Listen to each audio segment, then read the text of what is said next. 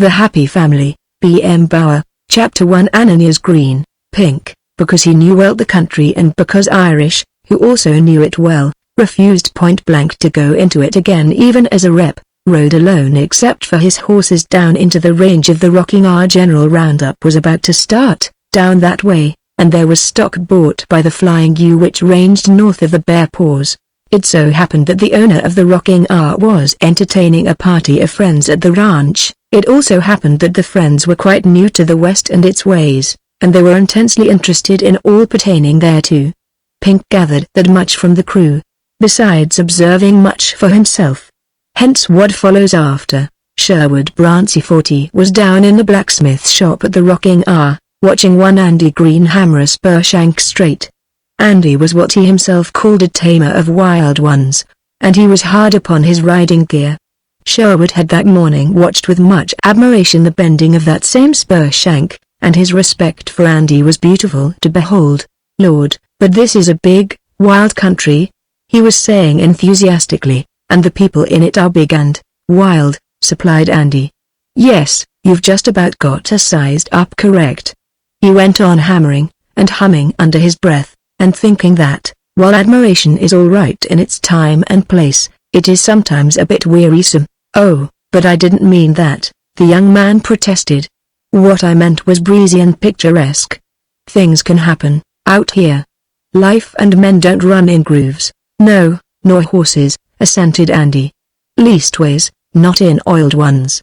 He was remembering how that spur shank had become bent. "You did some magnificent riding, this morning. By Jove! I've never seen anything like it.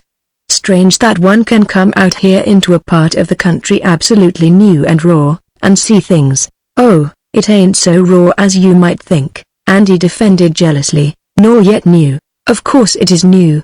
A commonwealth in the making. You can't," he asserted triumphantly, "point to anything man-made that existed 100 years ago, scarcely 50, either. Your civilization is yet in the cradle, a lusty infant, and a vociferous one, but still an infant in swaddling clothes." Sherwood Bransey had given lectures before the YMCA of his hometown, and young ladies had spoken of him as gifted, and he had come to hear of it, and to believe. Andy Green squinted at their shank before he made reply. Andy, also, was gifted, in his modest Western way. "A country that can now and then show the papers for a civilization old as the phoenixes of Egypt," he said, in a drawling tone that was absolutely convincing, "ain't what I'd call raw." He decided that a little more hammering right next the rowel was necessary, and bent over the anvil solicitously. Even the self-complacency of Sherwood Bransey could not fail to note his utter indifference to the presence and opinions of his companion. Bransey was accustomed to disputation, at times even to enmity, but not to indifference. He blinked. "My dear fellow, do you realize what it is that statement might seem to imply?" he queried haughtily. Andy, being a cowpuncher of the brand known as a reel, objected strongly both to the term and the tone. He stood up and stared down at the other disapprovingly. "I don't as a general thing find myself guilty of talking in my sleep," he retorted, "and I'm prepared to let anything I say stand till the next throw. We may be some vociferous, out here twixt the Mississippi and the Rockies, but we ain't no infant in the cradle, mister. We had civilization here when the Pilgrim Fathers' rock wasn't nothing but a pebble to let fly at the birds." "Indeed," flared Sherwood Bransey, in a voice which gave much intangible insult to one's intelligence. Andy clicked his teeth together, which was a symptom it were well for the other to recognize but did not. Then Andy smiled, which was another symptom. He fingered the spur absently, laid it down and reached, with the gesture that betrays the act as having become second nature, for his papers and tobacco sack. "O' course, you mean all right, and you ain't none to blame for what you don't know, but you're talking wild and scattering. When you stand up and tell me I can't point to nothing a man made that's 50 years old, or 100, you make me feel sorry for you. I can take you to something, or I've seen something that's older than swearing, and I reckon that art goes back to when men wore their hair long and the sheep belt was called ample for dress occasions. Are you crazy, man?" Sherwood Bransey exclaimed incredulously. "Not what you can notice. You wait whilst I explain. Once last fall I was riding by my high lonesome away down next the river, when my horse went lame on me from slipping on a shale bank, and I was set afoot. Of course, you being plumb ignorant of our picturesque life, you don't half know all that might signify to imply. This last in open imitation of Brancy 40. It implies that I was in one hell of a fix, to put it elegant. I was 60 miles from anywhere, and them 60 half the time standing on end and lapping over on themselves. That there is down where old Mama Nature's gave full swing to a morbid hankering after doing things unconventional. Result is, that it's about as ungodly a mixture of nightmare scenery as this old world can show up, and I've ambled around considerable and am in a position to pass judgment. So there I was, and I wasn't in no mood to view the beauties of nature to speak of. For instance, I didn't admire the clouds sailing around promiscuous in the sky, nor anything like that. I was high and dry and the walking was about as poor as I ever seen, and my boots was high heel and rubbed blisters before I'd covered a mile of that acrobatic territory. I wanted water, and I wanted it bad. Before I got it I wanted it a heap worse. He stopped, cupped his slim fingers around a match blaze, and Brancy 40 sat closer. He did not know what was coming, but the manner of the indifferent narrator was compelling. He almost forgot the point at issue in the adventure. Along about dark, I camped for the night under a big, bare-faced cliff that was about as homelike and inviting as a charitable institution, and made a bluff at sleeping and cussed my bum luck in a way that wasn't any bluff. At sunup I rose and mooched on. His cigarette needed another match and he searched his pockets for one. What about the whatever it was you started to tell me? Urged Brancy 40, grown impatient. Andy looked him over calmly.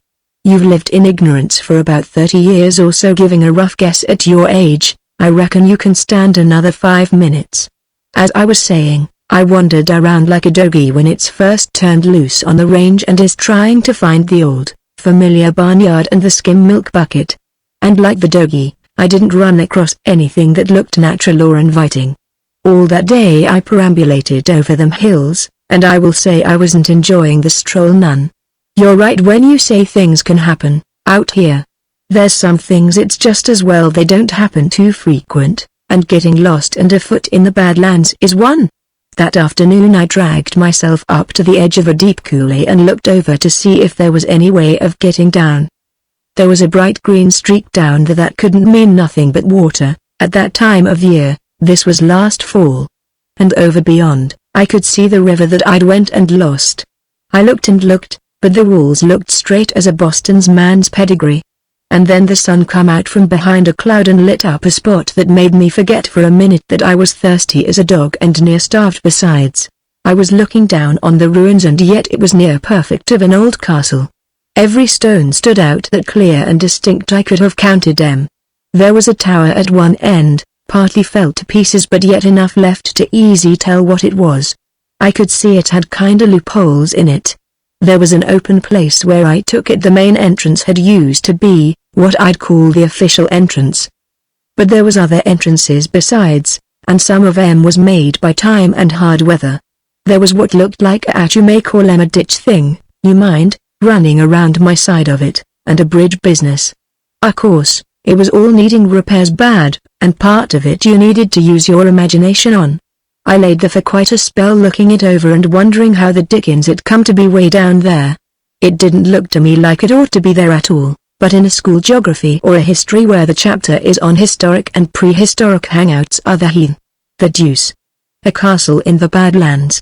Ejaculated Brancy 40. That's what it was, all right. I found a trail it would make a mountain sheep seasick to follow, and I got down into the coulee.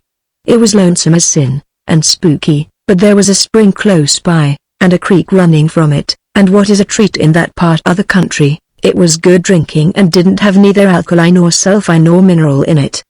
It was just straight water, and you can gamble I filled up on it a plenty. Then I shot a rabbit or two that was hanging out around the ruins, and camped there till next day, when I found a pass out, and got my bearings by the river and come on into camp. So when you throw slurs on our plum newness and shininess, I've got the cards to call you. That castle wasn't built last summer, mister. And whoever did build it was some civilized. So there you are. Andy took a last, lingering pull at the cigarette stub, flung it into the back and forge, and picked up the spur. He settled his hat on his head at its accustomed don't give a darn tilt, and started for the door and the sunlight. Oh, but say, didn't you find out anything about it afterwards? There must have been something. If it's relics of the dim and musty past you mean, there was, relics to burn. I kicked up specimens of ancient dishes, and truck like that, while I was prowling around for firewood. And inside the castle, in what I reckon was used for the main hall, I ran across a skeleton. That is, part of one. I don't believe it was all there, though, but, man alive, why haven't you made use of a discovery like that? Bransey-40 followed him out, lighting his pipe with fingers that trembled. Don't you realize what a thing like that means? Andy turned and smiled lazily down at him. At the time I was there, I was all took up with the idea getting home. I couldn't eat skeletons, mister, nor yet the remains of prehistoric dishes. And I didn't run across no money, nor no plan marked up with crosses where you're supposed to do your excavating for treasure. It wasn't nothing, that I could see, for a man to starve to death while he examined it thorough. And so far as I know there ain't any record of it. I never heard no one mention building it, anyhow. He stooped and adjusted the spur to his heel to see if it were quite right, and went off to the stable humming under his breath. Bransey-40 stood at the door of the blacksmith shop and gazed after him, puffing meditatively at his pipe. Lord! The ignorance of these Western folk. To run upon a find like that, and to think it less important than getting home in time for supper. To let a discovery like that lie forgotten, a mere incident in a day's travel. That fellow thinks more, right now, about his horse going lame and himself raising blisters on his heels, than of Jove, what ignorance. He couldn't eat the skeleton or the dishes. Jerusalem. Bransey-40 knocked his pipe gently against the door casing, put it into his coat pocket and hurried to the house to hunt up the others and tell them what he had heard. That night the roundup pulled into the home ranch. The visitors, headed by their host, swooped down upon the roundup wagons just when the boys were gathered together for a cigarette or two apiece and a little talk before rolling in. There was no night guarding to do, and trouble winged afar. Sherwood Bransey-40 hunted out Andy Green where he lay at ease with head and shoulders propped against a wheel of the bed wagon and gossiped with Pink and a few others. Look here, Green, he said in a voice to arrest the attention of the whole camp. I wish you'd tell the others that tale you told me this afternoon about that ruined castle down in the hills. Mason, here, is a newspaper man, he sends a story for his paper. And the rest refuse to believe a word I say. I'd hate to have a rep like that, Mr. Bransey-40, Andy said commiseratingly, and turned his big, honest grey eyes to where stood the women, two breezy young persons with sleeves rolled to tanned elbows and cowboy hats of the musical comedy brand. Also they had gay silk handkerchiefs knotted picturesquely around their throats. There was another, a giggly, gurgly lady with grey hair fluffed up into a pompadour. You know the sort. She was the kind who refuses to grow old, and so merely grows imbecile. Do tell us, Mr. Green, this young old lady urged, displaying much gold by her smile. It sounds so romantic, it's funny you never mentioned it to any of us, put in the old man suspiciously. Andy pulled himself up into a more decorous position, and turned his eyes towards his boss. I never knew you took any interest in relic hunting, he explained mildly. Sherwood says you found a skeleton, said the young old lady, shuddering pleasurably. Yes, I did find one or part of one, Andy admitted reluctantly. What were the relics of pottery like? Demanded one of the cowboy-hatted girls, as if she meant to test him. I do some collecting of that sort of thing. Andy threw away his cigarette, and with it all compunction. Well, I wasn't so much interested in the dishes as in getting something to eat, he apologized. I saw several different kinds. One was a big, awkward-looking thing and was pretty heavy, and had straight sides. Then I come across one or two more that was ornamented some. One had what looked like a fish on it, and the other I couldn't make out very well. They didn't look to be worth much, none of 'em. Green, said his employer steadily, was there such a place? Andy returned his look honestly. There was. And there is yet, I guess, he asserted. I'll tell you how you can find it and what it's like if you doubt my words. He glanced around and found every man, including the cook, listening intently. He picked a blade of new grass and began splitting it into tiny threads.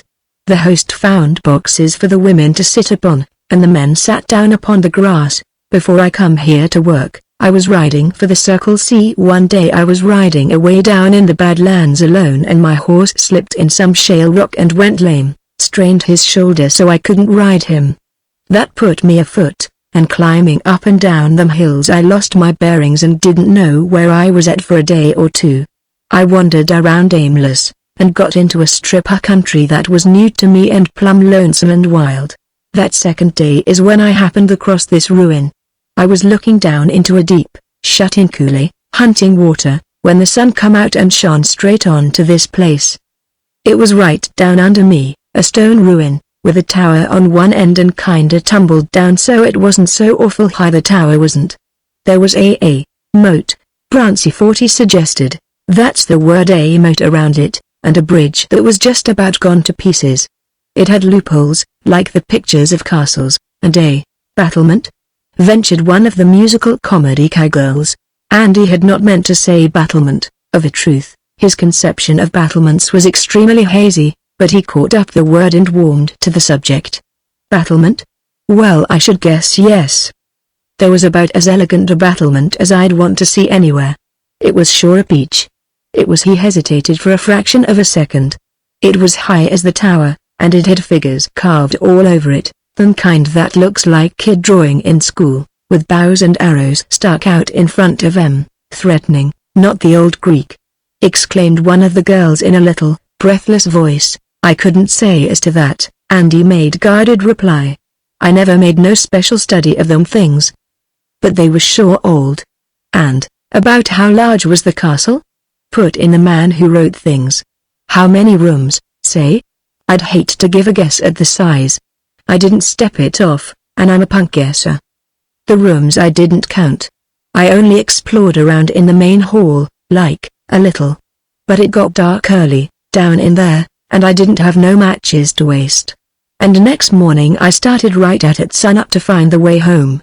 No, I never counted the rooms, and if I had, the chances are I'd have likely counted the same one more than once. To count them rooms would take an expert, which I ain't not at counting. I don't reckon, though, that there was so awful many. Anyway, not more than 15 or 20. But as I say, I couldn't rightly make a guess, even, or I'd hate to. Ruins don't interest me much, though I was kinda surprised to run across that one, alright, and I'm willing to gamble there was warm and exciting times down there when the place was in running order. I'd kinda like to have been down there then. Last fall, though, there wasn't nothing to get excited over, except getting out a castle away out here. Just think, good people, what that means. Romance, adventure and scientific discoveries. We must go right down there and explore the place. Why can't we start at once in the morning? This gentleman can guide us to the place, and, it ain't easy going, Andy remarked, conscientiously. It's pretty rough, some places, you'd have to walk and lead your horses. They swept aside the discouragement. We'd need pick and shovels, and men to dig, cried one enthusiast. Uncle Peter can lend us some of his men. There may be treasure to unearth. There may be anything that is wonderful and mysterious. Get busy, Uncle Peter, and get your outfit together. You've boasted that a roundup can beat the army in getting underway quickly, now let us have a practical demonstration. We want to start by 6 o'clock all of us, with a cook and 4 or 5 men to do the excavating. Bring it to pass. It was the voice of the girl whom her friends spoke of as the life of the party, the voice of the girl who does things. It's 65 miles from here, good and strong and mostly up and down, put in Andy. Quoth the raven, mocked the girl who does things. We are prepared to face the ups and downs. Do we start at 6, Uncle Peter? Uncle Peter glanced sideways at the roundup boss. To bring it to pass, he would be obliged to impress the roundup cook and part of the crew. It was breaking an unwritten law of the rangeland, and worse, it was doing something unbusinesslike and foolish. But not even the owner of the rocking arm may withstand the pleading of a pretty woman. Uncle Peter squirmed, but he promised. We start at 6, earlier if you say so. The roundup boss gave his employer a look of disgust and walked away, The crew took it that he went off to some secluded place to swear.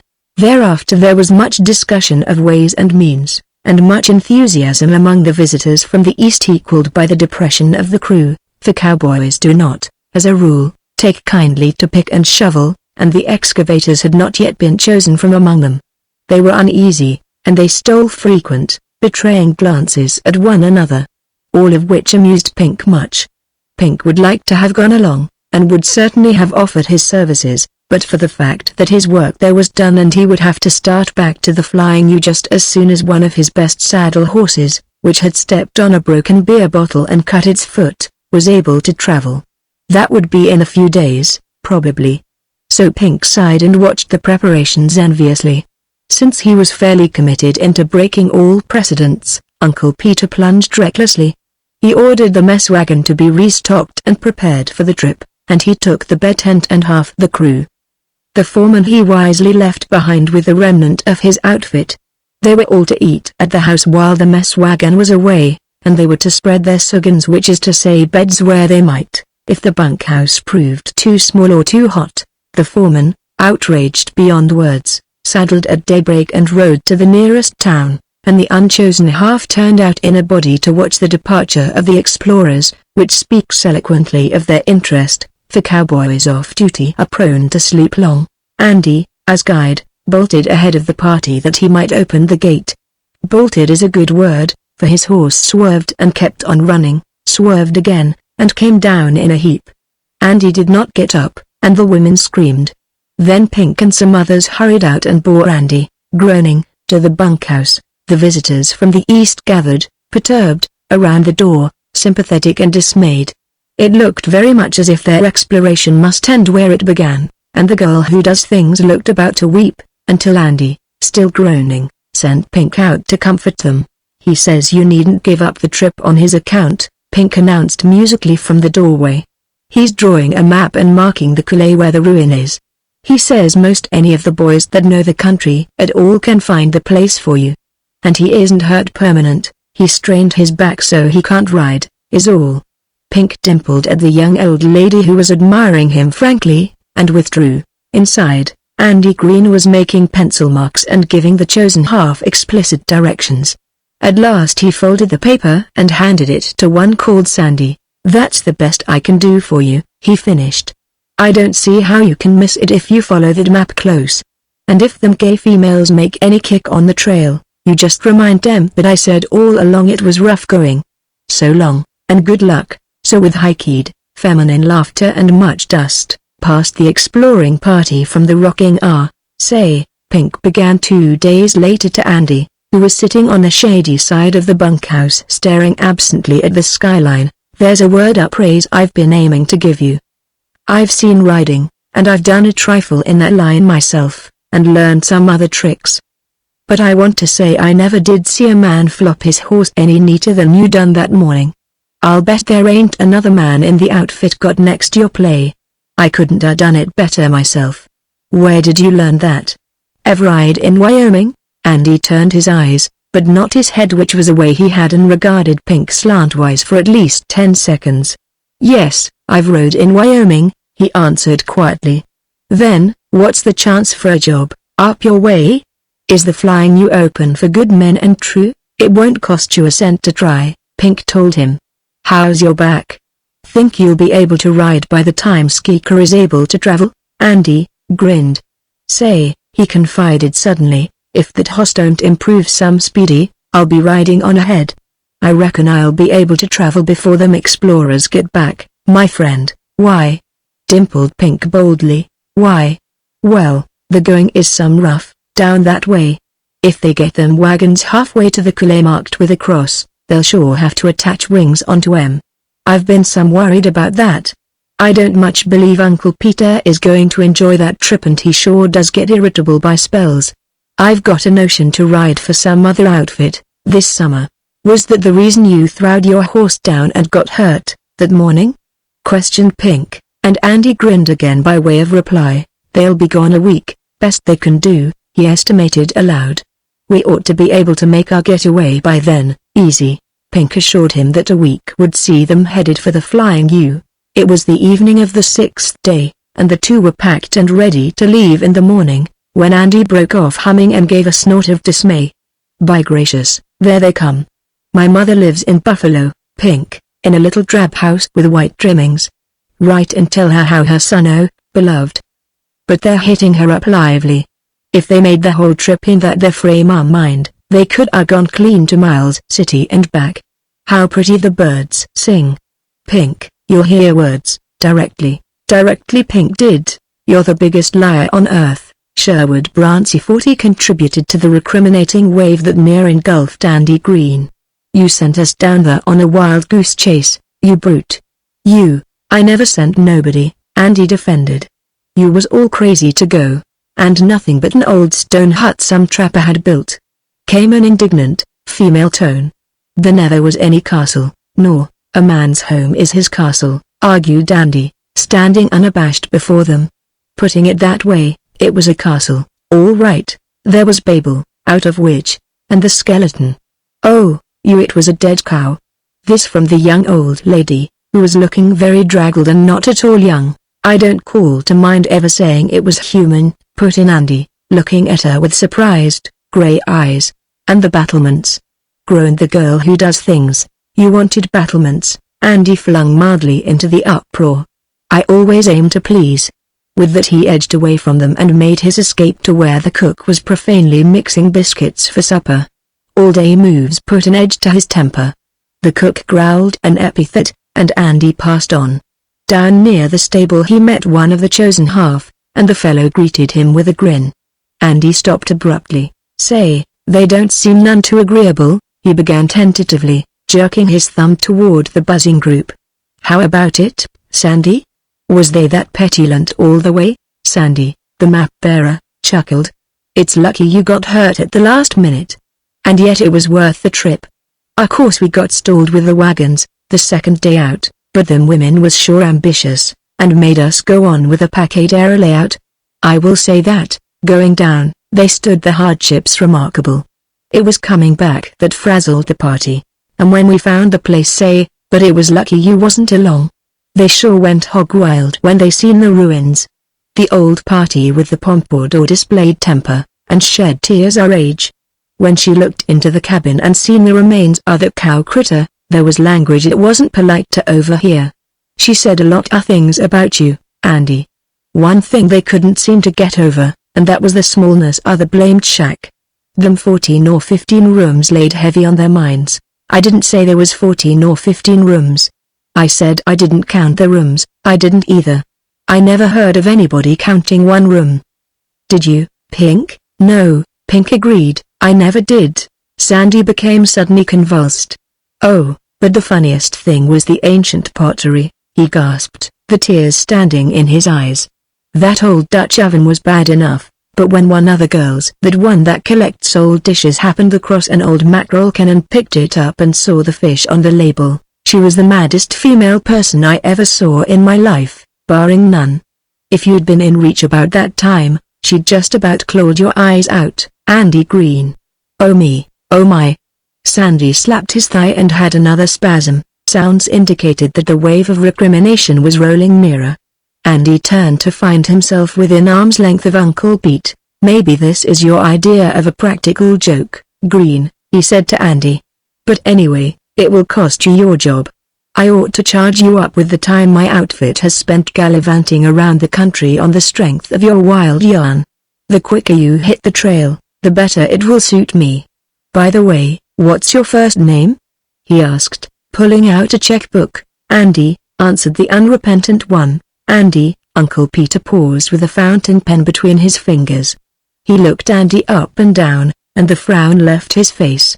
He proceeded to write out the check, and when it was done he handed it over with a pleased smile. What did you do it for, Green?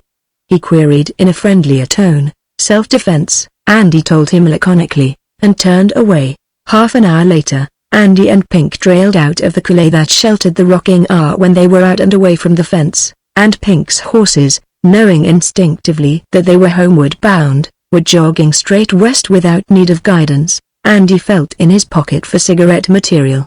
His fingers came in contact with the check Uncle Peter had given him, and he drew it forth and looked it over again. Well, by gracious, he said to himself. Uncle Peter thinks we're even, I guess. He handed the check to Pink and rolled his cigarette, and Pink, after one comprehending look at the slip of paper, doubled up over his saddle horn and shouted with glee, for the check was written, paid to the Order of Ananias Green. And I've got to sign myself a liar, or I don't collect no money, sighed Andy. That's what I call tough luck, by gracious. Chapter 2 Blink. The rangeland was at its unpicturesque worst. For 2 days the wind had raged and ranted over the hilltops, and whooped up the long coulées, so that tears stood in the eyes of the happy family when they faced it, impersonal tears blown into being by the very force of the wind.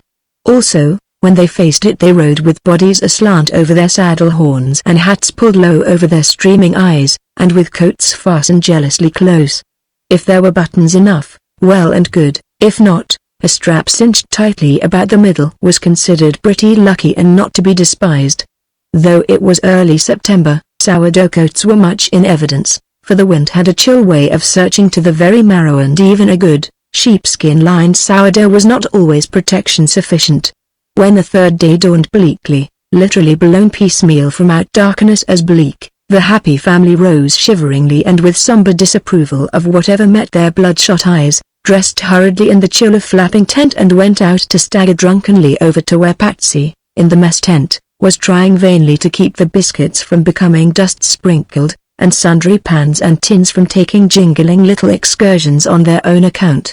Over the brow of the next ridge straggled the cavy tails and the mainies whipping in the gale, the nighthawk swearing so that his voice came booming down to camp. Truly, the day opened inauspiciously enough for almost any dire ending. As further evidence, saddling horses for Circle resolved itself, as Weary remarked at the top of his voice to Pink, at his elbow, into a free-for-all broncho-busting tournament. For horses have nerves, and nothing so rasps the nerves of man or beast as a wind that never stops blowing, which means swaying ropes and popping saddle leather, and coattails flapping like wet sheets on a clothesline. Horses do not like these things, and they are prone to eloquent manifestations of their disapproval. Over by the bed wagon, a man they called Blink, for want of a better name, was fighting his big sorrel silently, with that dogged determination which may easily grow malevolent.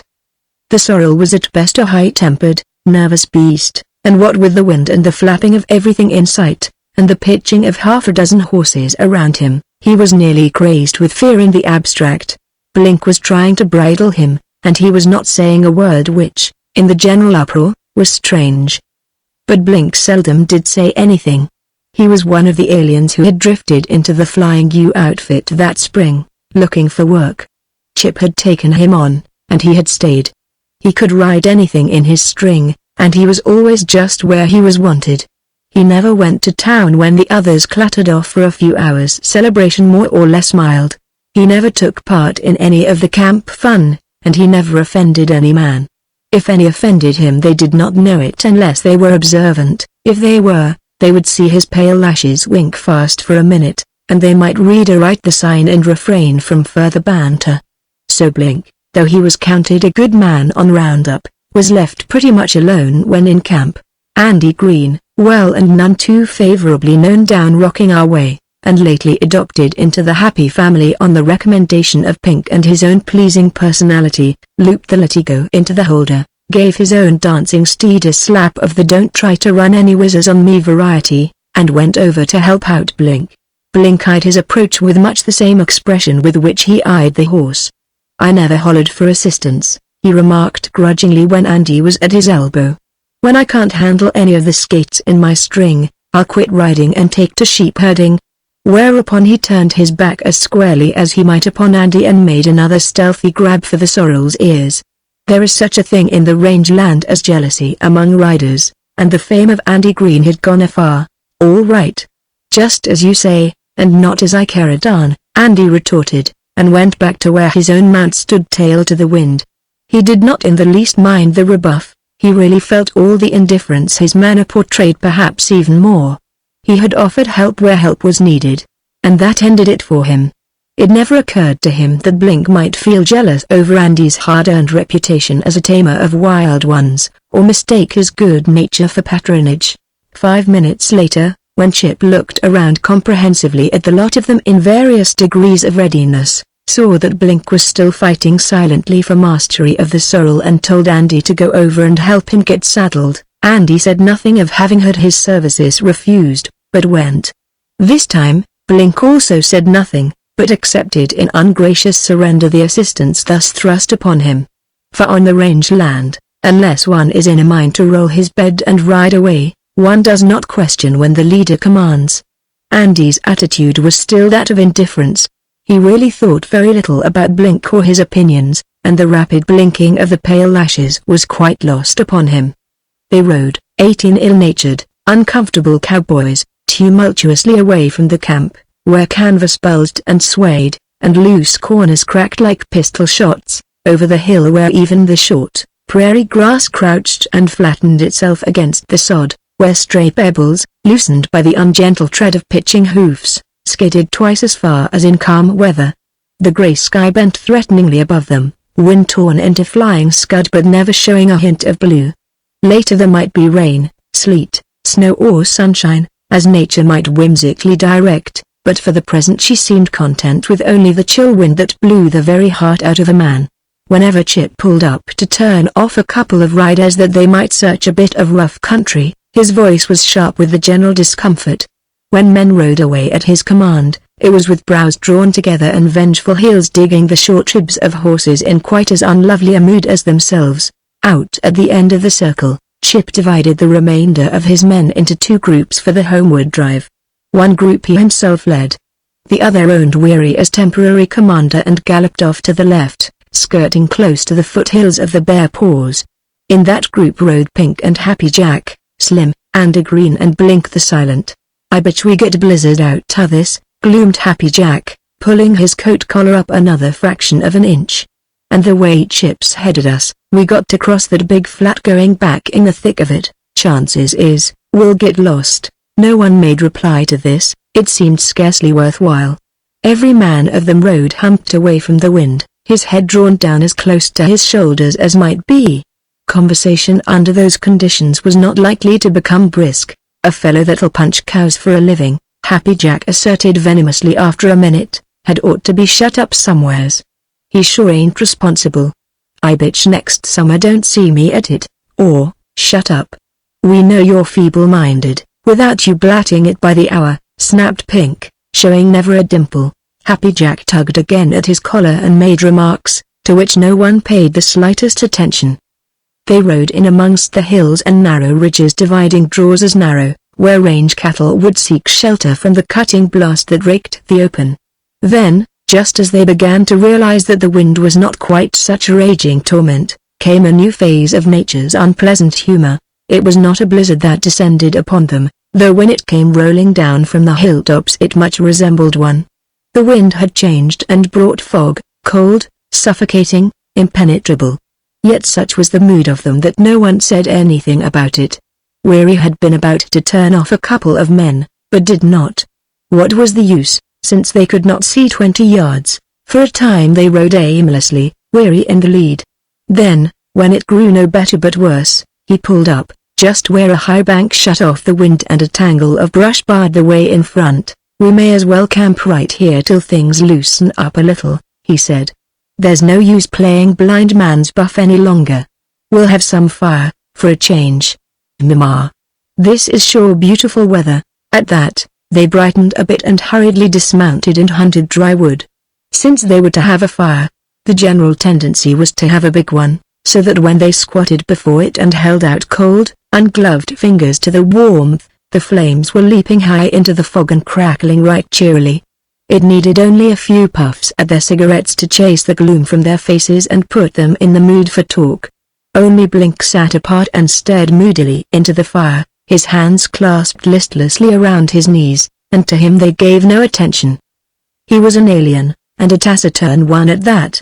The Happy family were accustomed to living clanishly, even on roundup, and only when they tacitly adopted a man, as they had adopted Pink and Irish and, last but not least important, Andy Green, did they take note of that man's mood and demand reasons for any surliness. If Slim would perk up and go run down a grouse or two, Pink observed pointedly, we'd be all right for the day. How about it, Slim? Run 'em down yourself, Slim retorted. By golly, I ain't no lop-ear bird dog. The law's out for chickens, Happy Jack remarked dolefully. Go on, Happy, and get us a few. You've got your howitzer buckled on, flared Andy Green. Andy it was whose fertile imagination had so christened Happy Jack's formidable weapon, or, Gwan. Protested Happy Jack. Happy looks like he was out for a rep, bantered Pink. He makes me think of a bad man in a western play. All he needs is his hat turned up in front and his sleeves rolled up to his elbow, like he was killing hogs. Happy would make a dandy-looking outlaw, with that gun and that face of his. Say, by golly, I bet that's what he's figuring on doing. He ain't going to punch cows no more. I bet he's thinking about turning out. Well, when I do, you'll be the first fellow I'll lay for, retorted Happy, with labored wit. You never'd get a rep shooting at a target the size of Slim, dimpled Pink. Is that toy cannon loaded, Happy? I bet you dasn't walk off 10 paces and let me show you, growled Happy. Pink made as if to rise, then settled back with a sigh. 10 paces is farther than you could drive me from this fire with a club, he said. And you couldn't see me, in this fog. Say, it is pretty solid, said Weary, looking around him at the blank, grey wall. A fellow could sit right here and be a lot ignorant of what's going on around him. A fellow could. When I was riding down in the San Simon Basin, spoke up Andy, rolling his second cigarette daintily between his fingertips, I had a kinda queer experience in a fog, once. It was thick as this one, and it rolled down just about as sudden and unexpected. That's a plenty wild patch of country, or it was when I was there. I was riding for a Spanish gent that kept white men as a luxury and let the greasers do about all the rough work, such as killing off superfluous neighbors, and running brands artistic, and the like.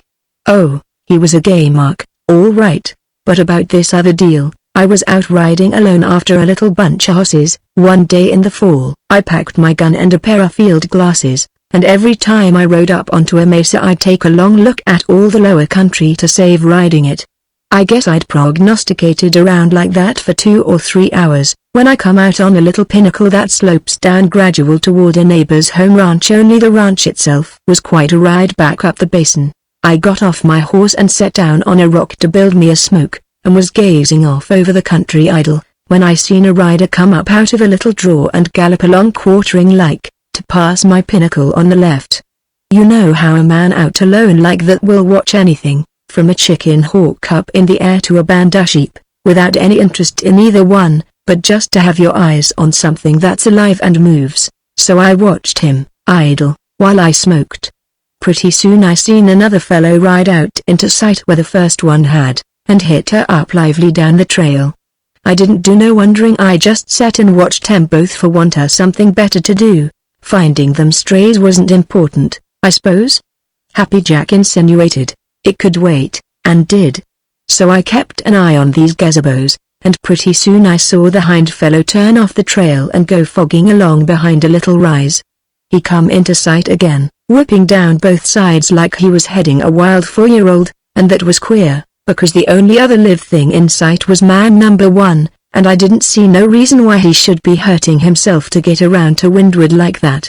Maybe it was 5 minutes I watched number 1 loping along like there wasn't nothing urgent and he was just merely going somewhere and taking his time for it, and number 2 quirting and spurring like seconds was diamonds. I wish they was that valuable to you, hinted Pink. They ain't, so take it easy.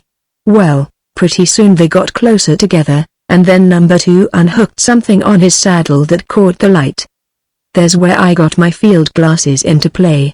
I drew a bead with them, and seen right off it was a gun. And I hadn't no more than got my brain adjusted to grasp his idea, when he puts it back and takes down his rope. That there, Andy added naively, promised more real interest. Guns is commonplace. I took down the glasses long enough to size up the layout. Glasses, you know, are mighty deceiving when it comes to relative distances, and a hilltop a mile back looks, through the glass, like just stepping over a ditch. With the naked eye I could see that they were coming together pretty quick, and they done so. Number 1 looks back, but whether he seen number 2 I couldn't say. Seemed to me like he just glanced back casual and in the wrong direction. Be that as it may, Number 2 edged off a little and rode in behind a bunch of mesquite, and then I seen that the trail took a turn, right there. So he pulled up and stood still till the other one had ambled past, and then he whirled out into the trail and swung his loop.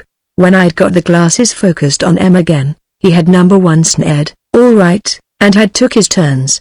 The horse he was riding, it was a buckskin, set back and yanked number 1 end over end out of the saddle, and number 1's horse stampeded off through the brush.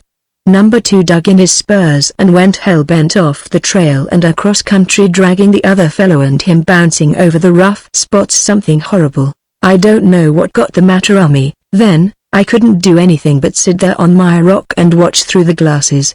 Anyway, while they looked close enough to hit with a rock, they was off a mile or more. So while I could see it all, I couldn't do nothing to prevent.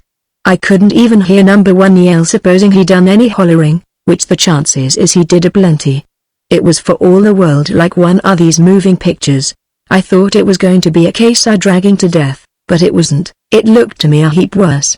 Number 2 dragged his man a ways, I reckon, till he was plumb helpless, and then he pulled up and rode back to where he laid. The fellow tried to get up, and did get partly on his knees, and number 1 standing over him, watching. What passed I don't know, not having my hearing magnified like my sight was. I framed it up that number 2 was getting his past, present and future readout to him, what I call a free life reading. The rope was pinning his arms down to his sides, and number 2 was taking blamed good care there wasn't any slack. So fast as he tried to get up, he was yanked back. From first to last he never had a ghost of a show. Then number 2 reaches back deliberate and draws his gun and commences shooting, and I commences hollering for him to quit it, and me a mile off and can't do nothing. I tell you right now, that was about the worst deal I ever went up against, to sit there on that pinnacle and watch murder done in cold blood, and me plumb helpless. The first shot wasn't none fatal, as I could see plainer than was pleasant. Looked to me like he wanted to string out the agony. It was a clear case of butchery from start to finish, the damnedest, lowest down act a white man could be guilty of. He empties his 6-gun, counting the smoke puffs, and waits a minute, watching like a cat does a gopher. I was sweating cold, but I kept my eyes glued to them glasses like a man in a nightmare. When he makes sure the fellow's dead, he rides alongside and flips off the rope, with the buckskin snorting and edging off at the blood smell, I reckon. While he's coiling his rope, calm as if he'd just merely roped a yearling, the buckskin gets his head, plants it and turns on the fireworks. When that hoss starts in pitching, I come alive and drop the glasses into their case and make a jump for my own hoss. If the Lord lets me come up with that devil, I aim to deal out a case of justice on my own hook. I was in a right proper humor for doing him like he done the other fellow, and not ask no questions. Looked to me like he had it coming. All right, I just stuck my toe in the stirrup, when down comes the fog like a wet blanket on everything. I couldn't see 20 feet, and he stopped and reached for a burning twig to relight his cigarette. The happy family was breathing hard with the spell of the story. "Did you get him?" Happy Jack asked hoarsely. Andy took a long puff at his cigarette. "Well, I holy smoke. What's the matter with you, Blink?" For Blink was leaning forward, half crouched, like a cat about to pounce, and was glaring fixedly at Andy with lips drawn back in a snarl. The happy family looked, then stared. Blink relaxed, shrugged his shoulders and grinned unmirthfully. He got up, pulled up his chaps with a peculiar, hitching gesture which comes with long practice and grows to be second nature, and stared back defiantly at the wondering faces lighted by the dancing flames.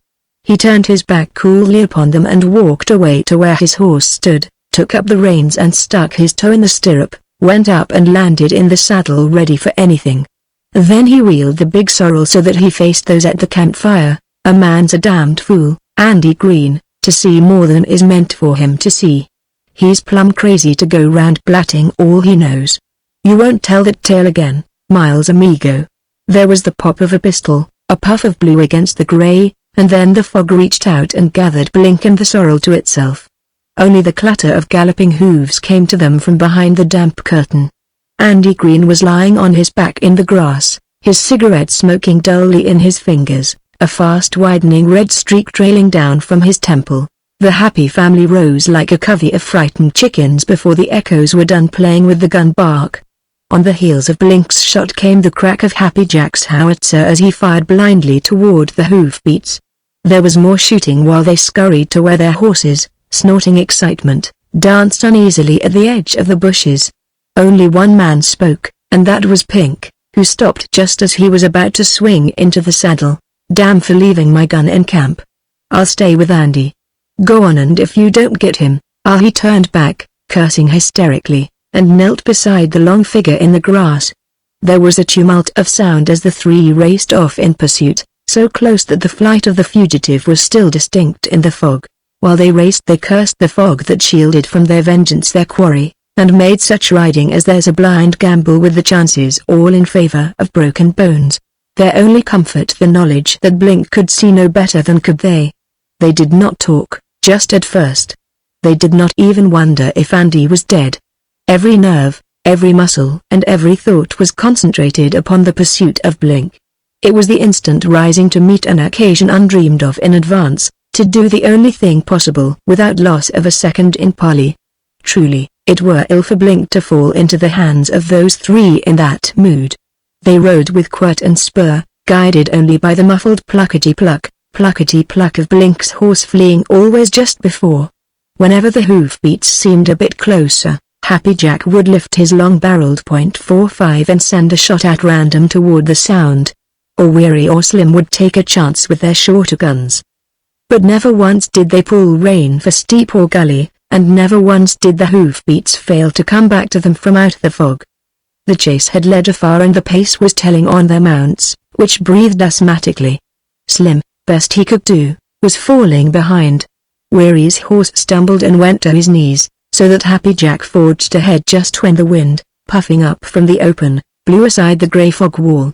It was not a minute, nor half that, but it was long enough for Happy Jack to see, clear and close, Blink pausing irresolutely upon the edge of a deep, brush-filled gully.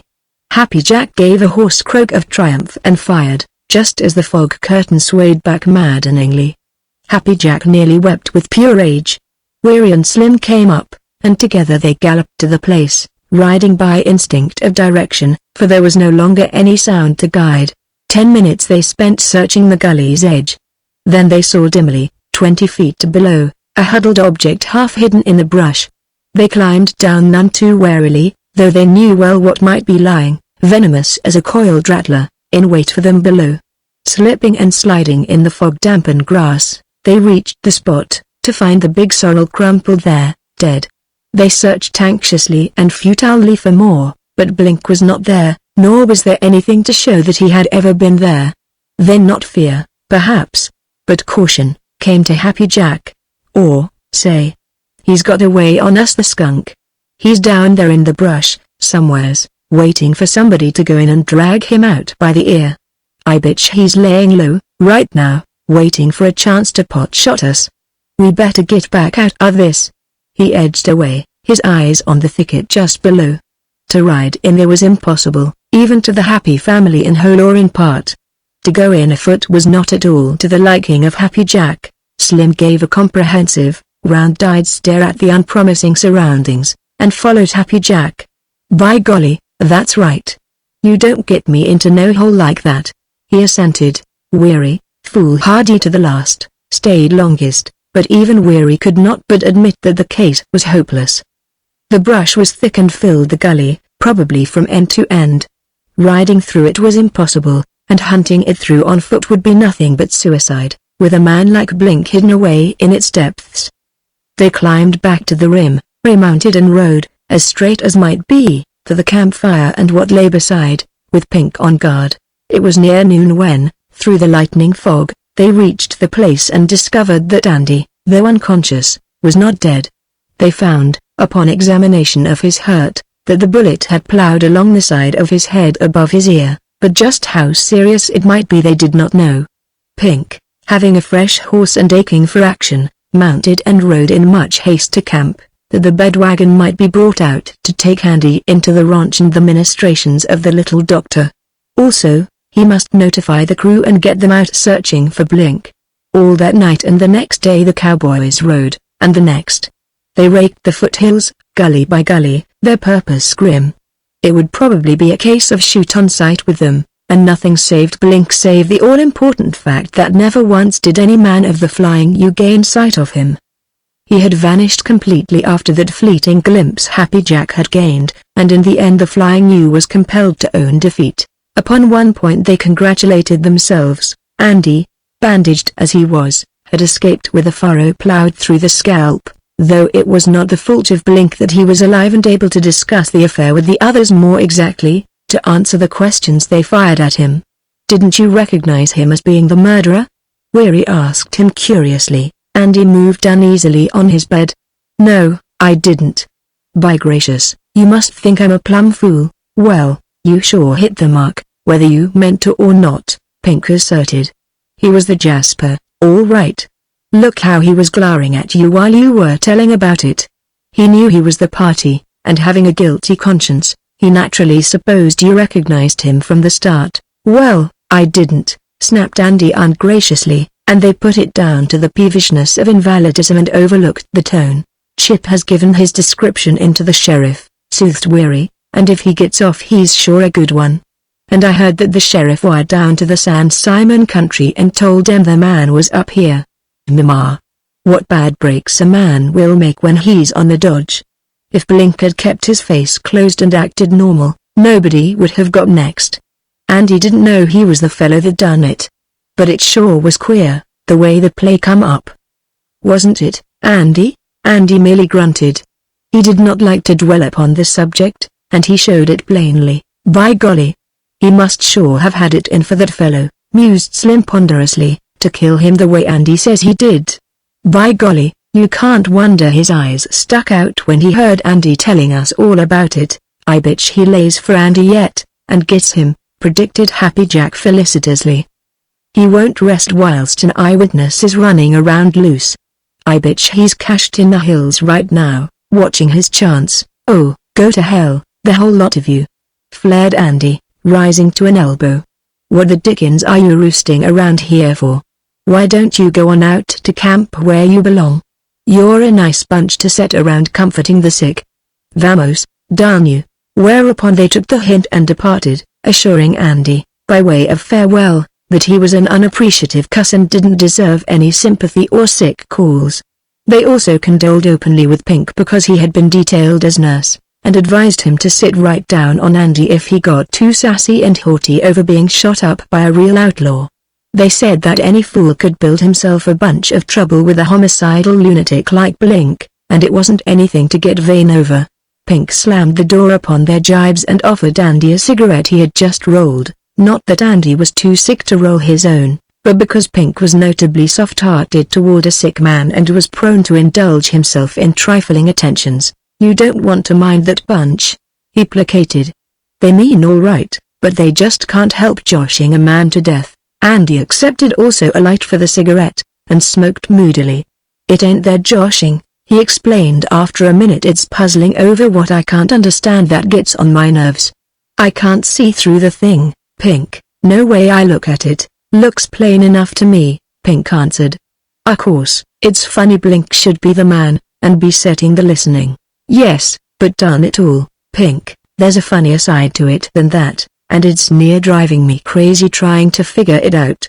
You needn't tell anybody, Pink, but it's like this. I was just merely and simply romancing when I told that blood-curdling tale.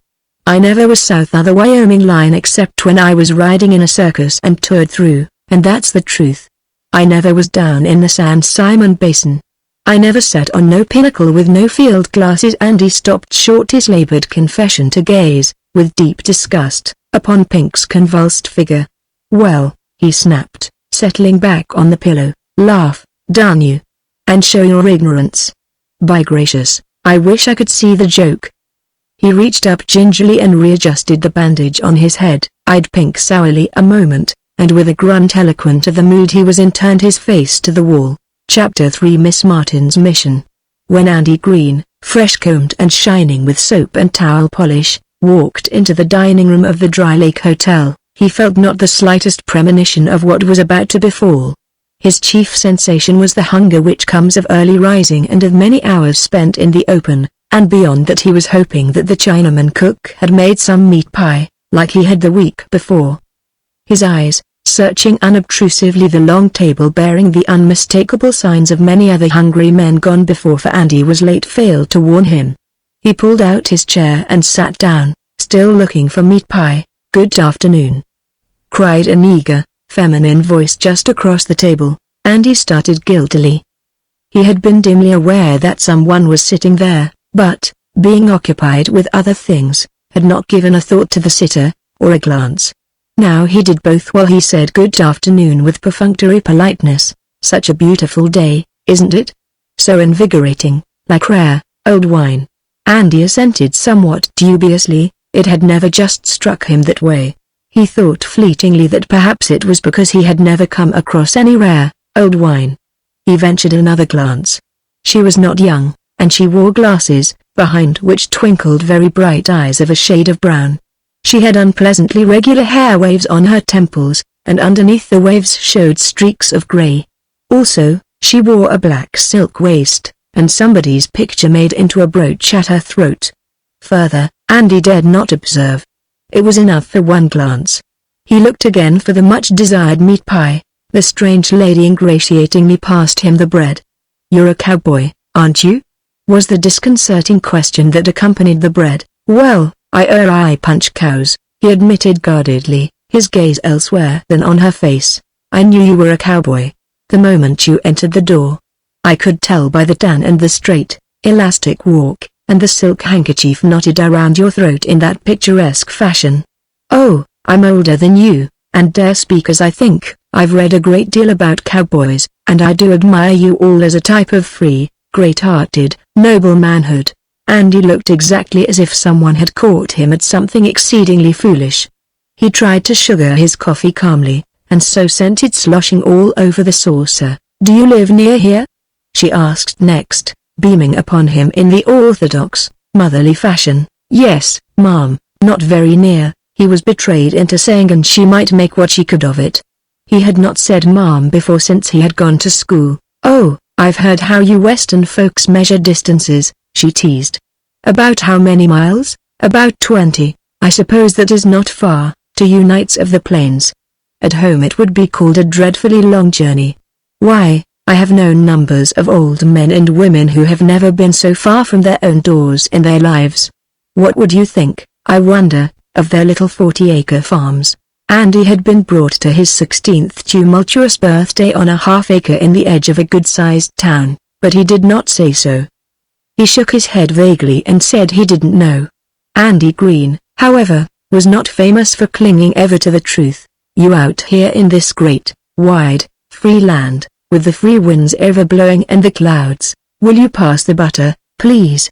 Andy hated to interrupt, but he was hungry. The strange lady passed the butter and sent with it a smile. "I have read and heard so much about this wild, free life, and my heart has gone out to the noble fellows living their lonely life with their cattle and their faithful dogs, lying beside their campfires at night while the stars stood guard." Andy forgot his personal embarrassment and began to perk up his ears. This was growing interesting. "And I have felt how lonely they must be, with their rude fare and few pleasures, and what a field there must be among them for a great and noble work, to uplift them and bring into their lonely lives a broader, deeper meaning, to help them to help themselves to be better, nobler men and women." "We don't have any lady cowpunchers out here," interposed Andy mildly. The strange lady had merely gone astray a bit, being accustomed to addressing mothers' meetings and the like. She recovered herself easily. "Nobler men, the bulwarks of our nation." She stopped and eyed Andy archly. Andy, having observed that her neck was scrawny, with certain cords down the sides that moved unpleasantly when she talked, tried not to look. "I wonder if you can guess what brings me out here, away from home and friends." "Can you guess?" Andy thought of several things, but he could not feel that it would be polite to mention them. Agent for complexion stuff, for instance, and next to that, wanting a husband. He shook his head again and looked at his potato. "You can't guess?" The tone was the one commonly employed for the encouragement, and consequent demoralization of, a primary class. Andy realized that he was being talked down to, and his combativeness awoke. "Well, Away back in my hometown, a woman's club has been thinking of all you lonely fellows, and have felt their hearts swell with a desire to help you so far from home and mother's influence, with only the coarse pleasures of the West, and amid all the temptations that lie in wait she caught herself back from speech-making and they have sent me away out here to be your friend, to help yourselves become better, truer men. And she did not say women, though, poor soul, she came near it. So, I am going to be your friend. I want to get in touch with you all, first, to win your confidence and teach you to look upon me in the light of a mother. Then, when I have won your confidence, I want to organize a Cowboys Mutual Improvement and Social Society, to help you in the way of self-improvement and to resist the snares laid for homeless boys like you. Don't you think I'm very brave? She was smiling at him again, leaning back in her chair and regarding him playfully over her glasses. You sure are, Andy assented, deliberately refraining from saying yes, Mom, as had been his impulse, to come away out here all alone among all you wild cowboys with your guns buckled on and your wicked little mustangs. Are you sure you won't shoot me? Andy eyed her pityingly. If she meant it, he thought, she certainly was wobbly in her mind.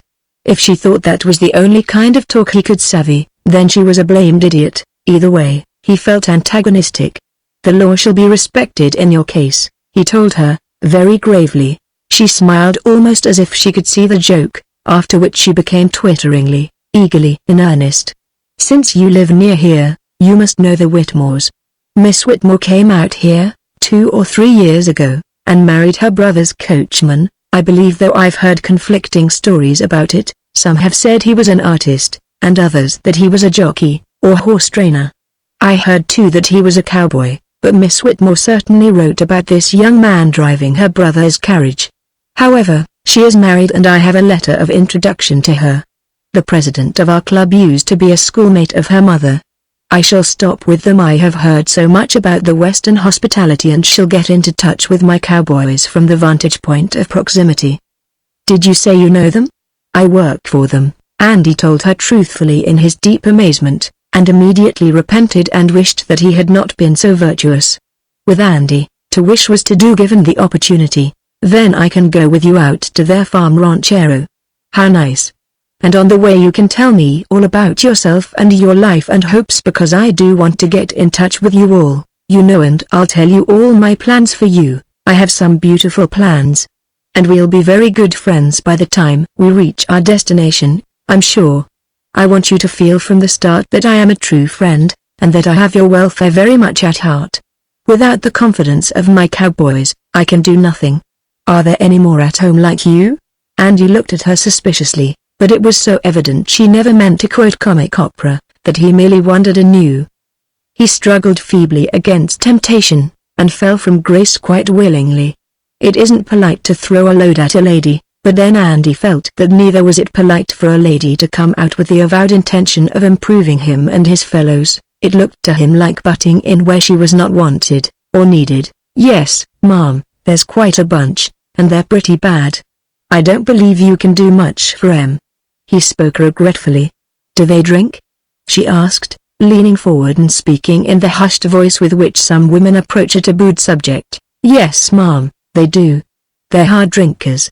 And he eyed her speculatively, trying to guess the worst sins in her category. They play cards, gamble and swear, and smoke cigarettes, and all the more need of someone to help them overcome, she decided solemnly.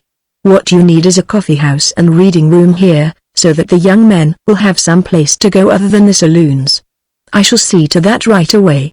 And with the Mutual Improvement and Social Society organized and working smoothly, and a library of standard works for recreation, together with earnest personal efforts to promote temperance and clean living, I feel that a wonderful work can be done. I saw you drive into town, so I know you can take me out with you. I hope you are going to start soon. I feel very impatient to reach the field and put my sickle to the harvest. Andy mentally threw up his hands before this unshakable person. He had meant to tell her that he had come on horseback, but she had forestalled him. He had meant to discourage her, head her off, he called it to himself. But there seemed no way of doing it. He pushed back his chair and rose, though he had not tasted his pie, and it was lemon pie at that. He had some faint notion of hurrying out of town and home before she could have time to get ready, but she followed him to the door and chirped over his shoulder that it wouldn't take her 2 minutes to put on her wraps. Andy groaned. He tried or started to try holding out at Rusty Brown's till she gave up in despair. But it occurred to him that Chip had asked him to hurry back. Andy groaned again, and got the team. She did not wait for him to drive around to the hotel for her. Possibly she suspected his intentions. At any rate, she came nipping down the street toward the stable just as he was hooking the last trace, and she was all ready and had a load of bags and bundles. "I'm not going to begin by making trouble for you," she twittered. "I thought I could just as well come down here to the wagon as have you drive back to the hotel. And my trunk did not come on the train with me, so I'm all ready." Andy, having nothing in mind that he dared say to a lady, helped her into the wagon. At sundown or thereabouts, for the days were short and he had a load of various things besides care. Andy let himself wearily into the bunkhouse where was assembled the happy family. He merely grunted when they spoke to him, and threw himself heavily down upon his bunk. "For heaven's sake, somebody roll me a cigarette. I'm too wore out to do a thing, and I haven't had a smoke since dinner," he groaned, after a minute. "Sick?" asked Pink solicitously. "Sick as a dog." "Water, water," moaned Andy. All at once he rolled over upon his face and shook with laughter more than a little hysterical, and to the questioning of the happy family gave no answer but howls. The happy family began to look at one another uneasily. "Or, let up," Happy Jack bellowed. "You give a man the creeps just to listen at you. I'm going to empty the water bucket over you in a minute," Pink threatened. "Go get it, gal, it's half full." Andy knew well the metal of which the happy family was made, and the night was cool for a ducking. He rolled back so that they could see his face, and struggled for calm. In a minute he sat up and merely gurgled. "Well, say, I had to do something or die," he explained, gasping. "I've gone through a heap, the last few hours, and I was right where I couldn't do a thing. By gracious, I struck the ranch about as near Bughouse as a man can get and recover. Where's a cigarette? What you've gone through, and I don't give a cuss what it is. Ain't a marker for what's going to happen if you don't loosen up on the history," said Jack Bates firmly. Andy smoked hungrily while he surveyed the lot.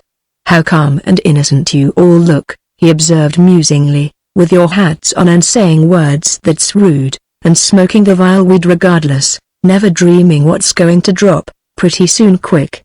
You make me think of a hymn song my stepmother used to sing a lot, about they dreamed not of danger, those sinners of old, whom—" "Hand me the water bucket," directed Pink musically. "Oh, well, take it from the shoulder, then. I was only trying to lead up to it gradual, but you will have it raw. You poor, dear cowboys, that live your lonely lives watching over your cattle with your faithful dogs and the stars for company, you're going to be improved. You'll sure stand a lot of it, too. A woman's relief club back east has felt the burden of your no-accountness and general orneriness, and has sent one of its leading members out here to reform you. You're going to be hazed into a cowboy's mutual improvement and social society, and quit smoking cigarettes and cussing your hosses and laying over Rusty's bar when you ride into town, and for pleasure and recreation you're going to read Tennyson's poems, and when you get caught out in a blizzard you'll be healed with Whittier's Snowbound, Pocket Edition. Emerson and Browning and Shakespeare and Gatty." Andy misquoted, he meant gutter, "and all them stiffs is going to be set before you regular and in your mind constant, purging it of unclean thoughts, and grammar is going to be learned you as a sideline. You, mamma mine," broke in Weary. "I have thought sometimes, when Andy broke loose with that imagination eyes, that he'd gone the limit, but next time he always raises the limit out of sight. He's like the good book says, he's prone to lie as the sparks fly upward." Andy gazed belligerently at the skeptical group. "I brought her out from town," he said doggedly, "and whilst I own up to having an imagination, she's stranger than fiction. She'd make the fellow that wrote she lay down with a headache.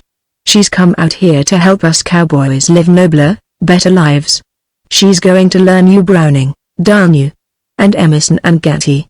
She said so. She's going to fill your hearts with love for dumb creatures, so when you get set afoot out on the range, or anything like that, you won't put in your time cussing the miles between you and camp. You'll have a pocket edition of Much Ado About Nothing to read, or the speech Mark Antony made when he was running for office. Or supposing you left them all in camp, you'll study nature. There's sermons in stones, she says. She's going to send for a pocket library that can easy be took on roundup. Say, I guess that's about enough, interrupted Pink restlessly. We all admit you're the biggest liar that ever come west of the Mississippi, without you laying it on any deeper.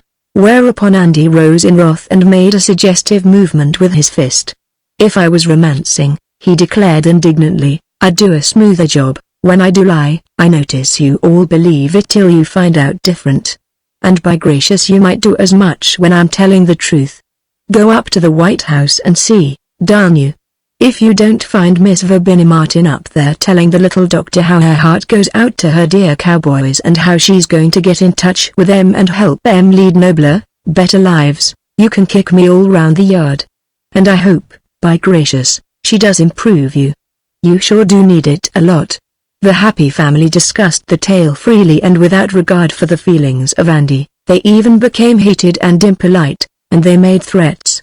They said that a liar like him ought to be lynched or gagged, and that he was a disgrace to the outfit. In the end, however, they decided to go and see, just to prove to Andy that they knew he lied. And though it was settled that Weary and Pink should be the investigating committee, by the time they were halfway to the White House they had the whole happy family trailing at their heels. A light snow had begun to fall since dark, and they hunched their shoulders against it as they went. Grouped uncomfortably just outside the circle of light cast through the unshaded window, they gazed silently in upon Chip and the little doctor and J.G. Whitmore, and upon one other, a strange lady in a black silk shirtwaist and a gold watch suspended from her neck by a chaste, black silken cord, a strange lady with symmetrical waves in her hair and grey on her temples, and with glasses and an eager way of speaking. She was talking very rapidly and animatedly, and the others were listening and stealing glances now and then at one another. Once, while they watched, the little doctor looked at Chip and then turned her face toward the window. She was biting her lips in the way the happy family had learned to recognize as a great desire to laugh. It all looked suspicious and corroborative of Andy's story, and the happy family shifted their feet uneasily in the loose snow. They watched, and saw the strange lady clasp her hands together and lean forward, and where her voice had before come to them with no words which they could catch distinctly, they heard her say something quite clearly in her enthusiasm, 8 real cowboys here, almost within reach.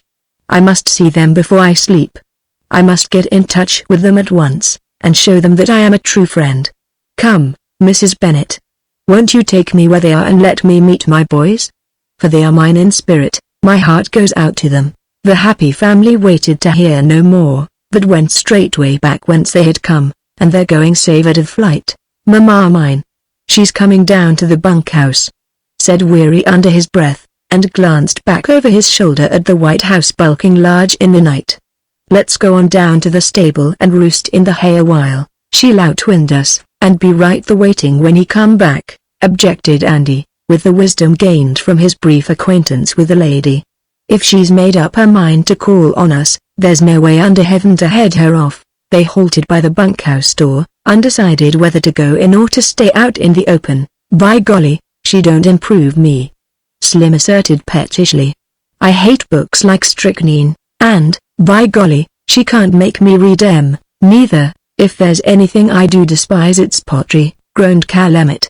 Emerson and Browning and Shakespeare and Gatty, named Andy gloomily. Whereat Pink suddenly pushed open the door and went in as goes one who knows exactly what he is about to do. They followed him distressfully and silently. Pink went immediately to his bunk and began pulling off his boots. I'm going to bed, he told them. You fellows can stay up and entertain her if you want to, I won't. They caught the idea and disrobed hastily, though the evening was young. Irish blew out the lamp and dove under the blankets just as voices came faintly from up the hill, so that when Chip rapped a warning with his knuckles on the door, there was no sound within save an artificial snore from the corner where lay Pink. Chip was not in the habit of knocking before he entered, but he repeated the summons with emphasis. Who's there, drawled sleepily a voice, the voice of Weary. Oh, I do believe they've retired, came, in a perturbed feminine tone, to the listening ears of the happy family. Gone to bed? Cried Chip gravely. "Hours ago," lied Andy fluently. "We're plumb wore out." "What's happened?" "Oh, don't disturb the poor fellows. They're tired and need their rest," came the perturbed tone again. After that the voices and the footsteps went up the hill again, and the happy family breathed freer. Incidentally, Pink stopped snoring and made a cigarette. Going to bed at 7:30 or thereabouts was not the custom of the happy family, but they stayed under the covers and smoked and discussed the situation. They dared not have a light, and the night was longer than they had ever known a night to be, for it was late before they slept. It was well that Miss Verbena Martin could not overhear their talk, which was unchivalrous and unfriendly in the extreme. The general opinion seemed to be that old maid improvers would better stay at home where they might possibly be welcome, and that when the happy family wanted improving they would let her know. Calumet said that he wouldn't mind, if they had only sent a young, pretty one. Happy Jack prophesied plenty of trouble, and boasted that she couldn't haul him into no society. Slim declared again that by golly, she wouldn't do no improving on him, and the others Weary and Irish and Pink and Jack Bates and Andy discussed ways and means and failed always to agree. When each one hoots derision at all plans but his own, it is easy guessing what will be the result.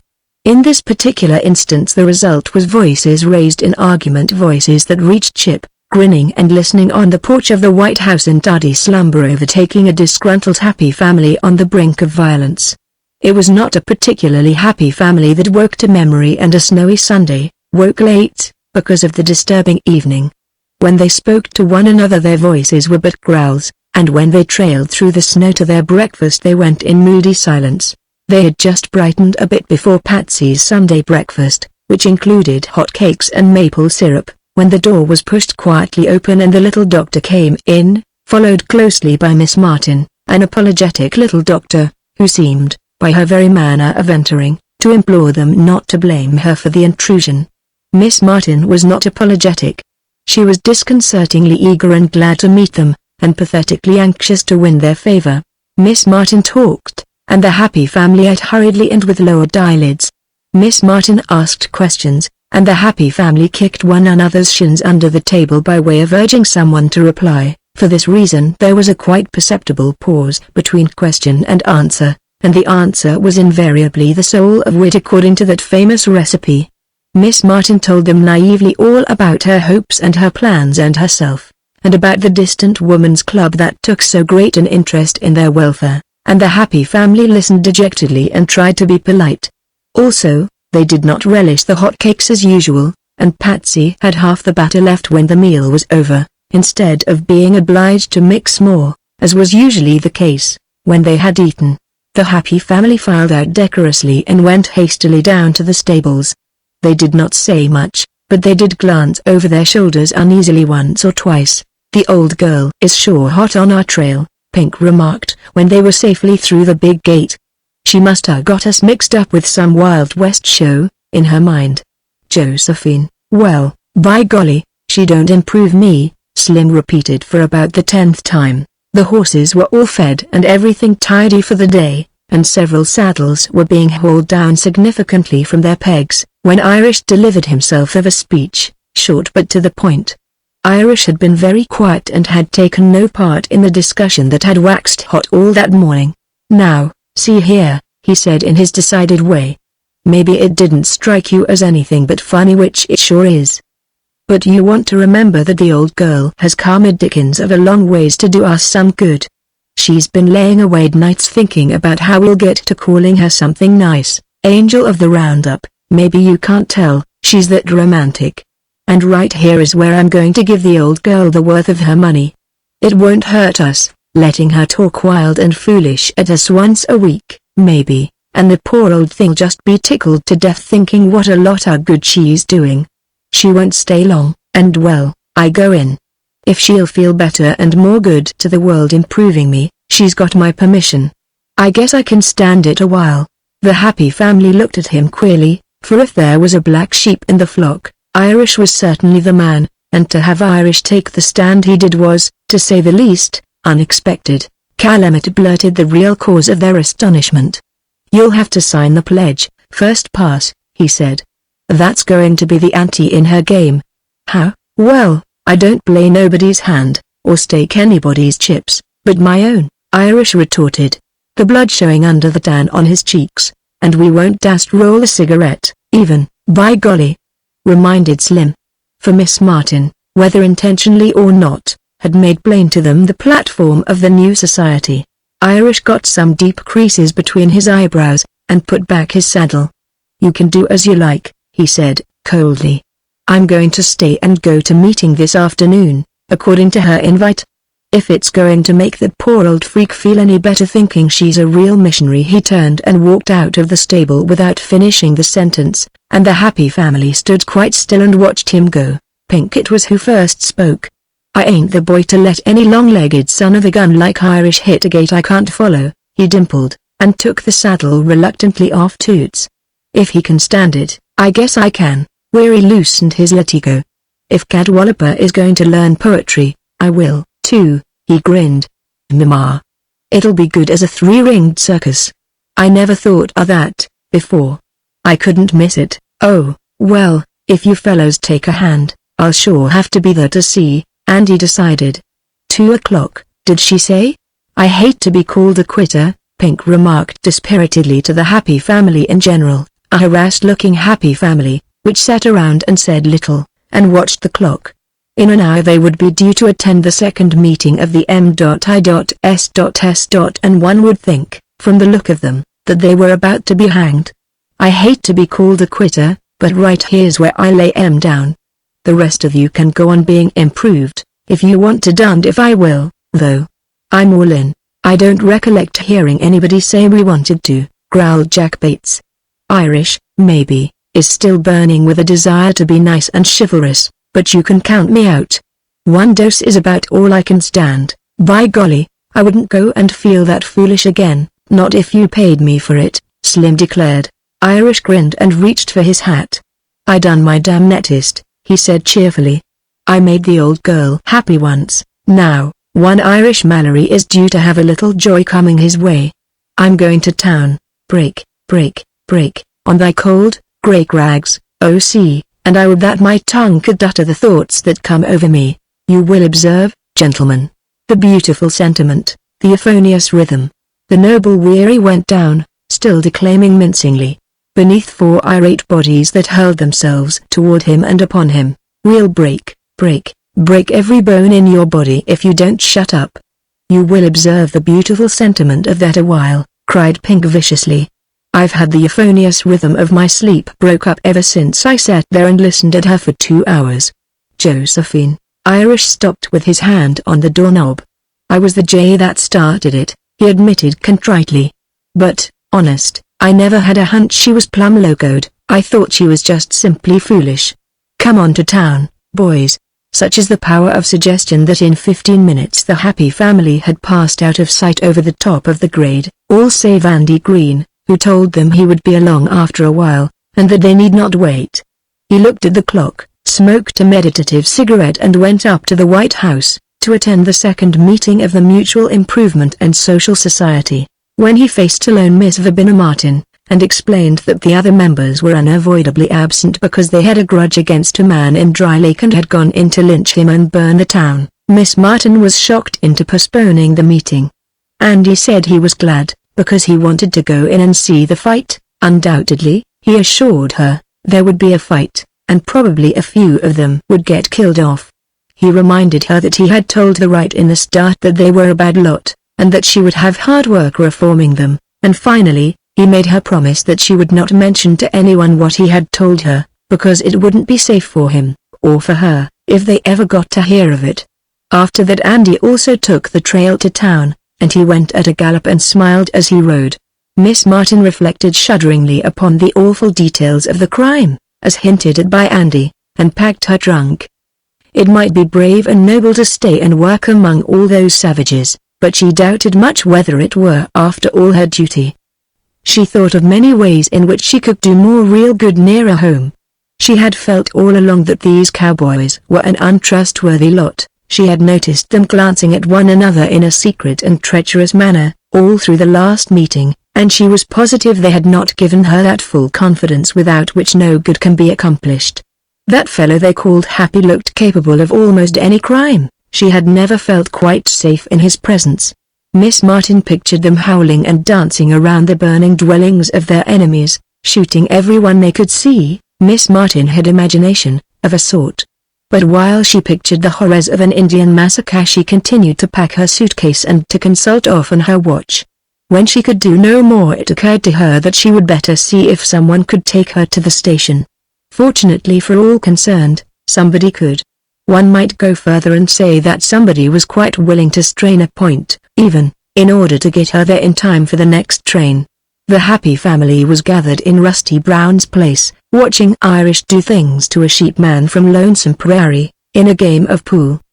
They were just giving vent to a prolonged whoop of derision at the sheepman's play, when a rig flashed by the window.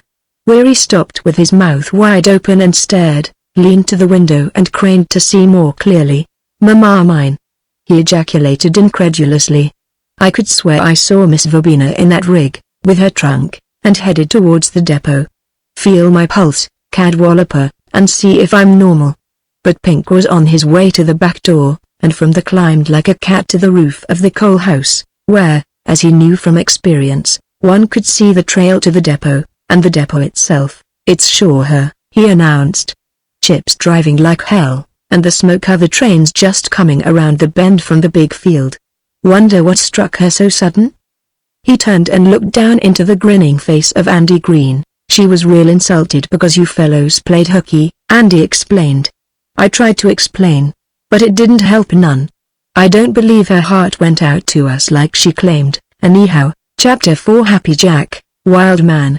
Happy Jack, over on the Shonkin Range, saw how far it was to the river and mopped the heat-crimsoned face of him with a handkerchief not quite as clean as it might have been. He hoped that the flying U-wagons would be where he had estimated that they would be, for he was weary of riding with a strange outfit, where his little personal peculiarities failed to meet with that large tolerance accorded by the Happy family. He didn't think much of the Shonkin crew, Grangers and Pilgrims, he called them disgustedly in his mind. He hoped the old man would not send him on that long trip with them south of the high woods, which is what he was on his way to find out about. What Happy Jack was hoping for was to have the old man as represented by Chip send one of the boys back with him to bring over what flying ewe cattle had been gathered, together with Happy's bed and string of horses. Then he would ride with the Happy family on the familiar range that was better, in his eyes, than any other range that ever lay outdoors, and the Shonkin outfit could go to Granny. Happy did not, however, say Granny. He turned down the head of a coulee which promised to lead him by the most direct route, if any route in the Badlands can be called direct, to the river, across which, and a few miles up on Suction Creek, he confidently expected to find the flying U-wagons. The coulee wound aimlessly, with precipitous sides that he could not climb, even by leading his horse. Happy Jack, under the sweltering heat of mid-June sunlight, once more mopped his face, now more crimson than ever, and relapsed into his habitual gloom. Just when he was telling himself pessimistically that the chances were he would run slap out on a cut bank where he couldn't get down to the river at all, the coulee turned again and showed the grey-blue water slithering coolly past, with the far bank green and sloping invitingly. The horse hurried forward at a shuffling trot and thrust his hot muscle into the delicious coolness. Happy Jack slipped off and, lying flat on his stomach, upstream from the horse, drank deep and long, then stood up, wiped his face and considered the necessity of crossing. Just at this point the river was not so wide as in others, and for that reason the current flowed swiftly past. Not too swiftly, however, if one took certain precautions. Happy Jack measured mentally the strength of the current and the proper amount of caution which it would be expedient to use, and began his preparations, for the sun was sliding downhill toward the western skyline, and he wished very much to reach the wagons in time for supper, if he could. Standing in the shade of the coulee wall, he undressed deliberately, folding each garment methodically as he took it off. When the pile was complete to socks and boots, he rolled it into a compact bundle and tied it firmly upon his saddle. Stranger, his horse, was a good swimmer, and always swam high out of water. He hoped the things would not get very wet, still, the current was strong, and his characteristic pessimism suggested that they would be soaked to the last thread. So, naked as our first ancestor. He urged his horse into the stream, and when it was too deep for kicking, Stranger was ever uncertain and not to be trusted too far, he caught him firmly by the tail and felt the current grip them both. The feel of the water was glorious after so long a ride in the hot sun, and Happy Jack reveled in the cool swash of it up his shoulders to the back of his neck, as Stranger swam out and across to the sloping, green bank on the home side. When his feet struck bottom, Happy Jack should have waded also, but the water was so deliciously cool, slapping high up on his shoulders like that, he still floated luxuriously, towed by Stranger until Stranger, his footing secure, glanced back at Happy sliding behind like a big, red fish, snorted and plunged up and onto dry land. Happy Jack struck his feet down to bottom, stumbled and let go his hold of the tail, and Stranger, feeling the weight loosen suddenly, gave another plunge and went careering up the bank, snorting back at Happy Jack. Happy swore, waded out and made threats, but Stranger, seeing himself pursued by a strange figure whose only resemblance to his master lay in voice and profanity, fled in terror before him. Happy Jack, crippling painfully on the stones, fled fruitlessly after, still shouting threats. Then, as Stranger, galloping wildly, disappeared over a ridge, he stood and stared stupidly at the place where the horse had last been seen. For the moment his mind refused to grasp all the horror of his position. He stepped gingerly over the hot sand and rocks, sought the shelter of a bit of overhanging bank, and sat dazedly down upon a rock too warm for comfort. He shifted uneasily to the sand beside, found that still hotter, and returned to the rock. He needed to think, to grasp this disaster that had come so suddenly upon him. He looked moodily across to the southern bank, his chin sunken between moist palms, the while the water dried upon his person. To be set afoot, down here in the Badlands, away from the habitations of men and 15 miles from the probable location of the Flying U camp, was not nice. To be set afoot naked, it was horrible, and unbelievable. He thought of tramping, barefooted and bare-legged, through 15 miles of sage-covered Badlands to camp, with the sun beating down on his unprotected back, and groaned in anticipation. Not even his pessimism had ever pictured a thing so terrible. He gazed at the grey-blue river which had caused this trouble that he must face, and forgetting the luxury of its coolness, cursed it venomously. Little waves washed up on the pebbly bank, and glinted in the sun while they whispered mocking things to him. Happy Jack gave over swearing at the river, and turned his wrath upon Stranger, hurtling along somewhere through the breaks, with all Happy's clothes tied firmly to the saddle. Happy Jack sighed lugubriously when he remembered how firmly. A fleeting hope that, if he followed the trail of Stranger, he might glean a garment or two that had slipped loose, died almost before it lived. Happy Jack knew too well the kind of knots he always tied. His favorite boast that nothing ever worked loose on his saddle, came back now to mock him with its absolute truth. The sun, dropping a bit lower, robbed him inch by inch of the shade to which he clung foolishly. He hunched himself into as small a space as his big frame would permit, and hung his hat upon his knees where they stuck out into the sunlight. It was very hot, and his position was cramped, but he would not go yet. He was still thinking, and the brain of Happy Jack worked ever slowly. In such an unheard-of predicament he felt dimly that he had need of much thought. When not even his hat could shield him from the sun glare, he got up and went nipping awkwardly over the hot beach. He was going into the next river bottom wherever that was, on the chance of finding a cow camp, or some cabin where he could, by some means, clothe himself. He did not like the idea of facing the Happy family in his present condition. He knew the Happy family. Perhaps he might find someone living down here next the river. He hoped so, for Happy Jack, when things were so bad they could not well be worse, was forced to give over the prediction of further evil, and pursue blindly the faintest whisper of hope. He got up on the bank, where the grass was kinder to his unaccustomed feet than were the hot stones below, and hurried away with his back to the sun, that scorched him cruelly. In the next bottom, and he was long getting to it, the sagebrush grew dishearteningly thick. Happy began to be afraid of snakes. He went slowly, stepping painfully where the ground seemed smoothest. He never could walk 15 miles in his bare feet, he owned dismally to himself. His only hope lay in getting clothes. Halfway down the bottom, he joyfully came upon a camp, but it had long been deserted. From the low, tumble-down corrals, and the unmistakable atmosphere of the place. Happy Jack knew it for a sheep camp. But nothing save the musty odor and the bare cabin walls seemed to have been left behind. He searched gloomily, thankful for the brief shade the cabin offered.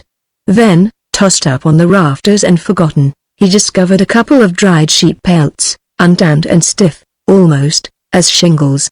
Still, they were better than nothing, and he grinned in sickly fashion at the find, realizing, in much pain, that some protection for his feet was an absolute necessity. He tore a pelt in two for sandals. Much search resulted in the discovery of a bit of rotted rope, which he unraveled and thereby bound a piece of sheepskin upon each bruised foot. They were not pretty, but they answered the purpose. The other pelt he disposed of easily by tying the two front legs together around his neck and letting the pelt hang down his back as far as it would reach. There being nothing more that he could do in the way of self-adornment, Happy Jack went out again into the hot afternoon. At his best, Happy Jack could never truthfully be called handsome. Just now, clothed inadequately in grey Stetson hat and two meager sheepskins, he looked scarce human. Cheered a bit, he set out sturdily over the hills toward the mouth of Suction Creek. The happy family would make all kinds of fools of themselves, he supposed, if he showed up like this, but he might not be obliged to appear before them in his present state of undress. He might strike some other camp first. Happy Jack was still forced to be hopeful. He quite counted on striking another camp before reaching the wagons of the Flying U. The sun slid farther and farther toward the western rim of tumbled ridges as Happy Jack, in his strange raiment, plodded laboriously to the north. The mantle he was forced to shift constantly into a new position as the sun's rays burned deep a new place, or the stiff hide galled his blistered shoulders. The sandals did better, except that the rotten strands of rope were continually wearing through on the bottom, so that he must stop and tie fresh knots, or replace the bit from the scant surplus which he had prudently brought along. Till sundown he climbed toilfully up the steep hills and then scrambled as toilfully into the coulées, taking the straightest course he knew for the mouth of Suction Creek, that, as a last resort, while he watched keenly for the white flake against green which would tell of a tent pitched there in the wilderness. He was hungry when he forgot other discomforts long enough to think of it.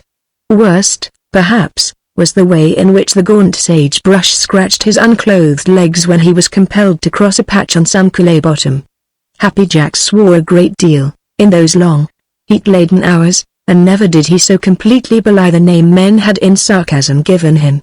Just when he was given over to the most gloomy forebodings, a white square stood out for a moment sharply against a background of pines, far below him in a coulée where the sun was peering fleetingly before it dove out of sight over a hill. Happy Jack of a truth, the most unhappy Jack one could find, though he searched far and long stood still and eyed the white patch critically. There was only the one, but another might be hidden in the trees. Still, there was no herd grazing anywhere in the coulée, and no jingle of cavy bells came to his ears, though he listened long. He was sure that it was not the camp of the Flying U, where he would be ministered unto faithfully, to be sure, yet where the ministrations would be mingled with much wit sharp and raillery harder even to bear than was his present condition of sun blisters and scratches. He thanked the Lord in sincere if unorthodox terms, and went down the hill in long, ungraceful strides. It was far down that hill, and it was further across the coulée. Each step grew more wearisome to Happy Jack, unaccustomed as he was to using his own feet as a mode of travel.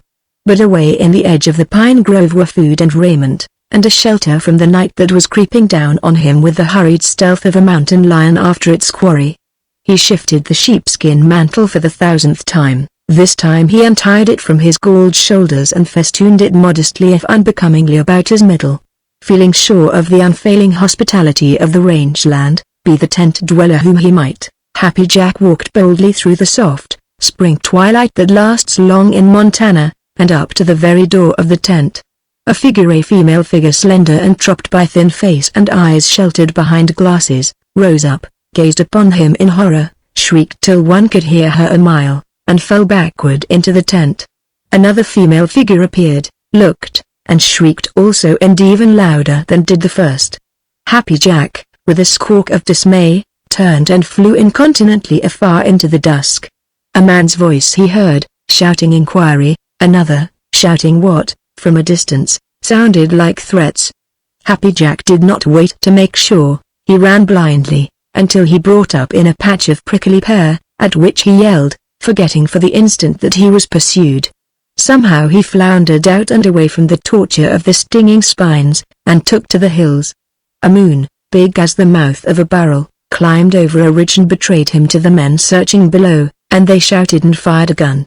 Happy Jack did not believe they could shoot very straight, but he was in no mood to take chances. He sought refuge among a jumble of great, grey boulders, sat himself down in the shadow and caressed gingerly the places where the prickly pear had punctured his skin, and gave himself riotously over to blasphemy.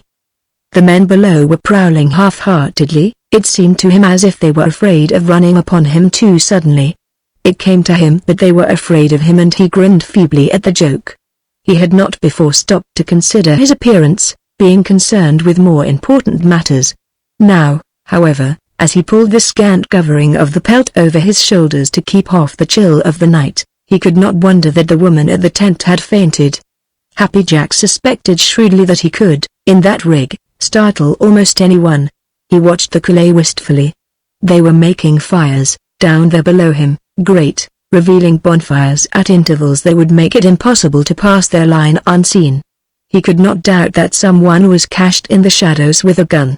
There were more than 2 men. Happy Jack thought that there must be at least 4 or 5. He would have liked to go down, just out of gun range, and shout explanations and a request for some clothes only for the women. Happy was always ill at ease in the presence of strange women, and he felt, just now, quite unequal to the ordeal of facing those 2. He sat huddled in the shadow of a rock and wished profanely that women would stay at home and not go camping out in the Badlands, where their presence was distinctly inappropriate and undesirable. If the men down there were alone, he felt sure that he could make them understand. Seeing they were not alone, however, he stayed where he was and watched the fires, while his teeth chattered with cold and his stomach ached with the hunger he could not appease. Till daylight he sat there unhappily and watched the unwinking challenge of the flames below, and miserably wished himself elsewhere. Even the gibes of the happy family would be endurable, so long as he had the comfort afforded by the flying U-camp. But that was miles away. And when daylight brought warmth and returning courage, he went so far as to wish the flying U-camp further away than it probably was. He wanted to get somewhere, and ask help from strangers rather than those he knew best. With that idea fixed in his mind, he got stiffly to his bruised feet, readjusted the sheepskin and began wearily to climb higher.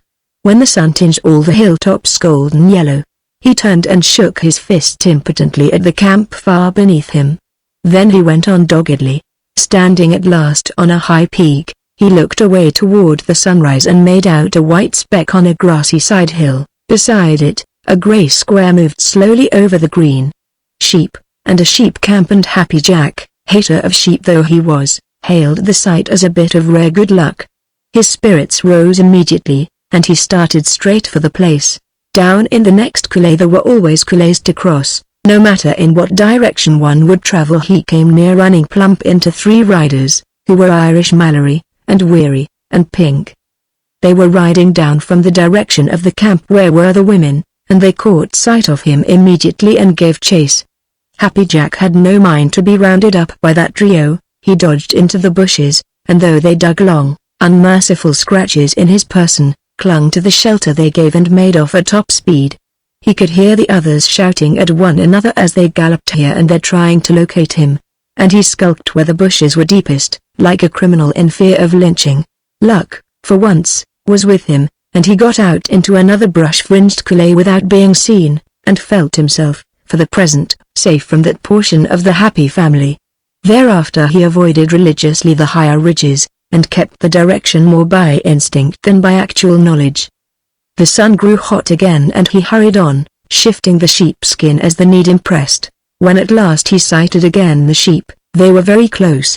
Happy Jack grew cautious. He crept down upon the unsuspecting herder as stealthily as an animal hunting its breakfast. Herders sometimes carry guns, and the experience of last night burned hot in his memory. Slipping warily from rock to rock, he was within a dozen feet, when a dog barked and betrayed his presence.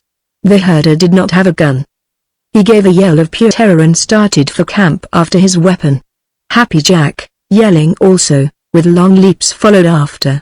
Twice the herder looked over his shoulder at the weird figure in grey hat and flapping sheepskin, and immediately after each glance his pace increased perceptibly. Still Happy Jack, desperate beyond measure, doggedly pursued, and his long legs lessened at each jump the distance between. From a spectacular viewpoint, it must have been a pretty race. The herder, with a gasp, dove into the tent. Into the tent Happy Jack dove after him, and none too soon. The hand of the herder had almost clasped his rifle when the weight of Happy bore him shrieking to the earthen floor. "Oh, you locoed old fool, shut up, can't you, a minute?"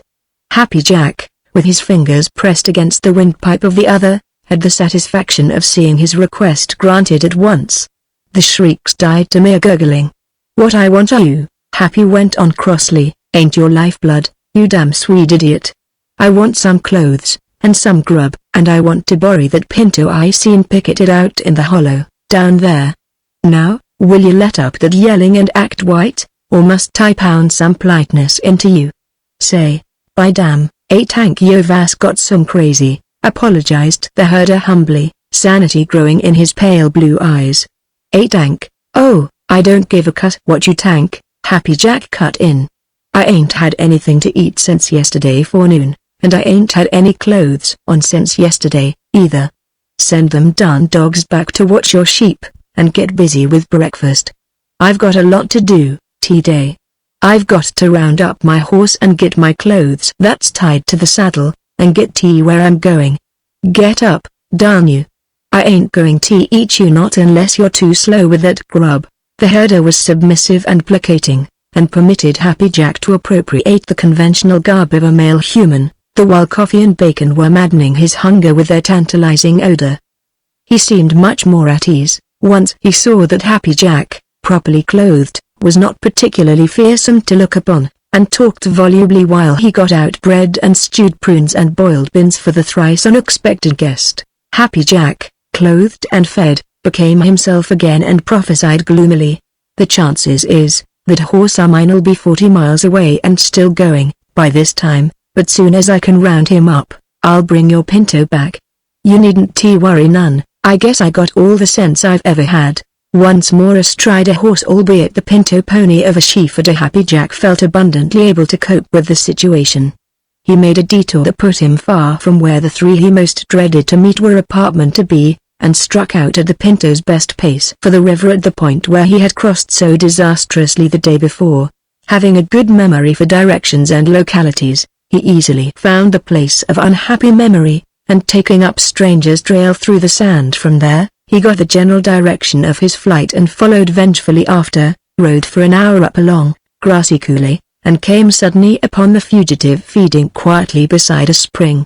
The bundle of clothing was still tied firmly to the saddle, and at sight of it the face of Happy Jack relaxed somewhat from its gloom. When Happy rode up and cast a loop over his head, Stranger nickered a bit, as if he did not much enjoy freedom while he yet bore the trappings of servitude. And his submission was so instant and voluntary that Happy Jack had not the heart to do as he had threatened many times in the last few hours, to beat the hide off him.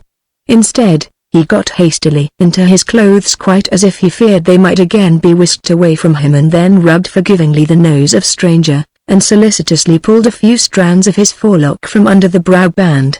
In the heart of Happy Jack was a great peace, marred only by the physical discomforts of much sun blister and many deep scratches. After that he got thankfully into his own saddle and rode gladly away, leading the pinto pony behind him. He had got out of the scrape, and the Happy family would never find it out. It was not likely that they would chance upon the Swede herder, or if they did, that they would exchange with him many words.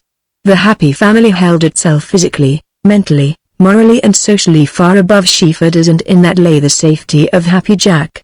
It was nearly noon when he reached again the sheep camp, and the Swede hospitably urged him to stay and eat with him, but Happy Jack would not tarry, for he was anxious to reach the camp of the Flying U. A mile from the herder's camp he saw again on a distant hilltop 3 familiar figures. This time he did not dodge into shelter, but urged Stranger to a gallop and rode boldly toward them. They greeted him joyfully and at the top of their voices when he came within shouting distance. How comes it you're riding the pinnacles over here? Weary wanted to know, as soon as he rode alongside. Or, I just came over after more orders, hope they send somebody else over there, if they want any more repping done, Happy Jack said, in his customary tone of discontent with circumstances. Say, you didn't see anything of a wild man, down next the river, did you? Put in Pink, or, Gwan. What wild man? Happy Jack eyed them suspiciously. Honest, there's a wild man ranging around here in these hills, Pink declared. We've been mooching around all forenoon, hunting him. Got sight of him, early this morning, but he got away in the brush. Happy Jack looked guilty, and even more suspicious. Was it possible that they had recognized him? The way we come to hear about him, Weary explained, we happened across some campers, over in a little coulee to the west of here. They was all worked up over him. Seems he went into camp last night, and liked to scare the ladies into fits. He ain't got enough clothes on to flag an antelope, according to them, and he's about 7 feet high, and looks more like a missing link than a plain, ordinary man. The one that didn't faint away got the best look at him, and she's ready to take oath he ain't more'n half human. They kept fires burning all night to scare him out of the coulee, and they're going to break camp today and hike for home. They say he gave a screech that had put a crimp in the devil himself, and went galloping off, jumping about 20 feet at a lick. And, or, Gwan, protested Happy Jack, feebly. So help me Josephine, it's the truth, abetted Pink, round-eyed and unmistakably in earnest. We wouldn't have taken much stock in it, either, only we saw him ourselves, not more than 200 yards off. He was just over the hill from the coulee where they were camped, so it's bound to be the same animal. It's a fact, he didn't have much covering, just something hung over his shoulders. And he was sure wild, for soon as he seen us he humped himself and got into the brush. We could hear him go crashing away like a whole bunch of elephants. It's a damn shame he got away on us, Pink sighed regretfully. We was going to rope him and put him in a cage, we could sure made money on him, at 2 bits a look. Happy Jack continued to eye the three distrustfully. Too often had he been the victim of their humor for him now to believe implicitly in their ignorance. It was too good to be real, it seemed to him. Still, if by any good luck it were real, he hated to think what would happen if they ever found out the truth. He eased the clothing cautiously away from his smarting back, and stared hard into a coulee. It was likely some sheaf had gone clean nutty, mused Irish. Well, the most of them wouldn't have far to go, ventured Happy Jack, thinking of the Swede. What we ought to do, said Pink, keen for the chase, is for the whole bunch of us to come down here and round him up. Wonder if we couldn't talk Chip into laying off for a day or so, there's no herd to hold. I sure would like to get a good look at him. Somebody ought to take him in, observed Irish longingly. He ain't safe, running around loose like that. There's no telling what he might do. The way them campers read his brand, he's plumb dangerous to meet up with alone. It's lucky you didn't run onto him, Happy. Well, I didn't, growled Happy Jack. And what's more, I bitch there ain't any such person. Don't call us lies to our faces, Happy, Weary reproved. We told you, a dozen times, that we saw him ourselves. You might be polite enough to take our word for it. Or, Gwan. Happy Jack grunted, still not quite sure of how much or how little they knew. While they discussed further the wild man, he watched furtively for the surreptitious lowering of lids that would betray their insincerity. When they appealed to him for an opinion of some phase of the subject, he answered with caution. He tried to turn the talk to his experiences on the Shonkin Range, and found the wild man cropping up with disheartening persistency. He shifted often in the saddle, because of the deep sunburns which smarted continually and maddeningly. He wondered if the boys had used all of that big box of carbolic salve which used to be kept in a corner of the mess box, and was carbolic salve good for sun blisters? He told himself gloomily that if there was any of it left, and if it were good for his ailment, there wouldn't be half enough of it, anyway. He estimated unhappily that he would need about 2 quarts. When they reached camp, the welcome of Happy Jack was overshadowed and made insignificant by the strange story of the wild man. Happy Jack, mentally and physically miserable, was forced to hear it all told over again, and to listen to the excited comments of the others. He was sick of the subject. He had heard enough about the wild man, and he wished fervently that they would shut up about it. He couldn't see that it was anything to make such a fuss about, anyway. And he wished he could get his hands on that carbolic salve, without having the whole bunch rubbering around and asking questions about something that was none of their business.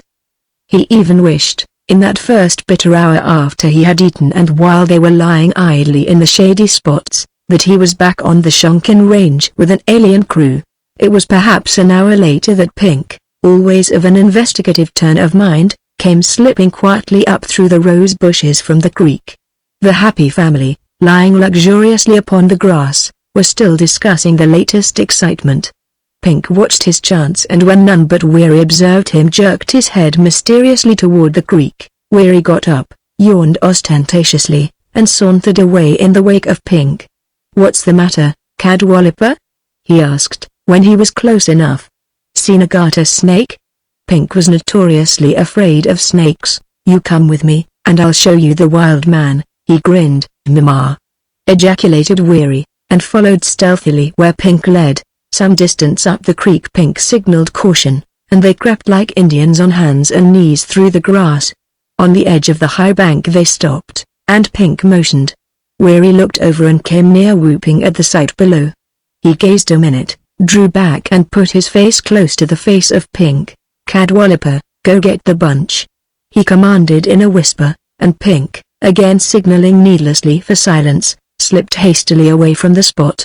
Happy Jack, secure in the seclusion offered by the high bank of the creek, ran his finger regretfully around the inside of the carbolic salve box, eyed the result dissatisfiedly, and applied the finger carefully to a deep cut on his knee.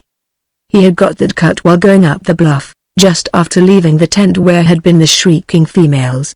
He wished there was more salve, and he picked up the cover of the box and painstakingly wiped out the inside. The result was disheartening. He examined his knee dolefully. It was beginning to look inflamed, and it was going to make him limp. He wondered if the boys would notice anything queer about his walk. If they did, there was the conventional excuse that his horse had fallen down with him. Happy Jack hoped that it would be convincing. He took up the box again and looked at the shining emptiness of it. It had been half full, not enough, by a long way, and maybe someone would wonder what had become of it. Darn a bunch that always had to know everything, anyway. Happy Jack, warned at last by that unnamed instinct which tells of a presence unseen, turned around and looked up apprehensively.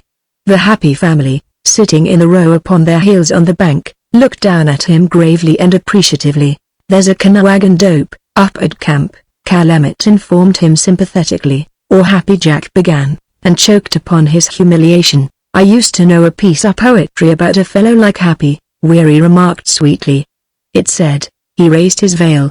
The maid turned slowly round, looked at him, shrieked, and fell upon the ground. Only, in this case, Weary smiled blandly down upon him. "Happy didn't have no veil, or, Gwan," adjured Happy Jack helplessly, and reached for his clothes, while the happy family chorused a demand for explanations. Chapter 5 A Tamer of Wild Ones. When the days grow crisp at each end and languorous in the middle, when a haze ripples the skyline like a waving ribbon of faded blue, when the winds and the grasses stop and listen for the first onrush of winter, then it is that the rangeland takes on a certain intoxicating unreality, and range wild blood leaps with desire to do something, anything, so it is different and irresponsible and not measured by precedent or prudence. In days like that one grows venturesome and ignores difficulties and limitations with a fine disregard for probable consequences, a mental snapping of fingers. On a day like that, the happy family, riding together out of Dry Lake with the latest news in mind and speech, urged Andy Green, tamer of wild ones, to enter the rough riding contest exploited as one of the features of the Northern Montana Fair, to be held at Great Falls in 2 weeks. Pink could not enter, because a horse had fallen with him and hurt his leg, so that he was picking the gentlest in his string for daily riding. Weary would not, because he had promised his little schoolma'am to take care of himself and not take any useless risks. Even the temptation of a $200 purse could not persuade him that a rough riding contest is perfectly safe and without the ban. But Andy, impelled by the leaping blood of him and urged by the loyal family, consented and said he'd try it a whirl, anyway. They had only ridden 4 or 5 miles when the decision was reached, and they straightway turned back and raced into Dry Lake again, so that Andy might write the letter that clinched matters. Then, whooping with the sheer exhilaration of living, and the exultation of being able to ride and whoop unhindered, they galloped back to camp and let the news spread as it would. In a week Alcht County knew that Andy Green would ride for the purse, and nearly Alcht County backed him with all the money it could command. Certainly, all of it that knew Andy Green and had seen him ride, made haste to find someone who did not know him and whose faith in another contestant was strong, and to bet all the money it could lay hands upon.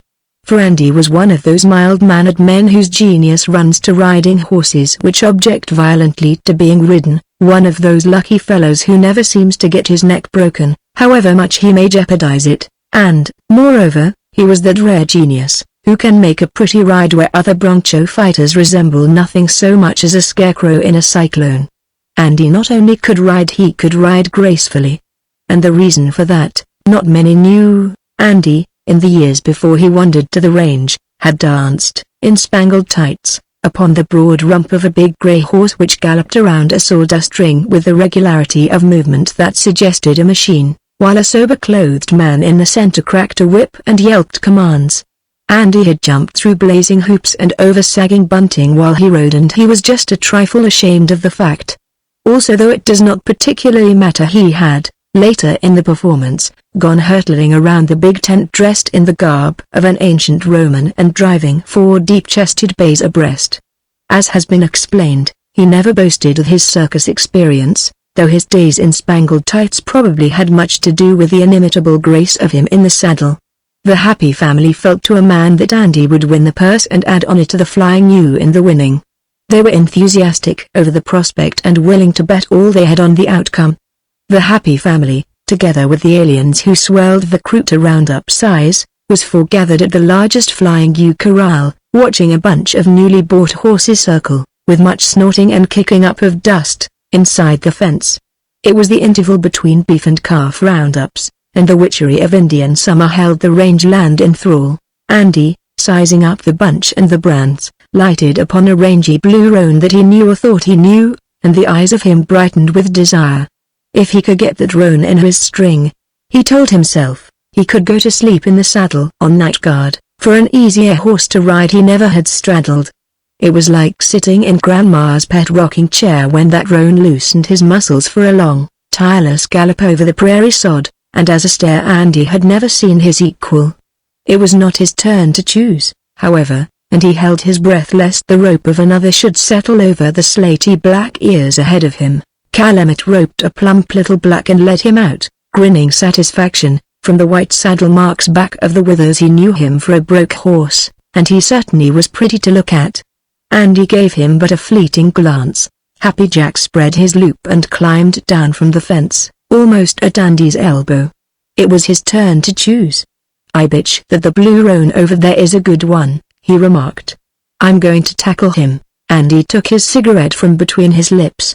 "You'd better hobble your stirrups, then," he discouraged doubtfully. "I know that roan a heap better than you do, or, Gwan." Happy, nevertheless, hesitated. "He's got a kind eye in his head. You can always go by a horse's eye, can you?" Andy smiled indifferently. "Go after him, then. And say, Happy, if you ride that blue roan for 5 successive minutes, I'll give you $50. I knew that horse down on the Musselshell. He's got a record that'd reach from here to Dry Lake and back." It was a bluff, pure and simple, born of his covetousness, but it had the desired effect, or nearly so. Happy fumbled his rope and eyed the roan. "Or, I bet you're just lying," he hazarded, but, like many another, when he did strike the truth he failed to recognize it. "I bet, all right, rope him out and climb on, if you don't believe me." The tone of Andy was tinged with injury. "There's $50, yes, by gracious, I'll give you $100 if you ride him for 5 minutes straight." A conversation of that character, carried on near the top of 2 full-lunged voices, never fails in the range land to bring an audience of every male human within hearing. All other conversations and interests were immediately suspended, and a dozen men trotted up to see what it was all about. Andy remained roosting upon the top rail, his rope coiled loosely and dangling from one arm while he smoked imperturbably. Oh, Happy was going to rope out a sure enough bad one for his night hoss, and out of the goodness of my heart, I put him wise to what he was going up against, he explained carelessly. He acts like he has some thoughts of doubting my word, so I just offered him $100 to ride him that blue roan, over the next that crooked post. Get a reserved seat right in front of the grandstand where all the big acts take place, he sung out suddenly, in the regulation circus tone. Get a seat right in front where Happy Jack the Wild Man rides the bucking broncho. Go on, Happy. Don't keep the audience waiting. Aren't you going to earn that $100? Happy Jack turned half a shade redder than was natural. Or, Gwan. I never said I was going to do no broncho busting acknowledgement, but I bet you never seen that roan before he was unloaded in Dry Lake. What'll you bet I don't know that hoss from a yearling colt? Andy challenged, and Happy Jack walked away without replying, and cast his loop sullenly over the first horse he came to, which was not the roan.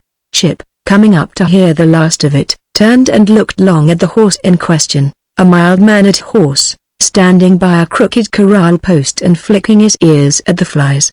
Do you know that roan? He asked Andy, in the tone which brings truthful answer. Andy had one good point: he never lied except in an irresponsible mood of pure deviltry. For instance, he never had lied seriously, to an employer. Sure, I know that hoss, he answered truthfully. Did you ever ride him? No, Andy admitted, still truthfully. I never rode him but once myself, but I worked right with a lazy 6 rep that had him in his string, down at the U Up and Down, 2 years ago.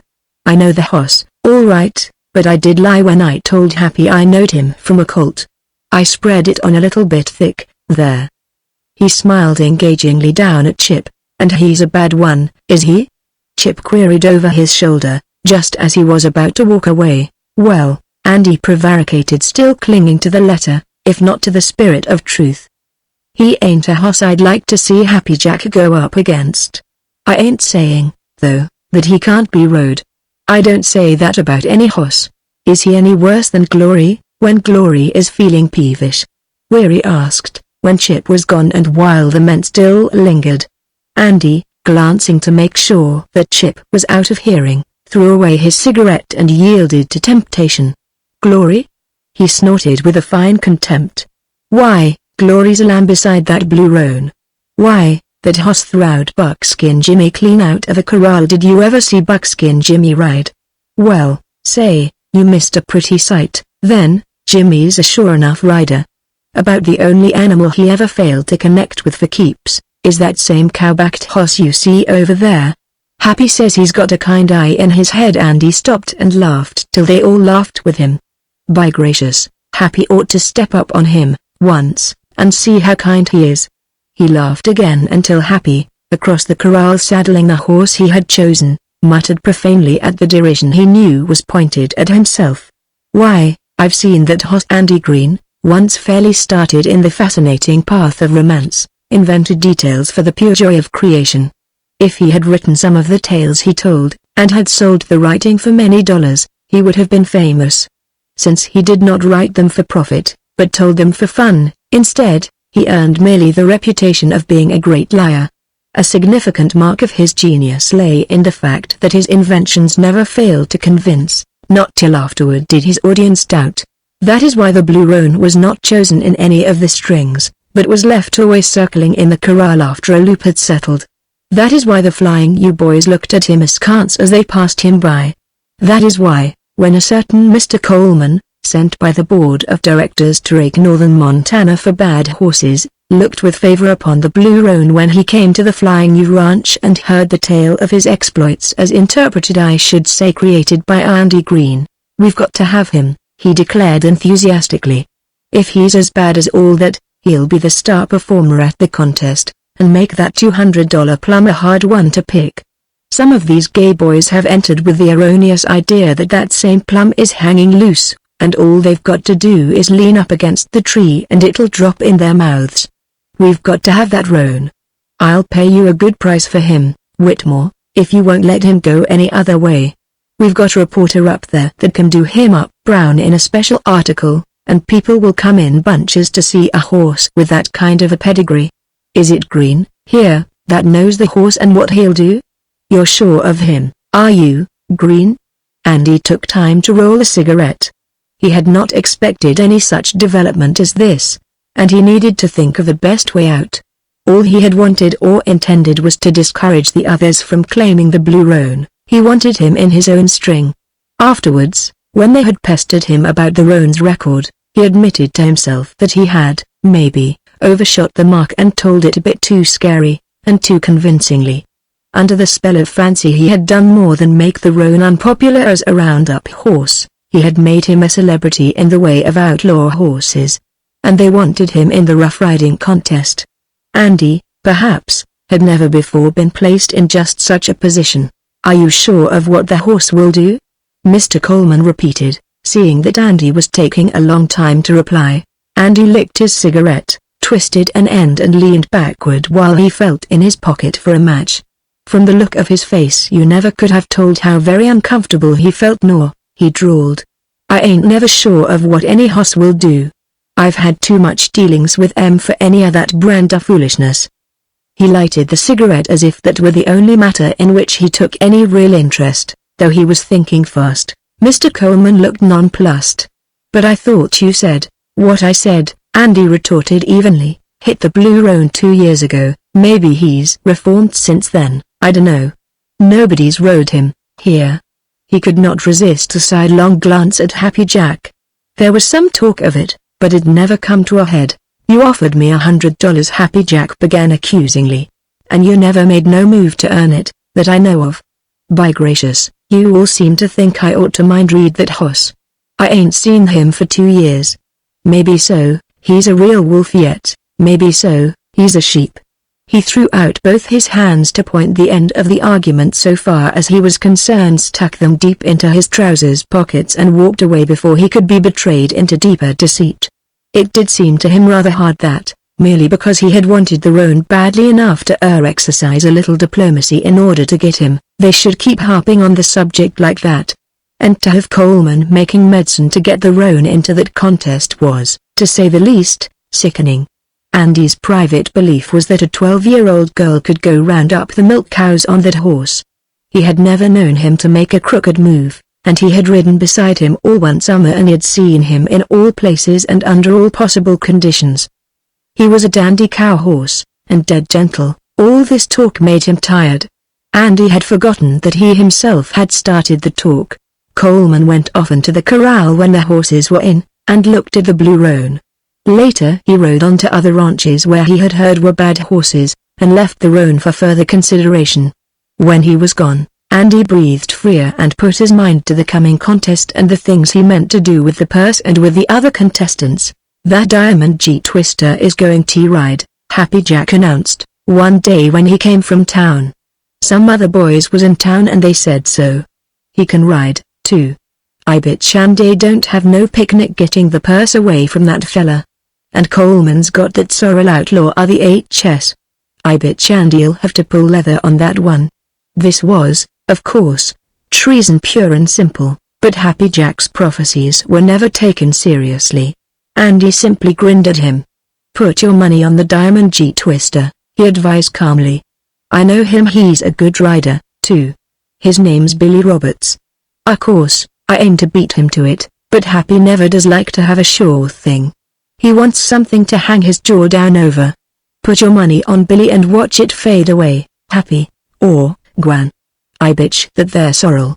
I rode that there sorrel once, and combed his forelock with both spurs alternate. Andy lied boldly. He's pickings. Take him back and bring me a real hoss. Happy Jack wavered.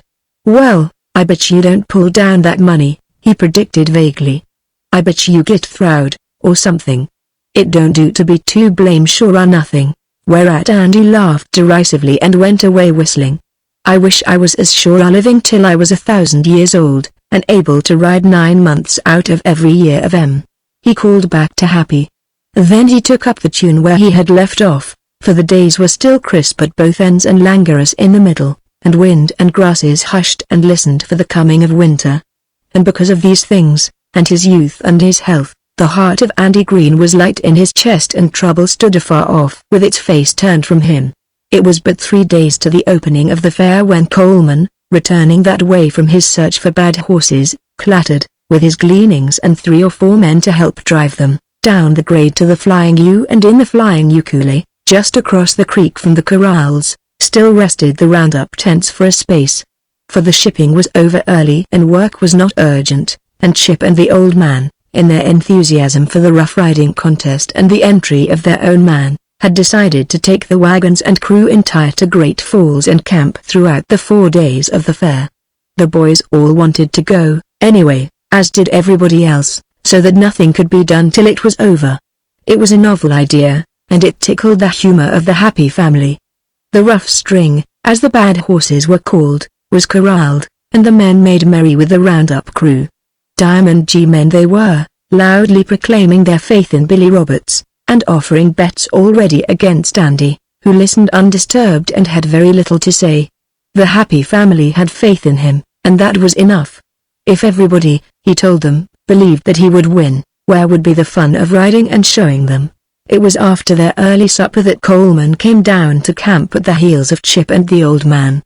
Straightway he sought out Andy like a man who has something on his mind, though Andy did not in the least know what it was. He recognized the indefinable symptoms and braced himself mentally, half suspecting that it was something about that blue roan again.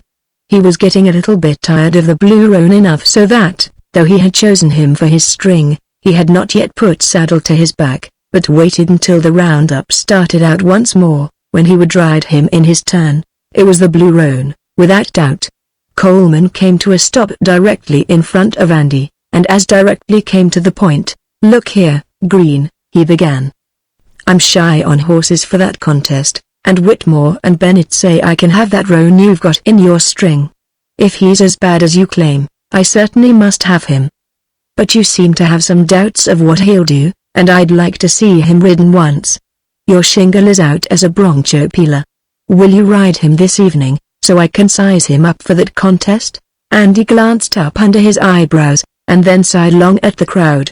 Every man within hearing was paying strict attention, and was eyeing him expectantly, for broncho fighting is a spectacle that never palls. "Well, I can ride him, if you say so," Andy made cautious answer, "but I won't gamble he's a bad hoss now that is, bad enough to take to the falls.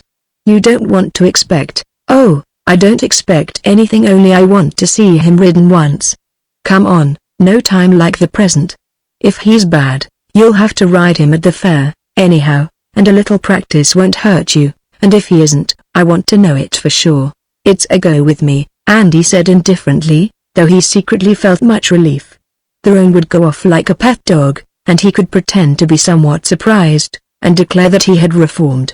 Bad horses do reform, sometimes, as Andy and every other man in the crowd knew. Then there would be no more foolish speculation about the cayuse, and Andy could keep him in peace and have a mighty good cow pony, as he had schemed. He smoked a cigarette while Chip was having the horses corralled, and then led the way willingly, with 25 men following expectantly at his heels. Unlike Andy, they fully expected an impromptu exhibition of fancy riding. Not all of them had seen Andy atop a bad horse, and the Diamond G men, in particular, were eager to witness a sample of his skill. The blue roan submitted to the rope, and there was nothing spectacular in the saddling. Andy kept his cigarette between his lips and smiled to himself when he saw the saddle bunch hazed out through the gate and the big corral left empty of every animal but the blue roan, as was customary when a man tackled a horse with the record which he had given the poor beast. Also, the sight of 25 men roosting high, their boot heels hooked under a corral rail to steady them, their faces writ large with expectancy, amused him inwardly. He pictured their disappointment when the roan trotted around the corral once or twice at his bidding, and smiled again. "If you can't top him, Green, we'll send for Billy Roberts. He'll take off the rough edge and a gentle hin down for you," taunted a Diamond G man. "Don't get excited till the show starts," Andy advised, holding the cigarette in his fingers while he emptied his lungs of smoke. Just to make a pretense of caution, he shook the saddle tentatively by the horn, and wished the roan would make a little show of resistance, instead of standing there like an old cow, lacking only the cud, as he complained to himself, to make the resemblance complete. The roan, however, did lay back and near when Andy, the cigarette again in his lips, put his toe in the stirrup. "Go after it, you weather-beaten old sawbuck," he yelled, just to make the play strong, before he was fairly in the saddle. Then it was that the happy family, heart and soul and pocket all for Andy Green and his wonderful skill in the saddle, with many dollars backing their belief in him and with voices ever ready to sing his praises, with the golden light of early sunset all about them and the tang of coming night frost in the air, received a shock that made them turn white under their tan. "Mama," breathed Weary, in a horrified half-whisper, and Slim, goggle-eyed beside him, blurted, "Well, by golly," in a voice that carried across the corral, "for Andy Green, tamer of wild ones, forsooth.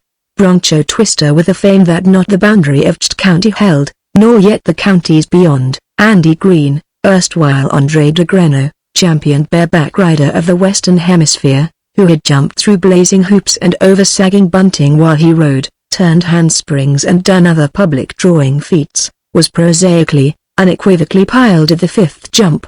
But he landed lightly on his feet, with the cigarette still between his lips, the roosting 25 quite overlooked. They saw only the first jump, where Andy, riding loose and unguardedly, went up on the blue withers. The second, third and fourth jumps were not far enough apart to be seen and judged separately, as well may one hope to decide whether a whirling wheel had straight or crooked spokes. The fifth jump, however, was a masterpiece of rapid-fire contortion, and it was important because it left Andy on the ground, gazing, with an extremely grieved expression, at the uninterrupted convolutions of the dandy little cowhouse. The blue roan never stopped so much as to look back. He was busy, exceedingly busy. He was one of those perverted brutes which buck and bawl and so keep themselves wrought up to a high pitch literally and figuratively. He set himself seriously to throw Andy's saddle over his head, and he was not a horse which easily accepts defeat. Andy walked around in the middle of the corral, quite aimlessly, and watched the roan contort. He could not understand in the least, and his amazement overshadowed, for the moment, the fact that he had been thrown in that in public and before men of the Diamond G. Then it was that the men of the Diamond G yelled shrill words of ironical sympathy. Then it was that the happy family looked at one another in shamed silence, and to the taunts of the Diamond G's made no reply. It had never occurred to them that such a thing could happen. Had they not seen Andy ride, easily and often? Had they not heard from Pink how Andy had performed that difficult feat at the rocking other feat of throwing his horse flat in the middle of a jump? They waited until the roan, leaving the big corral looking, in the fast deepening twilight, like a fresh plowed field, stopped dejectedly and stood with his nose against the closed gate, and then climbed slowly down from the top rail of the corral, still silent with the silence more eloquent than speech in any known language. Over by the gate, Andy was yanking savagely at the litigo, and he, also, had never a word to say. He was still wondering how it had happened. He looked the roan over critically and shook his head against the riddle, for he had known him to be a quiet, dependable, all-round good horse, with no bad traits and an easy-going disposition that fretted at nothing. A high-strung, nervous beast might, from rough usage and abuse, go bad, but the blue roan they had called him partner had never showed the slightest symptom of nerves. Andy knew horses as he knew himself. That a horse like partner should, in 2 years, become an evil-tempered past master in such devilish pitching as that, was past belief. "I guess he'll do, all right," spoke Coleman at his elbow. "I've seen horses pitch, and I will say that he's got some specialties that are worth exhibiting." Then, as a polite way of letting Andy down easy, he added, "I don't wonder you couldn't connect. Connect hell." It was Andy's first realization of what his failure meant to the others. He left off wondering about the roan, and faced the fact that he had been thrown, fair and square, and that before an audience of 25 pairs of eyes which had seen rough riding before, and which had expected of him something better than they were accustomed to seeing. "I reckon Billy Roberts will have to work on that cayuse a while," flared a Diamond G man, coming over to them. "He'll gentle him down so that anybody even Green, can ride him." Andy faced him hotly, opened his mouth for sharp reply, and closed it. He had been piled. Nothing that he could say might alter that fact, nor explanations lighten the disgrace. He turned and went out the gate, carrying his saddle and bridle with him. "And you was going to ride in that contest?" wailed Happy Jack recriminatingly. "And I've got $40 up on you." "Shut up!"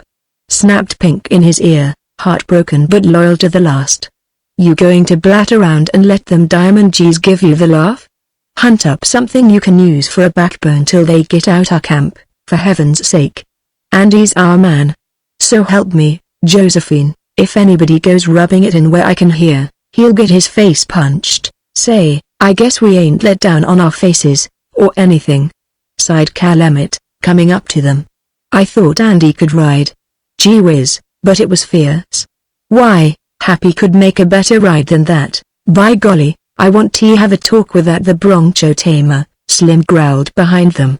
"I got money on him. Is he going to ride for that purse? 'Cause if he is, I ain't going afoot." These and other remarks of a like nature made up the clamor that surged in the ears of Andy as he went, disgraced and alone, up to the deserted bunkhouse where he need not hear what they were saying. He knew, deep in his heart, that he could ride that horse. He had been thrown because of his own unpardonable carelessness, a carelessness which he could not well explain to the others. He himself had given the roan an evil reputation, a reputation that, so far as he knew, was libel pure and simple. To explain now that he was thrown simply because he never dreamed the horse would pitch, and so was taken unaware, would simply be to insult their intelligence. He was not supposed, after mounting a horse like that, to be taken unaware. He might, of course, say that he had lied all along, but he had no intention of making any confession like that. Even if he did, they would not believe him. Altogether, it was a very unhappy young man who slammed his spurs into a far corner and kicked viciously a box he had stumbled over in the dusk. "Trying to bust the furniture?" It was the voice of the old man at the door. "By gracious, it seems I can't bust broncs no more," Andy made rueful reply. "I reckon I'll just about have to bust the furniture or nothing." The old man chuckled and came inside, sought the box Andy had kicked, and sat down upon it. Through the open door came the jumble of many voices upraised in fruitless argument, and with it the chill of frost. The old man fumbled for his pipe, filled it and scratched a match sharply on the box. In the flower of it Andy watched his kind old face with its fringe of grayish hair and its deep graven lines of whimsical humor. "Doggone them boys, they ain't got the staying qualities I give 'em credit for having," he remarked, holding up the match and looking across at Andy, humped disconsolately in the shadows. "Them Diamond G men has just about got him on the run, right now. You couldn't get 100-to-1 bet, down there," Andy merely grunted. "Say," asked the old man suddenly, "didn't you kinda mistake that blue roan for his twin brother, pardner? This here cayuse is called Weaver. I tried to get hold of t'other one, but doggone 'em, they wouldn't loosen up. Pardner wasn't for sale at no price, but they talked me into buying the Weaver. They claimed he's just about as good a horse, once he's tamed down some, and I thought, seeing I've got some real tamers on my payroll, I'd take a chance on him. I thought you knew the horse the way you read up his pedigree till I seen you mount him. Why, doggone it, you straddled him like you was just climbing a fence. Maybe you know your own business best, but didn't you kinda mistake him for pardner? They're as near alike as two bullets run in the same mold as far as looks go." Andy got up and went to the door, and stood looking down the dusk-muffled hill to the white blotch which was the camp, listened to the jumble of voices still upraised in fruitless argument, and turned to the old man. "By gracious, that accounts for a whole lot," he said ambiguously. "I don't see," said Calumet crossly, "what's the use of this whole outfit trailing up to that contest? If I was Chip, I'd call the deal off and start gathering calves. It ain't as if we had a man to ride for the belt and purse. Ain't your leg well enough to tackle it, Pink?" "No," Pink answered shortly, "it ain't. Riding the rough bunch they've rounded up for that contest ain't going to be any picnic," Weary defended his chum. "Cadwallaper would need two good legs to go up against that deal. I wish Irish was here," Pink gloomed. "I'd be willing to back him, all right. But it's too late now, he couldn't enter if he was here." A voice behind them spoke challengingly. "I don't believe it would be etiquette for one outfit to enter two peelers. One's enough, ain't it?" The happy family turned coldly upon the speaker. It was Slim who answered for them all. I dunno as this outfit has got any peeler in that contest. By golly, it don't look like it since last night. Weary was gentle, as always, but he was firm. We kinda thought you'd want to withdraw, he added. Andy Green, tamer of wild ones, turned and eyed Weary curiously. One might guess, from telltale eyes and mouth, that his calmness did not go very deep. I don't recollect mentioning that I was busy penning any letter of withdrawal, he said. I got my sights raised to that purse and that belt. I don't recollect saying anything about lowering or Gwan. I guess I'll try for that purse, too. I bet I got as good a show as, sure. Help yourself, it don't cost nothing. I don't doubt but what you'd make a real pretty ride, Happy. Andy's tone was deceitfully hearty. He did not sound in the least as if he would like to choke Happy Jack, though that was his secret longing. Or, Gwan. I bet I could make as purty a ride as we've saw lately. Happy Jack did not quite like to make the thing too personal, for fear of what might happen after. You mean last night, don't you? Purred Andy. Well, by golly, I wish you'd tell us what you done it for. Slim cut in disgustedly. It was naturally supposed you could ride, we got money up on you. And then, by golly, to go and make a fluke like that before them Diamond G-men to go and let that blue roan pile you up before he'd got rightly started T-pitch. If you'd stayed with him till he got T-swapping ends there, it wouldn't have looked quite so bad. But T-go and get throwed down right in the start by golly. Slim faced Andy accusingly. Before them Diamond G-men and I've got money up, by golly. You ain't lost any money yet, have you? Andy inquired patiently. What Andy felt like doing was to wade into the bunch. Reason, however, told him that he had it coming from them, and to take his medicine, since he could not well explain just how it had happened. He could not in reason wonder that the faith of the Happy family was shattered and that they mourned as lost the money they had already rashly wagered on the outcome of the contest. The very completeness of their faith in him, their very loyalty, seemed to them their undoing, for to them the case was plain enough. If Andy could not ride the blue roan in their own corral, how was he to ride that same blue roan in Great Falls? Or, if he could ride him, how could any sane man hope that he could win the purse and the belt under the stringent rules of the contest, where riding on the spurs, pulling leather and a dozen other things were barred? So Andy, under the sting of their innuendos and blunt reproaches, was so patient as to seem to them cowed. No, I ain't lost any yet, but by golly, I can see it fixin' to fly, Slim retorted heavily. Andy looked around at the others, and smiled as sarcastically as was possible considering the mood he was in. It sure does amuse me, he observed, to see growed men cryin' before they're hurt. By gracious, I expect T make a stake out of it fall. I can get long odds from them Diamond G's, and from anybody they get a chance to talk to. I'm kinda planning, he lied boldly, to winter in an orange grove and listen at the birds singing, after I'm through with the deal. I reckon you can count on hearing the birds sing. All right, Pink snapped back. It'll be tra-la-la for yours, if last night's a fair sample of what you expect to do with the blue roan. Pink walked abruptly away, looking very much like a sulky cherub. I suppose you're aiming to give us the impression that you're going to ride, just the same, said Cal Emmett. I sure am, came brief reply. Andy was beginning to lose his temper. He had expected that the Happy family would throw it into him, to a certain extent, and he had schooled himself to take their drubbing. What he had not expected was their unfriendly attitude, which went beyond mere disappointment and made his offense, if it could be called that, more serious than the occasion would seem to warrant. Perhaps Jack Bates unwittingly made plain the situation when he remarked, I hate to turn down one of our bunch. We've kinda got in the habit hanging together and backing each other's play, regardless. But darn it, we ain't millionaires, none of us, and gambling, it is a sin. I've got enough up already to keep me broke for 6 months if I lose, and the rest are in about the same fix. I ain't raising no long howl, Andy, but you can see yourself where we're kinda bashful about sinking any more on you than what we have. Maybe you can ride, I've heard you can. And I've seen you make some fair rides, myself. But you sure fell down hard last night, and my faith in you got a jolt that fair broke its back. If you done it deliberate, for reasons we don't know, for heaven's sake say so, and we'll take your word for it and forget your rep for lying. On the dead, Andy, did you fall off deliberate? Andy bit his lip. His conscience had a theory of its own about truth-telling, and permitted him to make strange assertions at times. Still, there were limitations.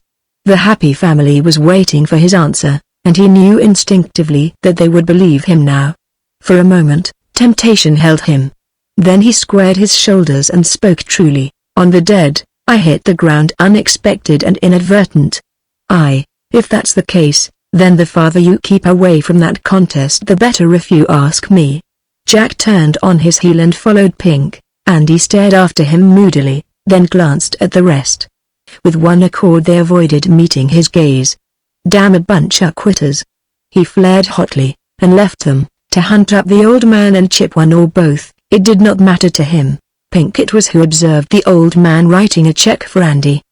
He took it that Andy had called for his time, and when Andy rolled his bed and stowed it away in the bunkhouse, saddled the horse and rode up the grade toward town, the whole outfit knew for a certainty that Andy had quit. Before many hours had passed they, too, saddled and rode away, with the wagons and the cavvy following after, and they were headed for Great Falls and the fair there to be held, or, more particularly, the rough-riding contest to which they had looked forward eagerly and with much enthusiasm, and which they were now approaching gloomily and in deep humiliation. Truly, it would be hard to find a situation more galling to the pride of the happy family, but Andy Green had not called for his time, and he had no intention of quitting, for Andy was also suffering from that uncomfortable malady which we call hurt pride, and for it he knew but one remedy, a remedy which he was impatient to apply. Because of the unfriendly attitude of the happy family, Andy had refused to take them into his confidence, or to ride with them to the fair. Instead, he had drawn what money was still placed to his credit on the payroll, had taken a horse and his riding outfit and gone away to Dry Lake, where he intended to take the train for Great Falls. In Dry Lake, however, he found that the story of his downfall had preceded him, thanks to the exultant men of the Diamond G, and that the tale had not shrunk in the telling. Dry Lake jeered him as openly as it dared, and part of it, that part which had believed in him, was quite as unfriendly as was the happy family. To a man they took it for granted that he would withdraw from the contest, and they were not careful to conceal what they thought. Andy found himself rather left alone, and he experienced more than once the unpleasant sensation of having conversation suddenly lag when he came near, and of seeing groups of men dissolve awkwardly at his approach. Andy, before he had been in town an hour, was in a mood to do violence. For that reason he kept his plans rigidly to himself. When someone asked him if he had quit the outfit, he had returned gruffly that the Flying U was not the only cow outfit in the country, and let the questioner interpret it as he liked. When the train that had its nose pointed to the southwest slid into town, Andy did not step on, as had been his intention. He remained idly leaning over the bar in Rusty Brown's place, and gave no heed. Later, when the eastbound came shrieking through at midnight, it found Andy Green on the platform with his saddle, bridle, chaps, quirt and spurs neatly sacked, and with a ticket for Avra in his pocket. So the wise ones said that they knew Andy would never have the nerve to show up at the fair, after the fluke he had made at the Flying U ranch, and those whose pockets were not interested considered it a very good joke. At Avra, Andy bought another ticket and checked the sack which held his riding outfit. The ticket had Great Falls printed on it in bold, black lettering. So that he was 12 hours late in reaching his original destination, and to avoid unwelcome discovery and comment he took the sleeper and immediately ordered his berth made up, that he might pass through Dry Lake behind the sheltering folds of the berth curtains. Not that there was need of this elaborate subterfuge. He was simply mad clear through and did not want to see or hear the voice of any man he knew. Besides, the days when he had danced in spangled tights upon the broad, grey rump of a galloping horse while a sober-clothed man in the middle of the ring cracked a whip and yelped commands, had bred in him the unconscious love of a spectacular entry and a dramatic finish. That is why he sought out the most obscure rooming house that gave any promise of decency and comfort, and stayed off Central Avenue and away from its loitering groups of ranged dwellers who might know him. That is why he hired a horse and rode early and alone to the fairgrounds on the opening day, and avoided, by a roundabout trail, a certain splotch of grey-white against the brown of the prairie, which he knew instinctively to be the camp of the Flying U outfit, which had made good time and were located to their liking near the river. Andy felt a tightening of the chest when he saw the familiar tents, and kicked his hired horse ill-naturedly in the ribs.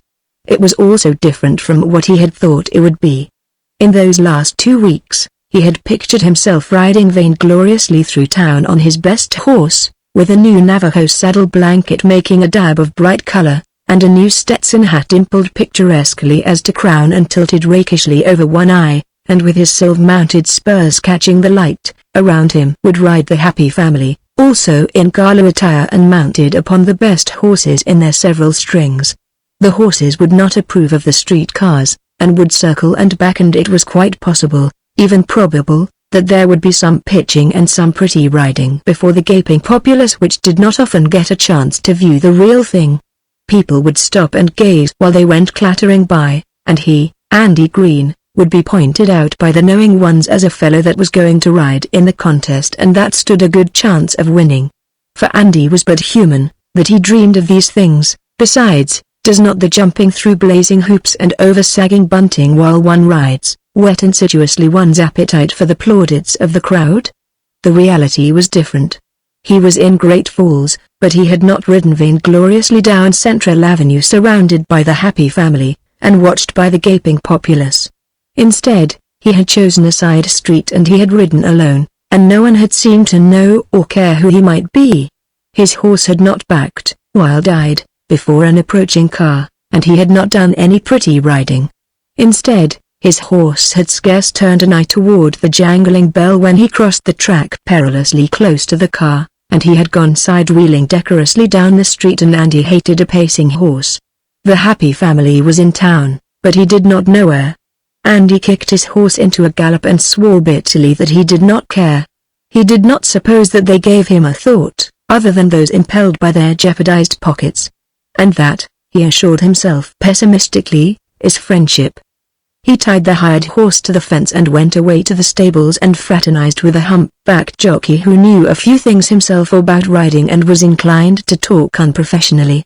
It was not at all as Andy had pictured the opening day, but he got through the time somehow until the crowd gathered and the racing began. Then he showed himself in the crowd of peelers and their friends, as unconcernedly as he might, and as unobtrusively. The happy family, he observed, was not there, though he met Chip face to face and had a short talk with him. Chip was the only one, aside from the old man, who really understood. Billy Roberts was there, and he greeted Andy commiseratingly, as one speaks to the sick or to one in mourning. The tone made Andy grind his teeth, though he knew in his heart that Billy Roberts wished him well up to the point of losing the contest to him, which was beyond human nature. Billy Roberts was a rider and knew or thought he knew just how sore Andy must be feeling. Also, in the kindness of his heart he tried blunderingly to hide his knowledge. Going up against the rough ones? He queried with careful carelessness, in the hope of concealing that he had heard the tale of Andy's disgrace. "I sure am," Andy returned laconically, with no attempt to conceal anything.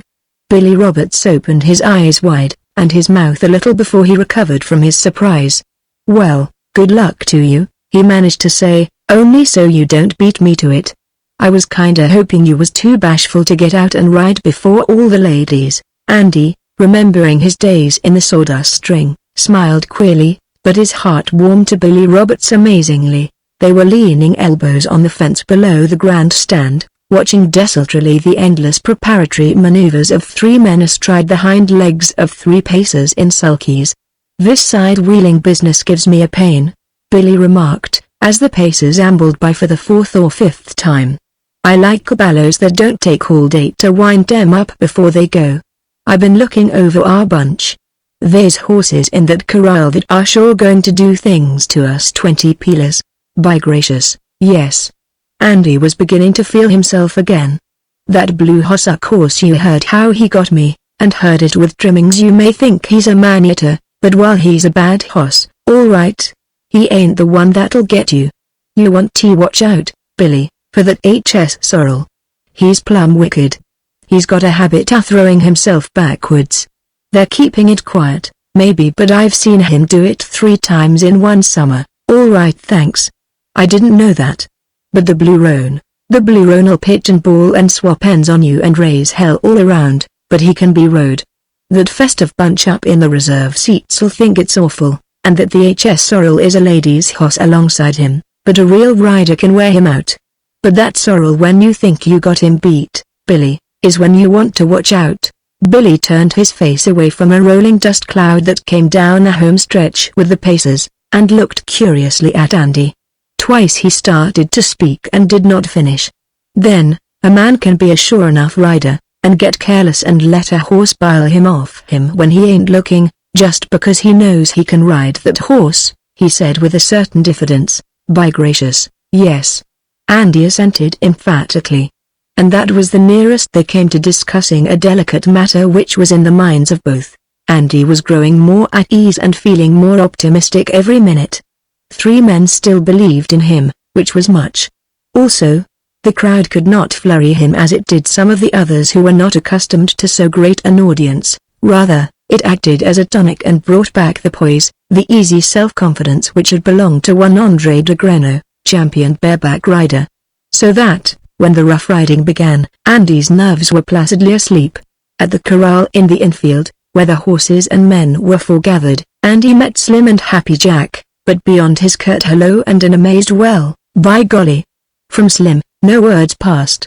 Across the corral he glimpsed some of the others, Pink and Weary, and further along, Cal Emmett and Jack Bates, but they made no sign if they saw him, and he did not go near them.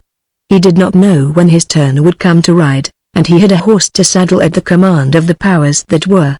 Coleman, the man who had collected the horses, almost ran over him. He said hello, Green, and passed on, for his haste was great. Horse after horse was saddled and led perforce out into the open of the infield, man after man mounted, with more or less trouble, and rode to triumph or defeat.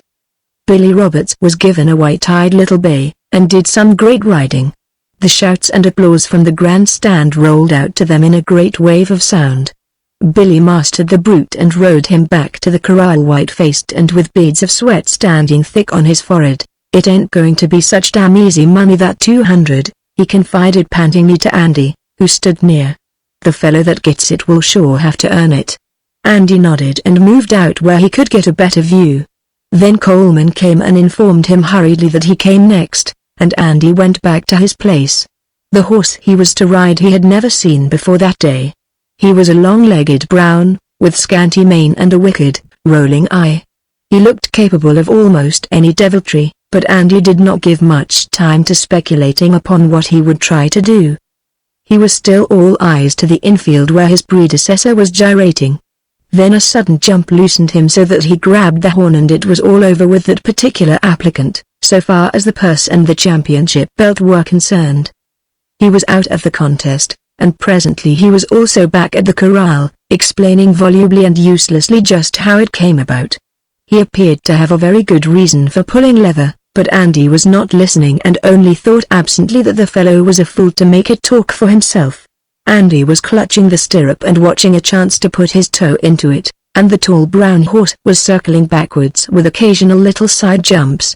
When it was quite clear that the horse did not mean to be mounted, Andy reached out his hand, got a rope from somebody he did not know who, though, as a matter of fact, it was Pink who gave it, and snared a front foot. Presently the brown was standing upon 3 legs instead of 4, and the gaping populace wondered how it was done, and craned necks to see.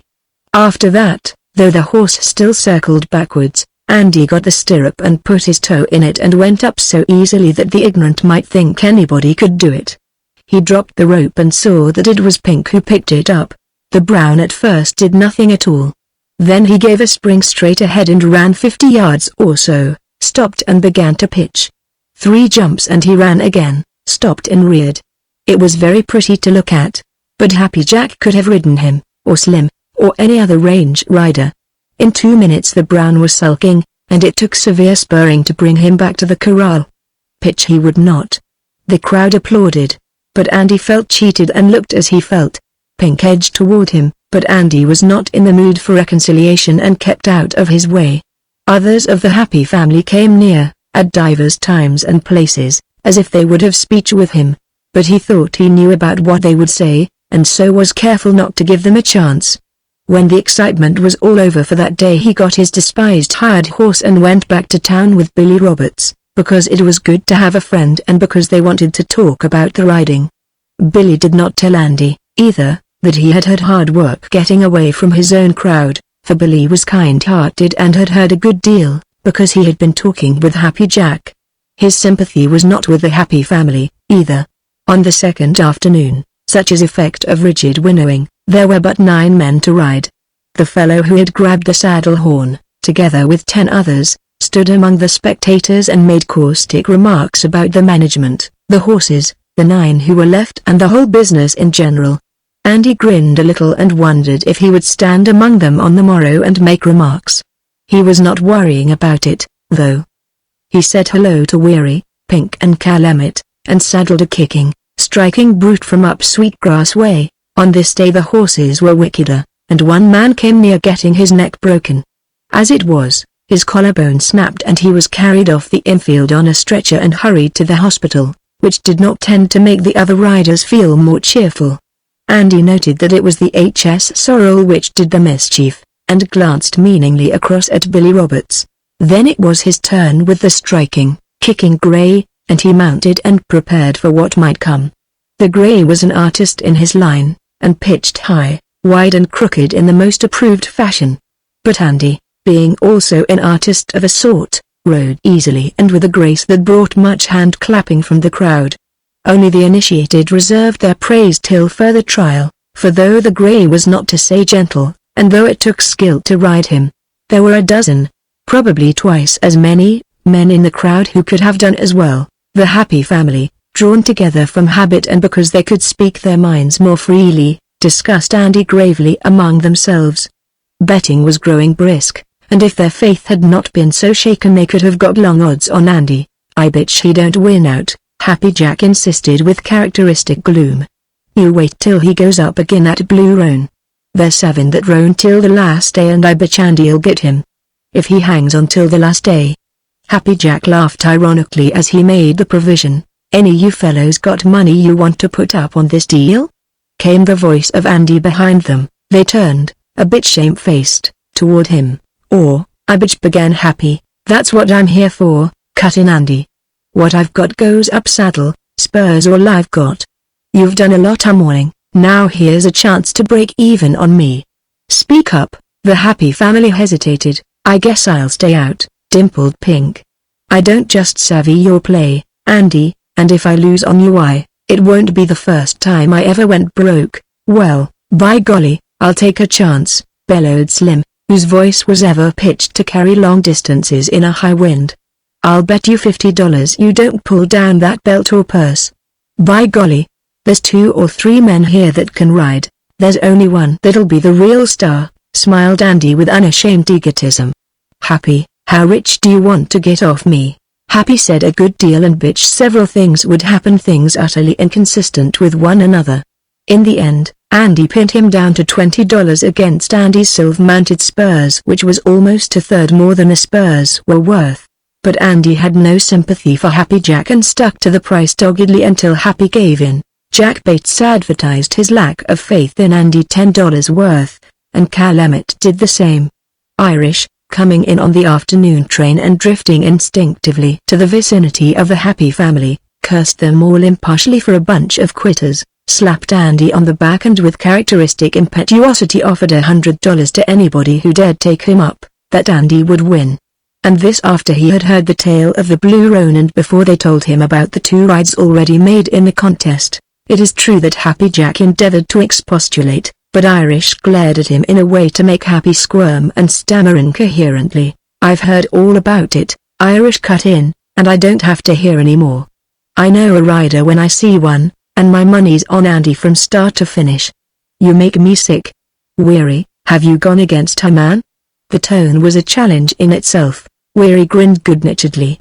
"I haven't pulled down any bets," he answered mildly, "and I haven't put up my last cent and don't intend to. I'm an engaged young man." He shrugged his shoulders to point the moral. "I sure do hope Andy'll win out," he added simply. "Hope? Why, damn it, you know he'll win," stormed Irish. Men in their vicinity caught the belligerence of the tone and turned about, thinking there was trouble, and the happy family subsided into quieter discussion.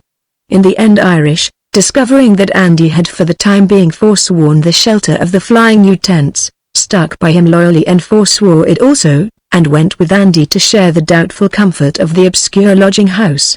For Irish was all or nothing, and to find the happy family publicly opposed or at most neutral to a flying U man in a rough riding contest like this, incensed him much. The happy family began to feel less sure of themselves and a bit ashamed though of just what. They were not quite clear, for surely they had reason aplenty for doubting Andy Green. The last day found the happy family divided against itself and growing a bit venomous in its remarks. Andy had not as yet done anything remarkable, except perhaps keep in the running when the 20 had been culled to 3, Billy Roberts, Andy and a man from the Yellowstone Valley, called Gopher by his acquaintances. Accident and untoward circumstances had thrown out the others good riders all of them, or they would not have been there. Happy Jack proclaimed loudly in camp that Andy was still in because Andy had not had a real bad horse. I seen Coleman looking over the Blue Roan and talking to them guys that runs things, they're going to put Andy on him today, I bet, and we seen how he can ride him. Piled in a heap. Not exactly, Pink interrupted. I seem to remember Andy lighting on his feet, and he was smoking when he started, and smoking when he quit. It didn't strike me at the time, but that's kinda funny, don't you think? So Pink went back to his first faith, and the happy family straightway became loud and excited over the question of whether Andy did really light upon his feet, or jumped up immediately, and whether he kept his cigarette or made a new one. The discussion carried them to the fairgrounds and remained just where it started, so far as any amicable decision was concerned. Now this is a fair and true report of that last day's riding, there being but the 3 riders, and the excitement growing apace. The rough riding was put first on the program and men struggled for the best places and the best view of the infield. In the beginning, Andy drew the HS Sorrel and Billy Roberts the Blue Roan. Gopher, the Yellowstone man, got a sulky little buckskin that refused to add one whit to the excitement, so that he was put back and another one brought. This other proved to be the wicked-eyed brown which Andy had ridden the first day. Only this day the brown was in different mood and pitched so viciously that Gopher lost control in the rapid-fire changes, and rode wild, being all over the horse and everywhere but on the ground. He did not pull leather, however, though he was accused by some of riding on his spurs at the last. At any rate, Andy and Billy Roberts felt that the belt lay between themselves, and admitted as much privately. "You've sure got to ride like a wild man if you beat me to it," grinned Billy. "By gracious, I'm after it like a wolf myself," Andy retorted. "You know how I'm fixed, I've just got to have it, Bill." Billy, going out to ride, made no reply except a meaning head shake. And Billy certainly rode, that day, for the Blue Roan did his worst and his best. To describe the performance, however, would be to invent many words to supply dearth in the language. Billy rode the Blue Roan back to the corral, and he had broken none of the stringent rules of the contest, which is saying much for Billy. When Andy went out shot out, one might say on the sorrel, the happy family considered him already beaten because of the remarkable riding of Billy. When the sorrel began pitching, the gaping populace, grown wise overnight in these things, said that he was EASY, which he was not. He fought as some men fight, with brain as well as muscle, cunningly, malignantly. He would stop and stand perfectly still for a few seconds, and then spring viciously whichever way would seem to him most unexpected, for he was not bucking from fright as most horses do, but because he hated men and would do them injury if he could. When the crowd thought him worn out, so that he stood with head drooping all that Andy would permit, then it was that Andy grew most wary. It was as he had said. Of a sudden, straight into the air leapt the sorrel, reared and went backward in a flash of red. But as he went, his rider slipped to one side, and when he struck the ground Andy struck also on his feet. "Get up, darn you," he muttered, and when the sorrel gathered himself together and jumped up, he was much surprised to find Andy in the saddle again. Then it was that the HS sorrel went mad and pitched as he had never, even when building his record, pitched before. Then it was that Andy, his own temper a bit roughened by the murderous brute, rode as he had not ridden for many a day, down in the saddle, his quirt keeping time with the jumps. He was just settling himself to drag it out of him proper, when one of the judges, on horseback in the field, threw up his hand. "Get off!" he shouted, galloping closer. "That horse's got to be rode again today. You've done enough this time." So Andy, watching his chance, jumped off when the sorrel stopped for a few seconds of breath, and left him unconquered and more murderous than ever. A man with a megaphone was announcing that the contest was yet undecided, and that Green and Roberts would ride again later in the afternoon. Andy passed the happy family head in air, stopped a minute to exchange facetious threats with Billy Roberts, and went with Irish to roost upon the fence near the judges' stand to watch the races. The happy family kept sedulously away from the two and tried to grow interested in other things until the final test. It came, when Billy Roberts, again first, mounted the HS sorrel, still in murderous mood and but little the worse for his previous battle. What he had done with Andy he repeated, and added much venom to the repetition. Again he threw himself backward, which Billy expected, and so got clear and remounted as he scrambled up. After that, the sorrel simply pitched so hard and so fast that he loosened Billy a bit, not much, but enough to show daylight between rider and saddle for 2 or 3 high, crooked jumps. One stirrup he lost, rode a jump without it, and by good luck regained it as it flew against his foot. It was great riding, and a gratifying roar of applause swept out to him when it was over. Andy, saddling the blue roan, drew a long breath. This one ride would tell the tale, and he was human enough to feel a nervous strain such as had not before assailed him. It was so close, now. And it might soon be so far. A bit of bad luck such as may come to any man, however great his skill, and the belt would go to Billy. But not for long could doubt or questioning hold Andy Green. He led the weaver out himself, and instinctively he felt that the horse remembered him and would try all that was in him. Also, he was somehow convinced that the blue roan held much in reserve, and that it would be a great fight between them for mastery. When he gathered up the reins, the roan eyed him wickedly sidelong and tightened his muscles, as it were, for the struggle. Andy turned the stirrup, put in his toe, and went up in a flash, warned by something in the blue roan's watchful eye. Like a flash the blue roan also went up, but Andy had been a fraction of a second quicker. There was a squeal that carried to the grandstand as the weaver, wild-eyed and with red flaring nostrils, pounded the wind-baked sod with high, bone-racking jumps, changed and took to weaving till one wondered how he kept his footing, more particularly, how Andy contrived to sit there, loose-reined, firm-seated, riding easily. The roan, tiring of that, began swapping ends furiously and so fast one could scarce follow his jumps. Andy, with a whoop of pure defiance, yanked off his hat and beat the roan over the head with it, yelling taunting words and contemptuous, and for every shout the weaver bucked harder and higher, bawling like a new-weaned calf. Men who knew good riding when they saw it went silly and yelled and yelled. Those who did not know anything about it caught the infection and roared. The judges galloped about, backing away from the living whirlwind and yelling with the rest. Came a lull when the roan stood still because he lacked breath to continue, and the judges shouted an uneven chorus, "Get down the belt's yours," or words to that effect. It was unofficial, that verdict, but it was unanimous and voiced with enthusiasm. Andy turned his head and smiled acknowledgement. "All right, but wait till I tame this hoss proper. Him and I've got a point to settle." He dug in his spurs and again the battle raged, and again the crowd, not having heard the unofficial decision, howled and yelled approval of the spectacle. Not till the roan gave up completely and owned obedience to rein and voiced command, did Andy take further thought of the reward. He satisfied himself beyond doubt that he was master and that the weaver recognized him as such. He wheeled and turned, cutting out an imaginary animal from an imaginary herd. He loped and he walked, stopped dead still in 2 jumps and started in 1. He leaned and ran his gloved hand forgivingly along the slaty blue neck, reached farther and pulled facetiously the roan's ears, and the roan meekly permitted the liberties. He half turned in the saddle and slapped the plump hips, and the weaver never moved. "Why, you're an all-right little hoss," praised Andy, slapping again and again. The decision was being bellowed from the megaphone, and Andy, hearing it thus officially, trotted over to where a man was holding out the belt that proclaimed him champion of the state.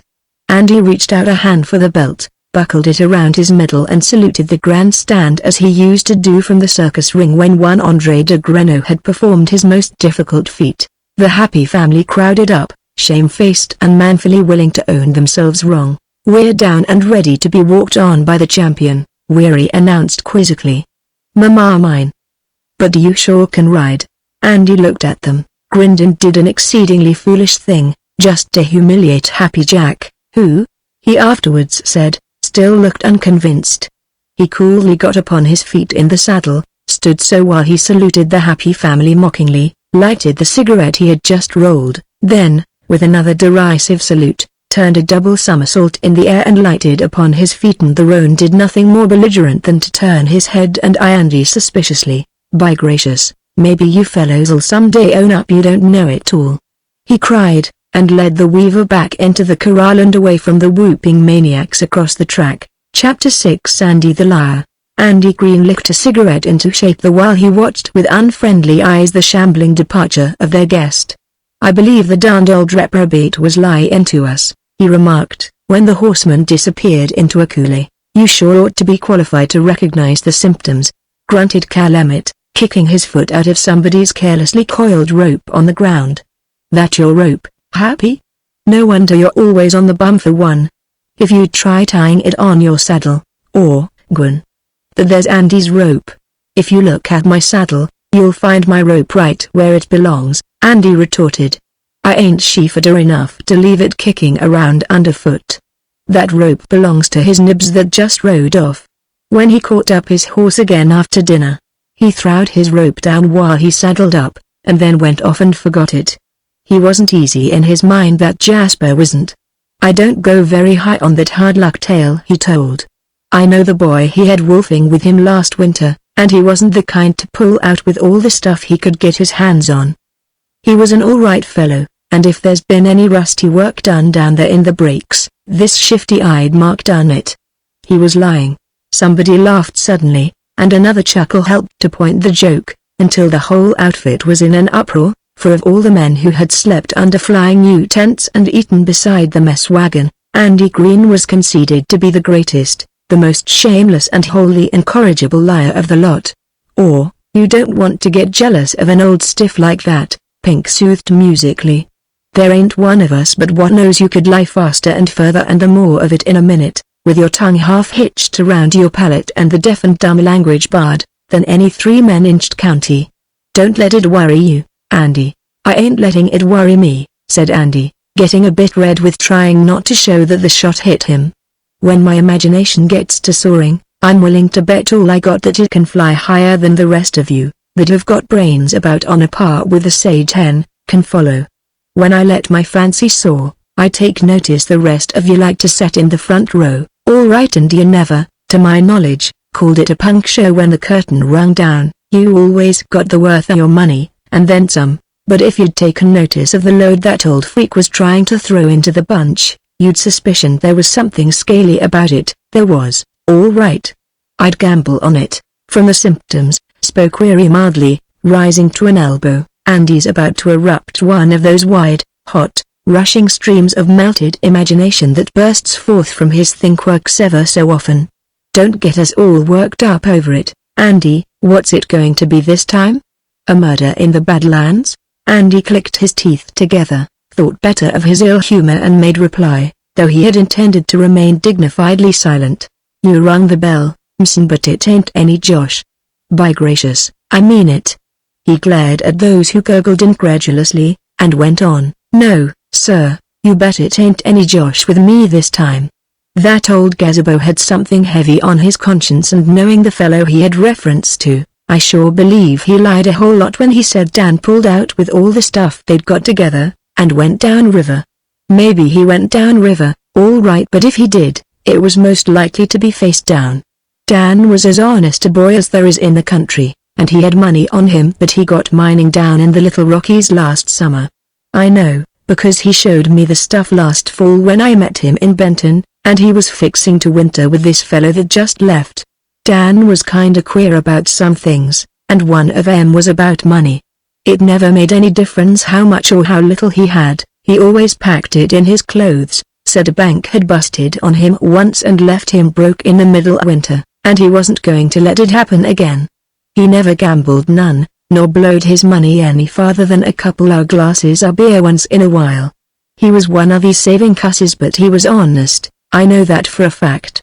So he had all this money on him, and went down there with this Jasper, that he'd got in with somehow and didn't know much about, and they wolfed all winter, according to all accounts, and must have made quite a stake, the way the bounty runs up, these days. And here comes this darn Siwash, hiking out other fast as he can, and if he hadn't run slap onto us at this crossing, I'll gamble he'd never showed up at camp at all, but kept right on going. We didn't ask him no questions, did we? But he goes to all the pains of telling us his tale of woe, about how Dan had robbed him and pulled out down river. If that was the case, wouldn't he be apartment to hike out after him and try and get back his stuff? And wouldn't, how much money did this friend of yours have? Queried Jack Bates innocently. Well, when I seen him in Benton, he had somewhere between $600 and $700. He got it all changed into $50 bills. Oh, golly. Jack Bates rolled over in disgust. Andy's losing his grip. Why, darn you, if you was in a normal, lying condition, you'd make it 10,000, at the lowest, and I've seen the time when you'd said 50,000, and you'd made us swallow the load, too. Buck up and do a good stunt, Andy, or else keep still. Why, Happy Jack could tell that big a lie, or, Gwan. Happy Jack rose up to avenge the insult. You needn't compare me to Andy Green. I ain't a liar, and I can lick the darn son of a gun that calls me one. I ain't, and you can't say I am, unless you lie worse'n Andy. Calm down, urged Weary pacifically. Jack said you could lie. He didn't say, by gracious, you'd think I was necked up with a whole bunch of George Washingtons. Growled Andy, half indignantly. And what gets me is, that I tell the truth as often as anybody in the outfit, oftener than some I could mention. But that ain't the point. I'm telling the truth now, when I say somebody ought to hike down to their camp and see what this old skunk has done with Dan. I'd bet money you'd find him sunk in the river, or cached under a cut bank, or something like that. If he'd kept his face closed I wouldn't give it a second thought, but the more I think of the story he put up, the more I believe there's something wrong. He's made way with Dan somehow, and, yes. Sure thing, drawled Pink wickedly. Let's organize a searching party and go down there and investigate. It's only about a 3 or 4 days trip, through the roughest country the Lord ever stood on end to cool and then forgot till it crumpled down in spots and got set that way, so he just let it go and mixed fresh mud for the job he was working on. Andy'd lead us down there, and we'd find his friend Dan buried in a tomato can, maybe, supplied Jack Bates. By golly, I'll bet you could put friend Dan into one, Slim burst out. By golly, I never met up with no Dan that packed $50 bills around in his gun pocket. Andy's telling the truth. He says so, reproved Weary. And when Andy says a thing is the truth, you always know, it ain't. Calumet finished the sentence, but Weary paid no attention. What to expect? Cadwallaper's right, and we ought to go down there and make a hunt for friend Dan and his $50 bills. How many were there, did you say? You go to the devil, snapped Andy, getting up determinedly. You bite quick enough when anybody throws a load at you that would choke a rhinoceros, but plain truth seems to be too much for the weak heads of you. I guess I'll have to turn loose and lie, so you'll listen to me. There is something crooked about this deal. We all thought it sounded that way, Weary remarked mildly. And if you did go down to where them two wintered, you'd find out I'm right. But you won't, and that old cutthroat will get off with the murder and the money. Don't he lie natural? Queried Jack Bates solemnly. That was too much. Andy glared angrily at the group, picked up the wolfer's rope, turned on his heel and walked off to where his horse was tied, got on him and rode away without once looking back, though he knew quite well that they were watching every move he made. It did not help to smooth his temper that the sound of much laughing followed him as he swung into the trail taken by the man who had left not long before, where he went that afternoon when for some reason sufficient for the foreman who was Chip Bennett the Flying U roundup crew lay luxuriously snoring in the shade instead of riding hurriedly and hotly the high divides, no one but Andy himself knew. They talked about him after he left, and told one another how great a liar he was, and how he couldn't help it because he was born that way, and how you could hardly help believing him. They recalled joyously certain of his fabrications that had passed into the history of the Flying U, and wondered what Josh he was trying to spring this time. What we ought to do, advised Gal, is to lead him on and let him lie his darndest, and make out we believe him. And then we can give him the laugh good and plenty and maybe cure him. Cure nothing, exclaimed Jack Bates, getting up because the sun had discovered him, and going over to the mess wagon where a bit of shade had been left unoccupied. About the only way to cure Andy of lying, is to kill him. He was working his way up to some big Josh, and if you let him alone you'll find out what it is, all right. I wouldn't worry none about it, if I was you. To prove that he did not worry, Jack immediately went to sleep. Such being the attitude of the happy family, when Andy rode hurriedly into camp at sundown, his horse wet to the tips of his ears with sweat, they sat up, expectancy writ large upon their faces. No one said anything, however, while Andy unsaddled and came over to beg a belated supper from the cook, nor yet while he squatted on his heels beside the cook tent and ate hungrily. He seemed somewhat absorbed in his thoughts, and they decided mentally that Andy was a sure enough good actor, and that if they were not dead next to him and his particular weakness, they would swallow his yarn whole whatever it was. A blood-red glow was in the sky to the west, and it lighted Andy's face queerly, like a vivid blush on the face of a girl. Andy scraped his plate thoughtfully with his knife, looked into his coffee cup, stirred the dregs absently and dipped out half a spoonful of undissolved sugar, which he swallowed meditatively. He tossed plate, cup and spoon toward the dishpan, sent knife and fork after them and got out his smoking material. And the happy family, grouped rather closely together and watching unobtrusively, stirred to the listening point. The liar was about to lie. Talk about a guilty conscience giving a man dead away, Andy began, quite unconscious of the mental attitude of his fellows, and forgetting also his anger of the afternoon. It sure does work out like that, sometimes. I followed that old devil, just out of curiosity, to see if he headed for Dry Lake like he said he was going. We didn't have any reason for keeping cases on him, or suspicioning anything, but he acted like we was all out on his trail, the fool. I kinda had a hunch that if he had been up to any deviltry, it would show on him when he left here, and I was plumb right about it. He went all straight enough till he got down into Black Coulee, and right there it looked like he got kinda panicky and suspicious, for he turned square off the trail and headed up the coulee. He must had Weary commented, quite as if he believed. You wait till I'm through, Andy advised, still wholly unconscious of their disbelief. You was all kinda skeptical when I told you he had a guilty conscience, but I was right about it, and come mighty near laying out on the range tonight with my toes pointing straight up, just because you fellows wouldn't. Sunstroke? Asked Pink, coming closer, his eyes showing purple in the softened light. No, you wait, now, till I tell you. Whereupon Andy smoked relishfully and in silence, and from the tail of his eye watched his audience squirm with impatience. A man gets along a whole lot better without any conscience, he began at last, irrelevantly, especially if he wants to be mean. I trailed this Jasper up the coulee and out on the bench, across that level strip between Black Coulee and Dry Spring Gulch, and down the gulch a mile or so. He was fogging right along, and seemed as if he looked back every 10 rods. I know he spotted me just as I struck the level at the head of Black Coulee, because he acted different then. I could see he was making across country for the trail to Chinook, but I wanted to overhaul him and have a little casual talk about Dan. I don't suppose you noticed I took his rope along. I wanted some excuse for hazing after him like that, you see. Of course, such accommodating cusses as you wouldn't be none strange to him, flared California. Well, he never found out what I was after, sighed Andy. It wasn't my fault I didn't come up with him, and my intentions were peaceful and innocent. But do you know what happened? He got out of sight down Dry Spring Gulch, you know where that elephant head rock sticks out, and the trail makes a short turn around it. That's where I lost sight of him.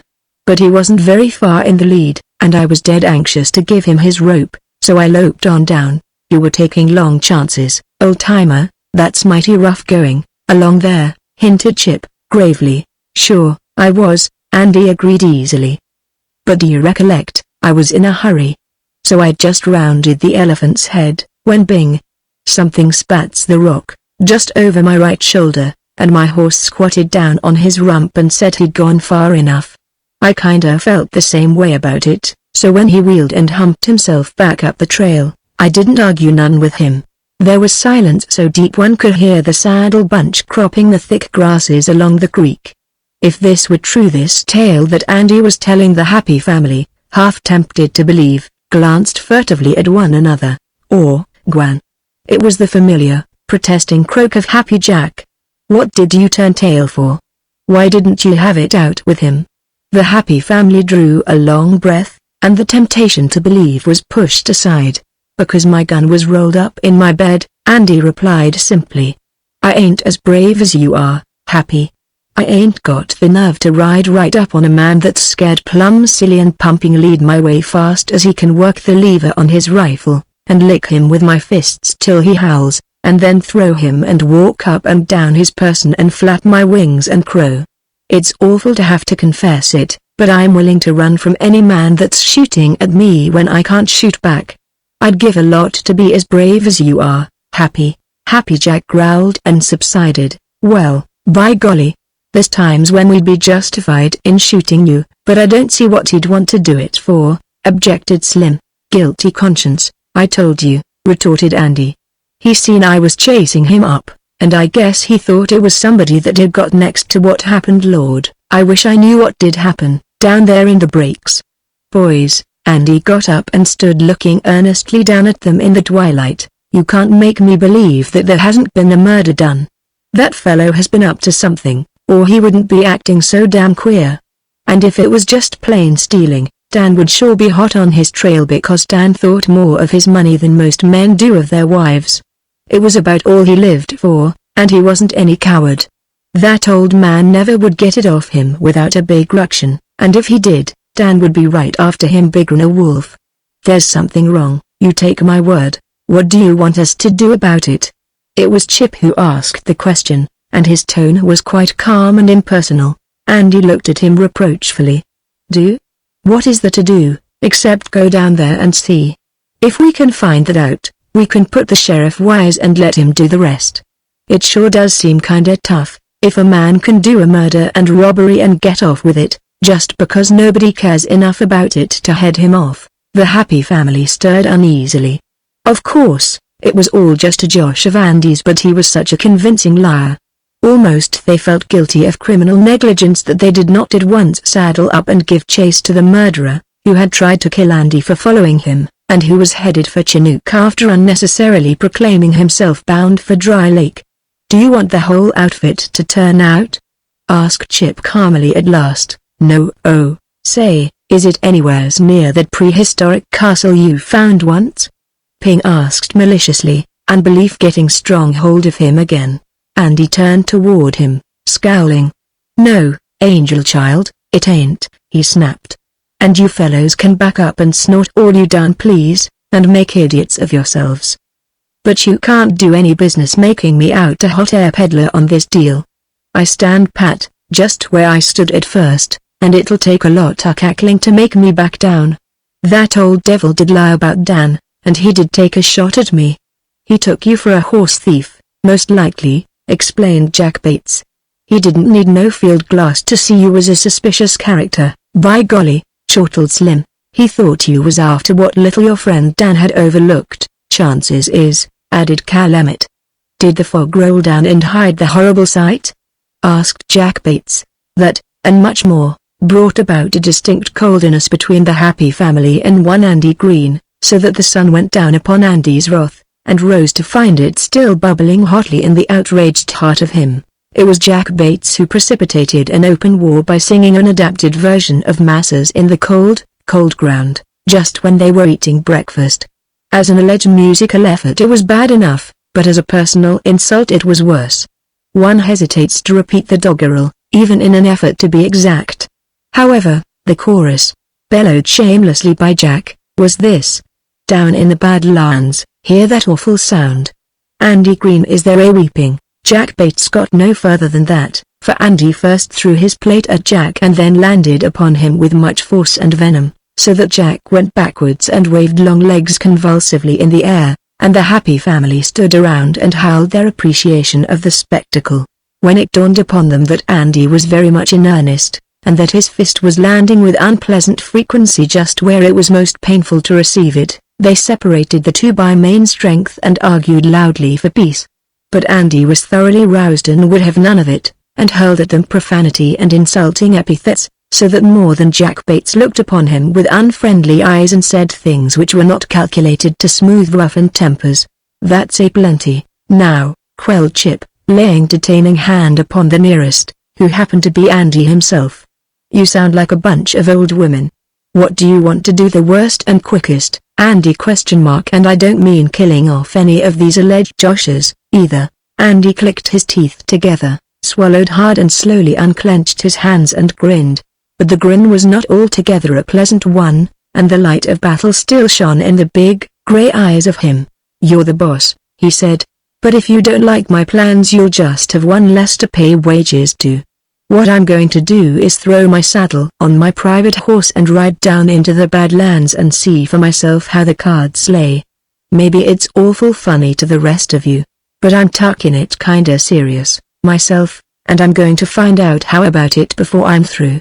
I can't seem to think it's a Josh when some old mark makes a play like that fellow did, and tries to put a bullet into my carcass for riding the same trail he took. It's me for the Badlands and you can think what you damn please about it." Chip stood quite still till he was through, and eyed him sharply. "You better take old Buck to pack your blankets and grub," he told him, in a matter-of-fact tone. "We'll be swinging down that way in 2 or 3 days. By next Saturday you'll find us camped at the mouth of Jump-Off Coulee, if nothing happens. That'll give you 4 days to prowl around.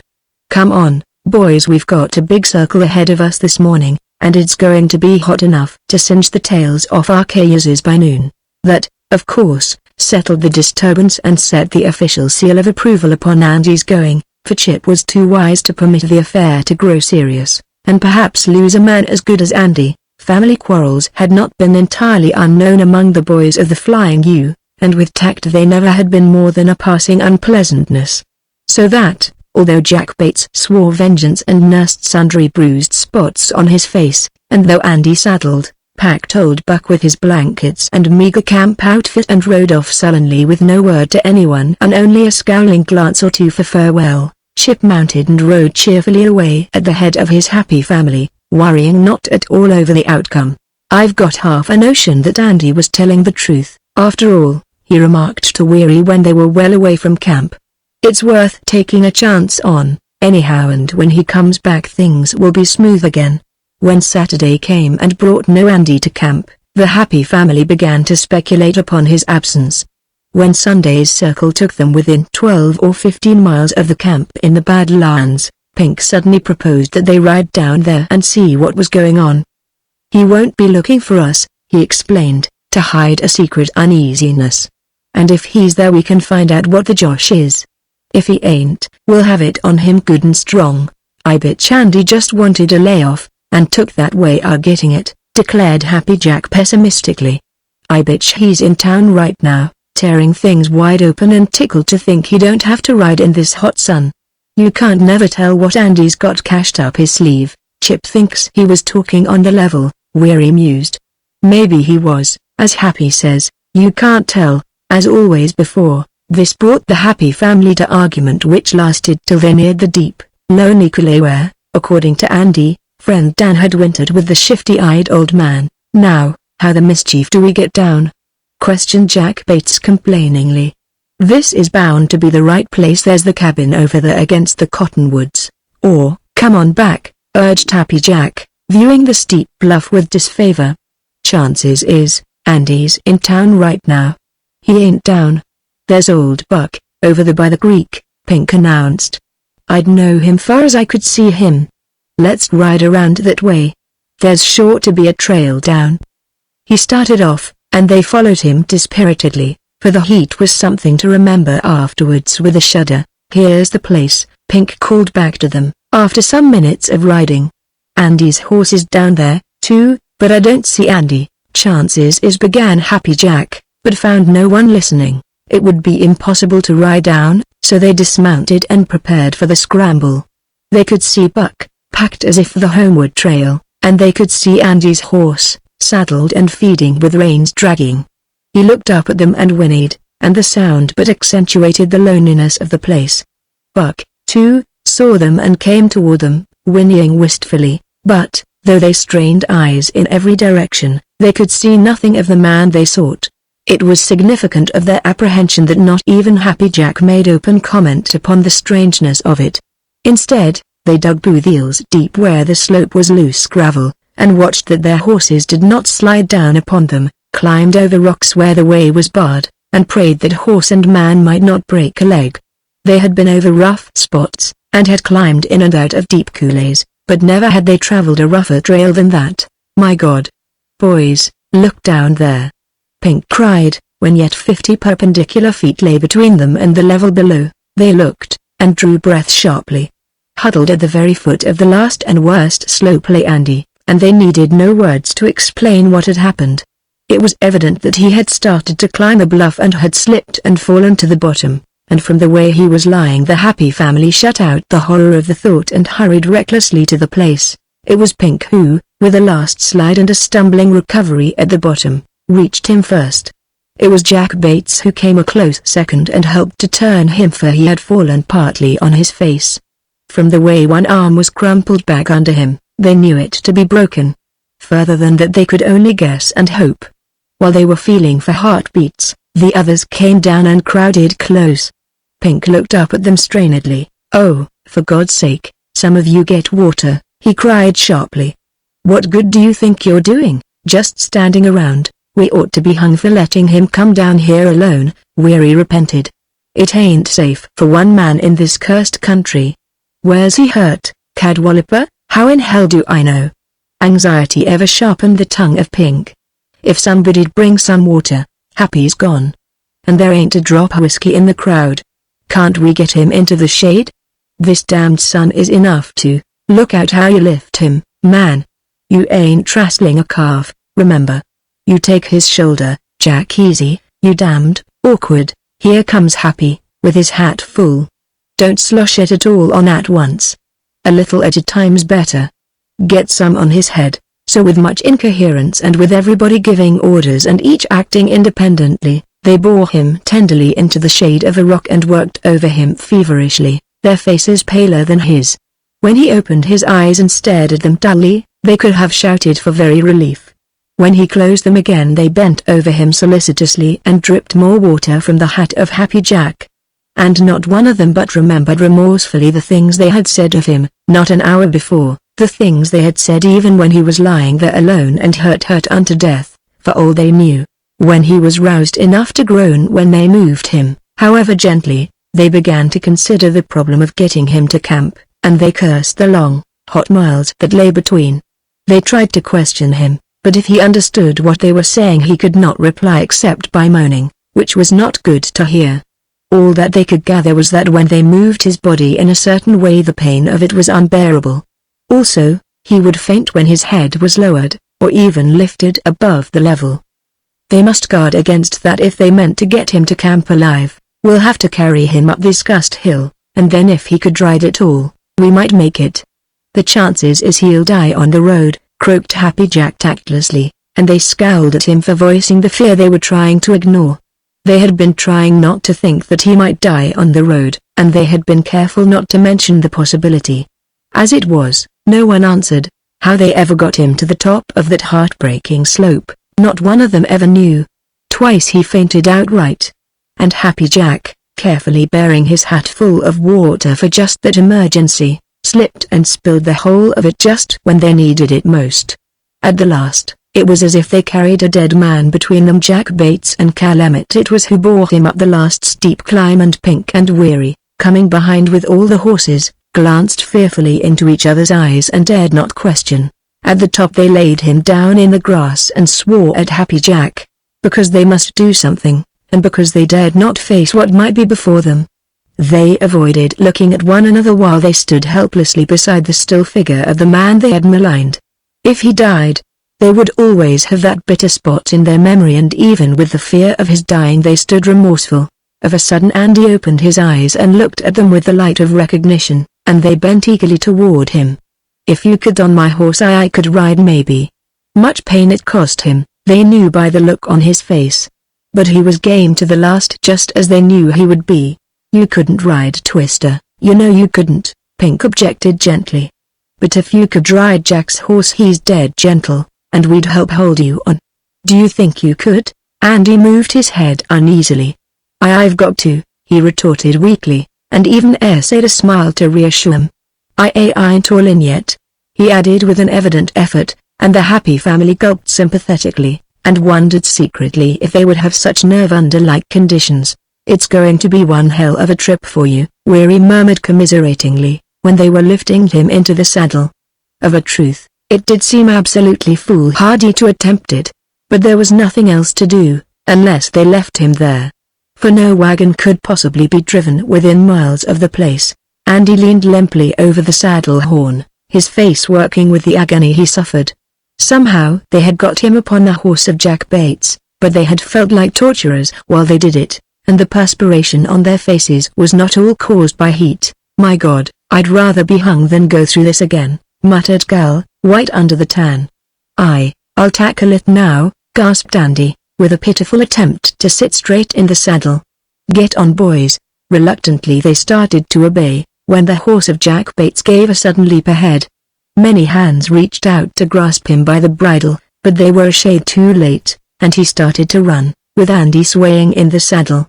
While they gazed horrified, he straightened convulsively, turned his face toward them and raised a hand, caught his hat by the brim and swung it high above his head. "Much obliged, boys," he yelled derisively.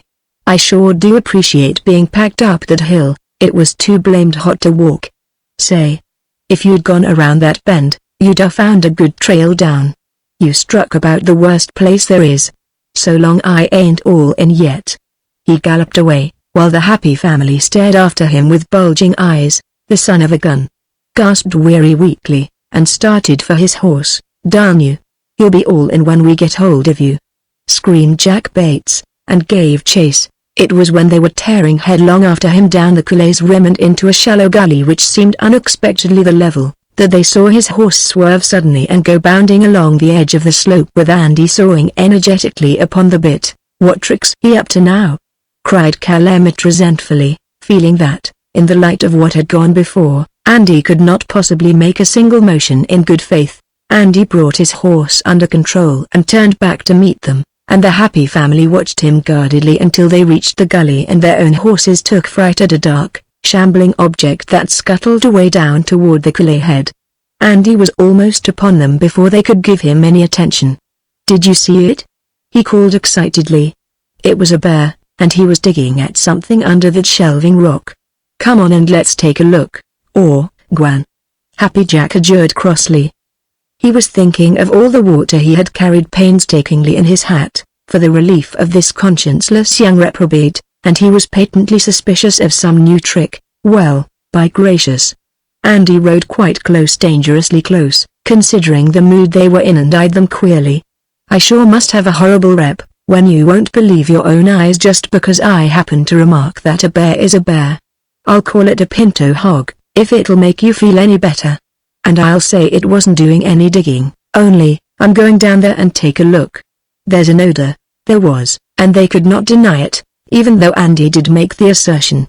And though they had threatened much that was exceedingly unpleasant, and what they would surely do to Andy if they ever got him within reach, they followed him quite peaceably. They saw him get off his horse and stand looking down at something, and there was that in his attitude which made them jab spurs against their horses' flanks. A moment later they, too, were looking down at something, and they were not saying a word. "It's Dan, all right," said Andy at last, and his tone was hushed. "I hunted the coulee over every foot of it and looked up some of the little draws, and went along the river, but I couldn't find any trace of him. I never thought about coming up here. Look there." His head was smashed in with a rock or something up. "Here, let me away, boys." This thing he walked uncertainly away and sat down upon a rock with his face in his hands, and what they could see of his face was as white as the tan would permit. Somehow, not a man of them doubted him then.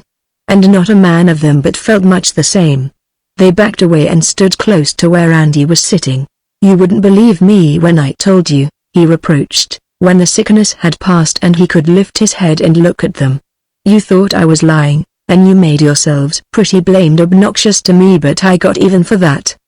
There was much satisfaction in his tone, and the happy family squirmed. "You see, I was telling the truth, all right, and now I'm going to get even some more. I'm going to take her Pink along for a witness, and notify the outfit that you won't be back for a day or two, and send word to the sheriff. And you Jaspers can have the pleasure us standing guard over that." He shivered a little and turned his glance quickly away. "And I hope," he added maliciously, as he mounted his own horse, "you'll make Jack Bates stand an all-night guard by his high lonesome. He's sure got it coming to him." With Pink following close at his heels, he rode away up the ridge. "Say, there's grub enough on Old Buck to do tonight," he called down to them, "in case Chip don't send you any till tomorrow." He waved a subdued farewell and turned his face again up the ridge, and before they had quite decided what to do about it, he was gone. Chapter 7 Wolf. Andy Green, of the Flying U, loped over the grassy level and hummed a tune as he rode. The sun shone just warm enough to make a man feel that the world was good enough for him, and the wind was just a lazy, whispering element to keep the air from growing absolutely still and stagnant. There was blue sky with white, fluffy bits of cloud like torn cotton drifting as lazily as the wind, and there were meadow larks singing and swaying, and slow-moving range cattle with their calves midway to weaning time. Not often may one ride leisurely afar on so perfect a day, and while Andy was a sunny-natured fellow at all times, on such a day he owned not a care.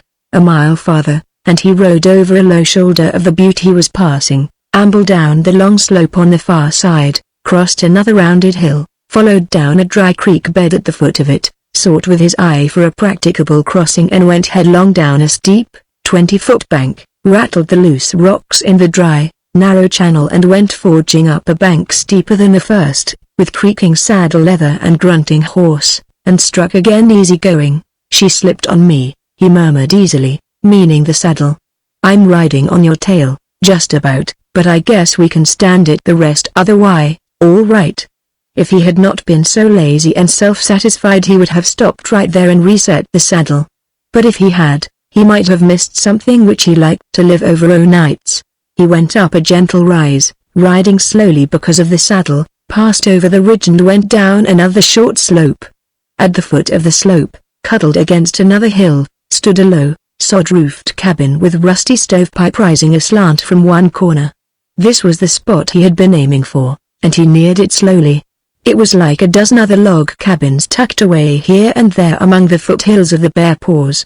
It had an air of rakish hominess, as if it would be a fine, snuggy place in winter, when the snow and the wind swept the barren land around. In the summer, it stood open-doored and open-windowed, with all the litter of bachelor belongings scattered about or hanging from pegs on the wall outside. There was a faint trail of smoke from the rusty pipe, and it brought a grunt of satisfaction from Andy. "He's home, all right. And if he don't throw together some of them sourdough biscuits there'll be something happen. Hope the bean pot's full. Gwyn, you lazy old skate." He slapped the rein ends lightly down the flanks of his horse and went at a trot around the end of the cabin. And there he was so utterly taken by surprise that he almost pulled his mount into a sitting posture. A young woman was stooping before the open door, and she was pouring something from a white earthen bowl into a battered tin pan. Two waggle-tailed lambs, a black one and a white, were standing on their knees in their absorption, and were noisily drinking of the stuff as fast as it came within reach. Andy had half a minute in which to gaze before the young woman looked up, said "Oh," in a breathless sort of way and retreated to the doorstep, where she stood regarding him inquiringly. Andy, feeling his face go unreasonably red, lifted his hat. He knew that she was waiting for him to speak, but he could not well say any of the things he thought, and blurted out an utterly idiotic question. "What are you feeding em?" The girl looked down at the bowl in her hands and laughed a little. "Rolled oats," she answered, "boiled very thin and with condensed cream added to taste." "Good morning." She seemed about to disappear, and that brought Andy to his senses. He was not, as a rule, a bashful young man. "Good morning. Is Mr. Johnson at home?" He came near saying "take notice," but caught himself in time. Take Notice Johnson was what men called the man whom Andy had ridden over to see upon a more or less trivial matter. "He isn't, but he will be back if you care to wait." She spoke with a certain preciseness which might be natural or artificial, and she stood in the doorway with no symptoms of immediate disappearance. Andy slid over a bit in the saddle, readjusted his hat so that its brim would shield his eyes from the sunlight, and prepared to be friendly. "Oh, I'll wait," he said easily. "I've got all the time there is. Would you mind if I smoked a cigarette?" "Indeed, I was wishing you would," she told him, with surprising frankness. "I've so longed to see a dashing young cowboy roll a cigarette with deft, white fingers." Andy, glancing at her startled, spilled much tobacco down the front of him, stopped to brush it away and let the lazy breeze snatch the tiny oblong of paper from between his unwatchful fingers. Of course, she was joshing him. He thought uneasily, as he separated the leaves of his cigarette book by blowing gently upon them, and singled out another paper. "Are you so new to the country that it's anything of a treat?" he asked guardedly. "Yes, I'm new. I'm what you people call a pilgrim." "Don't you do it with one hand?" "I thought so, yes. You hold the reins between your firm, white teeth while you roll." "Lady, I never traveled with no show," Andy protested mildly and untruthfully. Was she just joshing? Or didn't she know any better? She looked sober as anything, but somehow her eyes kind of, "You see, I know some things about you. Those are chaps, heavens." She called them the way they are spelled, without the soft sound of S, "that you're wearing for trousers." Andy blushed modestly. He was not wearing them for trousers, and you've got jingling rowels at your heels, and those are taps. You're going to be shy a yard or two of calico if that black lamb critter has his say-so. Andy cut in remorselessly, and hastily made and lighted his cigarette while she was rescuing her blue calico skirt from the jaws of the black lamb and puckering her eyebrows over the chewed place. When her attention was once more given to him, he was smoking as unobtrusively as possible, and he was gazing at her with a good deal of speculative admiration. He looked hastily down at the lambs. "Mary had 2 little lambs," he murmured inanely. "They're not mine," she informed him, taking him seriously or seeming to do so. Andy had some trouble deciding just how much of her was sincere. "They were here when I came, and I can't take them back with me, so there's no use in claiming them." "They'd be such a nuisance on the train." "I reckon they would," Andy agreed, "if you had far to go." "Well, you can't call San Jose close," she observed, meditatively. "It takes 4 days to come. You're a long way from home. Does it? Are you homesick, ever?" Andy was playing for information without asking directly how long she intended to stay, a question which had suddenly seemed quite important. Also, why was she stopping here with Take Notice Johnson? Away off from everybody, seeing I've only been here 4 days. "The novelty hasn't worn off yet," she replied. "But it does seem more like 4 weeks. And how I'll ever stand 2 months of it, not ever seeing a soul but father." Andy looked reproachful, and also glad. Didn't she consider him a soul? And Take Notice was her dad. To be sure, Take Notice had never mentioned having a daughter, but then, in the rangeland, men don't go around yawping their personal affairs. Before Take Notice returned, Andy felt that he had accomplished much. He had learned that the young woman's name really was Mary, and that she was a stenographer in a real estate office in San Jose, where her mother lived, that the confinement of office work had threatened her with pulmonary tuberculosis. Andy failed, at the moment, to recognize the disease which had once threatened him also, and wondered vaguely, and that the doctor had advised her coming to Montana for a couple of months, that she had written to her father. It seemed queer to have anyone speak of old Take Notice as father, and that he had told her to come running.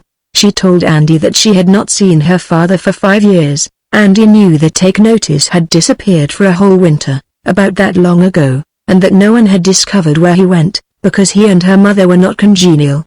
He had dismounted, at her invitation, and had gone clanking to the doorstep and sat down, giving a furtive kick now and then at the black lamb, which developed a fondness for the leathern fringe on his chaps and had eaten an orange which she had brought in her trunk all the way from San Jose, and which she had picked from a tree which stood by her mother's front gate. He had nibbled a ripe olive, eating it with what Andy himself would term long teeth, and had tried hard not to show how vile he found it. He had inspected 2 starfishes which he had found last 4th of July at Monterey and had dried, and had crumpled a withered leaf of bay in his hands and had smelled and nearly sneezed his head off, and had cracked and eaten 4 walnuts also gathered from her mother's yard and 3 almonds from the same source, and had stared admiringly at a notebook filled with funny marks which she called shorthand. Between whiles Andy had told her his name and the name of the outfit he worked for, had explained what he meant by outfit, and had drawn a large U in the dirt to show her what a flying U was, and had wanted to murder the black lamb which kept getting in his way and trying to eat the stick Andy used for a pencil, had confessed that he did sometimes play cards for money, as do the cowboys in Western stories, but assured her that he had never killed off any of his friends during any little disagreement. He had owned to drinking a glass of whiskey now and then, but declared that it was only for snakebite and did not happen oftener than once in 6 months or so. Yes, he had often had rattlers in his bed, but not to hurt. This is where he began to inspect the starfishes, and so turned the conversation safely back to California and himself away from the temptation to revel in fiction, all of which took time, so that Take Notice came before they quite felt a longing for his presence. And though the sun shone straight in the cabin door and so proved that it was full noon, there was no fire left in the stove and nothing in sight that was eatable save another ripe olive which Andy had politely declined and 2 more almonds and an orange. A stenographer, with a fluffy pompadour that dipped distractingly at one side, and a gold watch suspended around the neck like a locket, and with sleeves that came no farther than the elbow and heels higher than any riding boot Andy ever owned in his life, and with teeth that were very white and showed a glint of gold here and there, and eyes that looked at one with insincere gravity, and fingers with nails that shone, fingers that pinched red lips together meditatively. A stenographer who has all these entrancing attributes, Andy discovered, may yet lack those housewifely accomplishments that make a man dream of a little home for 2. So far as Andy could see, her knowledge of cookery extended no farther than rolled oat porridge for the 2 lambs. Take Notice it was who whittled shavings and started the fire without any comment upon the hour or his appetite, who went to the spring and brought water, half-filled the enameled tea kettle which had large, bare patches where the enamel had been chipped off in the stress of baking, and sliced the bacon and mixed the sourdough biscuits. To be sure, he had done those things for years and thought nothing of it. Andy, also, had done those things, many's the time, and had thought nothing of it, either. But to do them while a young woman sits calmly by and makes no offer of help, but talks of many things, unconscious even of her world-old, feminine duties and privileges, that struck Andy with a cold breath of disillusionment. He watched her unobtrusively while she talked. She never once seemed to feel that cooking belonged to woman, and as far as he could see Take Notice did not feel so either. So Andy mentally adjusted himself to the novelty and joyed in her presence. To show how successful was his mental adjustment, it is necessary merely to state one fact. Where he had intended to stop an hour or so, he stayed the afternoon, ate supper there and rode home at sundown, his mind a jumble of sunny Californian days where one may gather starfishes and oranges, bay leaves and ripe olives at will, and of black and white lambs which always obtrude themselves at the wrong moment and break off little, intimate confidences about life in a real estate office, perhaps, and of polished fingernails that never dip themselves in dishwater. Andy had come to believe that it would be neither right or just to expect them to do so common a thing. The season was what the range calls between roundups, so that Andy went straight to the ranch and found the happy family in or around the bunkhouse, peacefully enjoying their before-bedtime smoke. Andy, among other positive faults and virtues, did not lack a certain degree of guile. Men there were at the Flying U who would ride in haste if they guessed that a pomp-added young woman from California was at the end of the trail, and Andy, knowing well the reputation he bore among them, set that reputation at work to keep the trail empty of all riders save himself. When someone asked him idly what had kept him so long, he gazed around at them with his big, innocent gray eyes. "Why, I was just getting acquainted with the new girl," he answered simply and truthfully. Truth being something which the happy family was unaccustomed to from the lips of Andy Green. They sniffed scornfully. "What girl?" demanded Irish bluntly. "Why, Take Notice's girl." his young lady daughter that is visiting him. She's mighty nice, and she's got style about her, and she was feeding 2 lambs. Her name," he added softly, "is Mary." Since no one had ever heard that Take Notice had a daughter, the Happy family could not be blamed for doubting Andy. They did doubt, profanely and volubly. "Say, did any of you fellows ever eat a ripe olive?" Andy broke in, when he could make himself heard. "Well," he explained mildly, when came another rift of silence in a storm cloud of words, "when you ride over there, she'll likely give you one to try, but you take my advice and pass it up. I went up against one, and I ain't got the taste out of my mouth yet. It's sure fierce." More words, from which Andy gathered that they did not believe anything he said, that he was wasting time and breath, and that his imagination was weak and his lies idiotic. He'd better not let Take Notice hear how he was taking his name in vain and giving him a daughter and so on. "Say, did you ever see a starfish? Funniest thing you ever saw, all pimply, and pink, and with 5 points to M. She's got 2. When you go over, you ask her to let you see M." Andy was in bed, then, and he spoke through the dusk toward the voices. What those voices had just then been saying seemed to have absolutely no effect upon him. "Oh, dry up," Irish commanded impatiently. "Nobody's thinking of riding over there, you chump. What kind of easy marks do you think we are?" Andy laughed audibly in his corner next the window. "Say, you fellows do amuse me a lot. By gracious, I'll bet $5 some of you take the trail over there, soon or late. I'll bet $5 to 1 that you do. The bet to hold good for well, say 6 weeks. But you better not take me up, boys especially Irish, that ain't got a girl at present. Yes, or any of you, by gracious. It'll be a case for breach of promise for any one of you. Say, she's a bird. Got goldy hair, and a dimple in her chin and eyes that'd make a man." With much reviling they accepted the wager, and after that Andy went peacefully to sleep, quite satisfied for the time with the effect produced by his absolute truthfulness. It did not matter much, he told himself complacently, what a man's reputation might be, so long as he recognized its possibilities and shaped his actions properly. It is true that when he returned from Dry Lake, not many days after, with a package containing 4 new ties and a large, lustrous silk handkerchief of the proper, creamy tint, the Happy family seemed to waver a bit. When he took to shaving every other day, and became extremely fastidious about his fingernails and his boots and the knot in his tie, and when he polished the rowels of his spurs with Patsy's scouring brick, which Patsy never used, and was careful to dent his hat crown into 4 mathematically correct dimples before ever he would ride away from the ranch, the Happy family looked thoughtful and discussed him privately in low tones. But when Andy smilingly assured them that he was going over to call on Take Notice's girl, and asked them if they wouldn't like to come along and be introduced, and taste a ripe olive, and look at the starfishes, and smell a crumpled leaf of bay, they backed figuratively from the wiles of him and asserted more or less emphatically he couldn't work them. Then Andy would grin and ride gaily away, and Flying Ukulele would see him no more for several hours. It was mere good fortune from Andy's viewpoint that Dutry did not immediately call the Happy family, singly or as a whole, to ride across the hills toward the cabin of Take Notice Johnson. Without a legitimate excuse, he felt sure of their absence from the place, and he also counted optimistically upon their refusing to ask anyone whom they might meet, if Take Notice Johnson had a daughter visiting him. 4 weeks do not take much space in a calendar, nor much time to live, yet in the 4 that came just after Andy's discovery, he accomplished much, even in his own modest reckoning. He had taught the girl to watch for his coming and to stand pensively in the door with many goodbye messages when he said he must hit the trail. He had formed definite plans for the future and had promised her quite seriously that he would cut out gambling, and never touch liquor in any form unless the snake was a very big one and sunk his fangs in a vital spot, in which dire contingency Mary absolved him from his vow.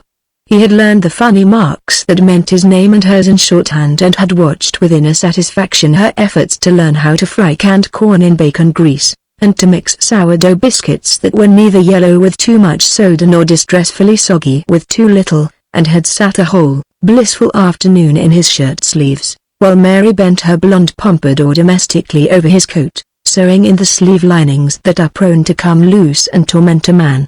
To go back to the first statement, which includes all these things and much more, Andy had, in those 4 weeks, accomplished much.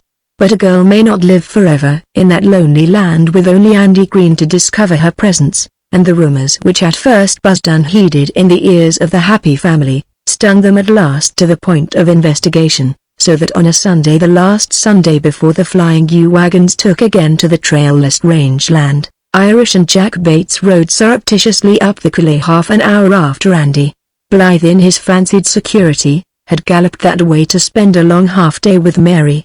If he discovered them, they would lose $1 each, but if they discovered a girl such as Andy had pictured, they felt that it would be $1 well lost. In the rangeland many strange things may happen. Irish and Jack pulled up short when, off to their right, in a particularly lonely part of that country, broken into seamed coulees and deep scarred hills, they heard a faint halloo. With spurs pricking deep and frequent, they hurried to the spot, looked down a grassy swale and saw Andy lying full length upon the ground in rather a peculiar pose, while his horse fed calmly a rein length away. They stopped and looked at him, and at each other, rode cautiously to within easy rifle shot and stopped again. "Ain't you getting tired? Feelings kind and unseasonable in the day?" Jack Bates called out guardedly. I'm hurt, boys," Andy lifted his head to say, strainedly. "My horse stepped in a hole, and I wasn't looking for it. I guess my leg's broke," Jack snorted. "That so? Sure it ain't your neck, now? Seems to me your headset's kinda crooked. Better feel it and find out, while we go on where we're going." He half-turned his horse up the hill again, resenting the impulse which had betrayed him a hand's breadth from the trail. Andy waited a moment.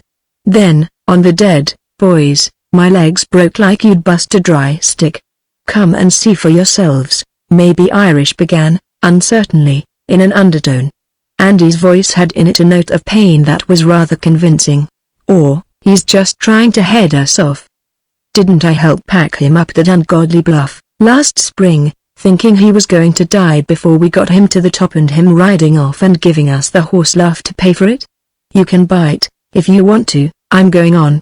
I sure savvy Andy Green, come and look," Andy bayed from below. "If I'm joshing, you can josh and be darned," finished Jack for him.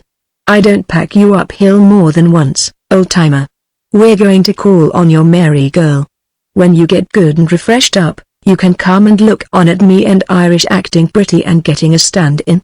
So long." Irish, looking back over his shoulder, saw Andy raise his head and gaze after them, saw it drop upon his arms just before they went quite over the hill. The sight stuck persistently and unpleasantly in his memory. "You know, he might be hurt," he began tentatively when they had ridden slowly 100 yards or so. "He might. But he ain't. He's up to some game again, and he wouldn't like anything better than to have us ride down there and feel his bones. If you'd been along, the day in the Badlands, you'd know the kind of bluff he can put up. Why, we all thought sure he was going to die. He acted that natural we felt like we was packing a corpse at a funeral, and him tickled to death all the while at the load he was throwing. No sir, you don't see me swallowing no such dope as that, anymore. When he gets tired of laying there, he'll recover rapid and come on. Don't you worry none about Andy Green. Why, man, do you reckon any horse critter could break his leg, a rider like him? He knows more ways of falling off a horse without losing the ashes off his cigarette than most men know how to punish grub. Andy Green couldn't get hurt with a horse. If he could, he'd have been dead and playing his little harp long ago." Such an argument was more convincing than the note of pain in the voice of Andy, so that Irish shook off his uneasiness and laughed at the narrow escape he'd had from being made a fool. And speedily they forgot the incident. It was Take Notice who made them remember, when they had been an hour or so basking themselves, so to speak, in the smiles of Mary. They had fancied all along that she had a curiously expectant air, and that she went very often to the door to see what the lambs were up to, and always lifted her eyes to the prairie slope down which they had ridden and gazed as long as she dared. They were not dull, they understood quite well what lamb it was that held half the mind of her, and they were piqued because of their understanding, and not disposed to further the cause of the absent. Therefore, when Take Notice asked casually what had become of Andy, Jack Bates moved his feet impatiently, shot a sidelong glance at the girl, who was at that moment standing where she could look out of the window, and laughed unpleasantly. "Oh, Andy's been took again with an attack bluff," he answered lightly. "He gets that way, ever so often, you know. We left him laying in a sunny spot, a few miles back, trying to make somebody think he was hurt, so they'd pack him home and he'd have the laugh on them for all summer." "Wasn't he hurt?" The girl turned suddenly and her voice told how much it meant to her. But Jack was not sympathetic. "No, he wasn't hurt. He was just playing off. He got us once, that way, and he's never given up the notion that he could do it again. We may be easy, but, I don't understand," the girl broke in sharply. "Do you mean that he would deliberately try to deceive you into believing he was hurt, when he wasn't, Miss Johnson?" Jack replied sorrowfully. "He would. He would lose valuable sleep for a month, studying up the smoothest way to deceive. I guess," he added artfully, and as if the subject was nearly exhausted, "you don't know Mr. Green very well. I remember hearing about the job he put up on you," Take Notice remarked, not noticing that the girl's lips were opened for speech. "You made a stretcher, didn't you, and—" "No, he told it that way, but he's such a liar he couldn't tell the truth if he wanted to. We found him lying at the bottom of a steep bluff, and he appeared to be about dead. It looked as if he'd slipped and fallen down part way. So we packed water and sloshed in his face, and he kinda come to, and then we packed him up the bluff, and do you know what the Badlands is like, Take Notice? It was unmerciful hot, too, and we like to died getting him up. At the top we laid him down and worked over him till we got him to open his eyes, and he could talk a little and said maybe he could ride if we could get him on a horse. There he made us lift him into the saddle, and considering the size of him, it was something of a contract, and then he made as if he couldn't stay on, even. But first we knew he digs in the spurs, yanks off his hat and lets a yell out of him you could hear a mile, and says, 'Much obliged, boys, it was too blamed hot to walk up that hill,' and off he goes." Take Notice stretched his legs out before him, pushed his hands deep down in his trousers pockets, and laughed and laughed. "That was sure one on you," he chuckled. "Andy's a hard case, all right." But the girl stood before him, a little pale and with her chin high. "Father, how can you think it's funny?" she cried impatiently. "It seems to me I think it's perfectly horrid for a man to act like that. And you say, Mr. Bates, that he's out there now?" She swept a very pretty hand and arm toward the window, acting the same silly sort of falsehood. "I don't know where he is now," Jack answered judicially. "That's what he was doing when we came past." She went to the door and stood looking vaguely out at nothing in particular, and Irish took the opportunity to kick Jack on the ankle bone and viciously whisper, "You damn chump." But Jack smiled serenely. Irish, he reflected, had not been with them that day in the Badlands, and so had not the same cause for vengeance. He remembered that Irish had laughed, just as Take Notice was laughing, when they told him about it, but Jack had never been able to see the joke, and his conscience did not trouble him now. More they said about Andy Green, he and Take Notice, with Irish mostly silent and with the girl extremely indignant at times and at others slightly incredulous, but always eager to hear more. More they said, not with malice, perhaps, for they liked Andy Green, but with the spirit of reminiscence strong upon them. Many things that he had said and done they recalled and laughed over, but the girl did not laugh. At sundown, when they rode away, she scribbled a hasty note, put it in an envelope and entrusted it to Irish for immediate delivery to the absent and erring one. Then they rode home, promising each other that they would sure devil Andy to death when they saw him, and wishing that they had ridden long ago to the cabin of Take Notice. It was not pleasant to know that Andy Green had again fooled them completely. None at the ranch had seen Andy, and they speculated much upon the nature of the game he was playing. Happy Jack wanted to bet that Andy really had broken his leg, but that was because he had a present grievance against Irish and hated to agree with anything he said. But when they went to bed, the happy family had settled unanimously upon the theory that Andy had ridden to Dry Lake, and would come loping serenely down the trail next day. Irish did not know what time it was when he found himself sitting up in bed listening, but he discovered Pink getting quietly into his clothes. Irish hesitated a moment, and then felt under his pillow for his own garments. Long habit had made him put them there and began to dress. "I guess I'll go along with you," he whispered. "You can if you want to," Pink answered ungraciously. "But you needn't raise the long howlif." "Hold on, boys, my auntie's on the table," came guardedly from Weary's bunk, and there was a soft, shuffling sound as of moving blankets, the subdued scrape of boots pulled from under bunks, and the quiet searching for hats and gloves. There was a clank of spur chains, the faint squeal of a hinge gone rusty, a creak of a loose board, and then the three stood together outside under the star sprinkle and avoided looking at one another. Without a word they went down the deep worn path to the big gate, swung it open and headed for the corral where slept their horses. "If them boneheads don't wake up, nobody'll be any the wiser, and it's a lovely night for a ramble," murmured Weary, consoling himself. "Well, I couldn't sleep," Irish confessed, half defiantly. "I expect it's just a big Josh. But it won't do any hurt to make sure." "You all think Andy Green loves to tell lies," snapped Pink, throwing the saddle on his horse with a grunt at the weight of it.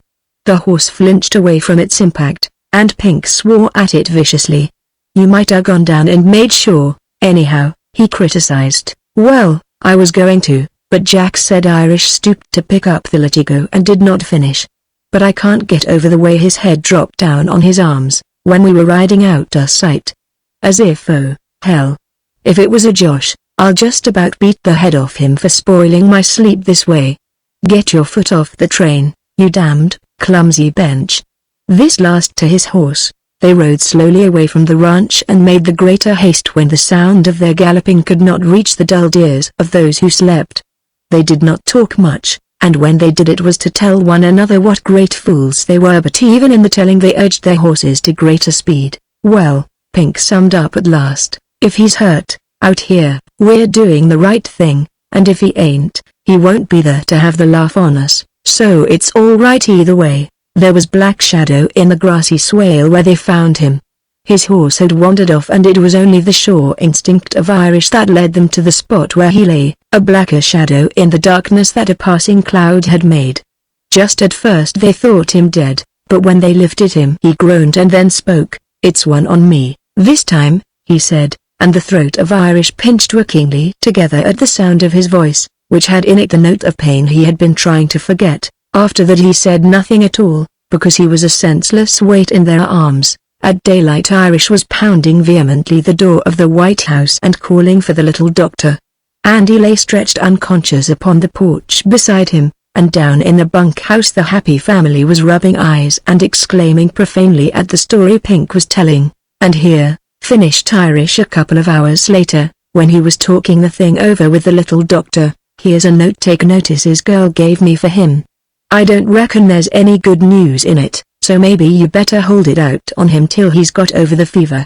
I guess we queered Andy a lot, but I'll ride over, soon as I can, and fix it up with her and tell her he broke his leg, all right. Maybe," he finished optimistically, "she'll come over to see him." Irish kept his word, though he delayed until the next day, and the next day it was too late. For the cabin of Take Notice was closed and empty, and the black lamb and the white were nosing unhappily their overturned pan of mush, and bleating lonesomely. Irish waited a while and started home again, rode into the trail and met Bert Rogers, who explained. Take Notice was hauling his girl, trunk and all, to the depot, he told Irish. "I met him just this side the lane. They aimed to catch the afternoon train, I reckon. She was going home, Take Notice told me." So Irish rode thoughtfully back to the ranch and went straight to the White House where Andy lay, meaning to break the news as carefully as he knew how. Andy was lying in bed looking big-eyed at the ceiling, and in his hand was the note. He turned his head and glanced indifferently at Irish. "You sure made a good job of it, didn't you?" he began calmly, though it was not the calm which meant peace. "I was just about engaged to that girl. If it'll do you any good to know how nice and thorough you busted everything up for me, read that." He held out the paper, and Irish turned a guilty red when he took it. "Mr. Green, I have just been greatly entertained with the history of your very peculiar deeds and adventures, and I wish to say that I have discovered myself wholly lacking the sense of humor which is necessary to appreciate you. As I am going home tomorrow, This is my only opportunity of letting you know how thoroughly I detest falsehood in any form. Yours truly, Mary Edith Johnson. Ain't you proud? Andy inquired in a peculiar, tired voice. Maybe I'm a horrible liar, all right, but I never done anybody a dirty trick like that. Irish might have said it was Jack Bates who did the mischief, but he did not. We never knew it was anything serious, he explained contritely. On the dead, I'm sorry, and that does a damned lot of good if she's gone. Andy cut in, miserably. Oh, she's gone, all right. She went today, murmured Irish, and went out and shut the door softly behind him. Chapter 8 Fool's Gold. Andy Green, unshaven as to face and haggard as to eyes, leaned upon his stout willow stick and looked gloomily away to the west. He was a good deal given to looking to the west. These days when a leg new-heeled kept him at the ranch, though habit and inclination would have sent him riding fast and far over prairies untamed. Inaction comes hard when a man has lived his life mostly in the open, doing those things which keep brain and muscle keyed alike to alertness and leave no time for brooding.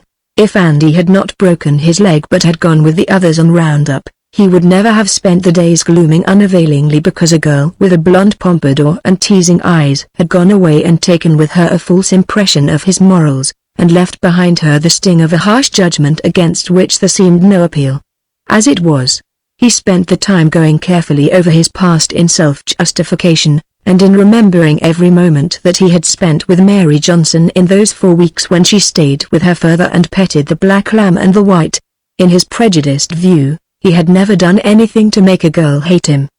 He had not always told the truth, he would admit that with candid, grey eyes looking straight into your own, but he had never lied to harm a man, which, it seemed to him, makes all the difference in the world.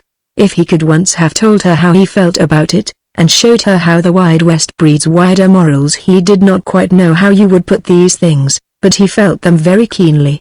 He wanted to make her feel the difference, to see that little things do not count in a man's life, after all, except when they affect him as a man when big things are wanted of him.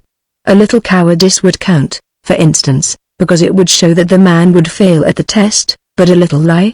Just a harmless sort of lie that was only a josh and was taken as such by one's fellows? Andy was not analytic by nature, and he would have stumbled vaguely among words to explain his views, but he felt very strongly the injustice of the girl's condemnation, and he would scarcely speak to Jack Bates and Irish when they came around making overtures for peace and goodwill. If she hadn't gone home so sudden, I could have squared it all right, he told the little doctor, whenever her sympathetic attitude won him to speech upon the subject. Yes, I believe you could, she would agree cheeringly. If she's the right sort, and cared, you could.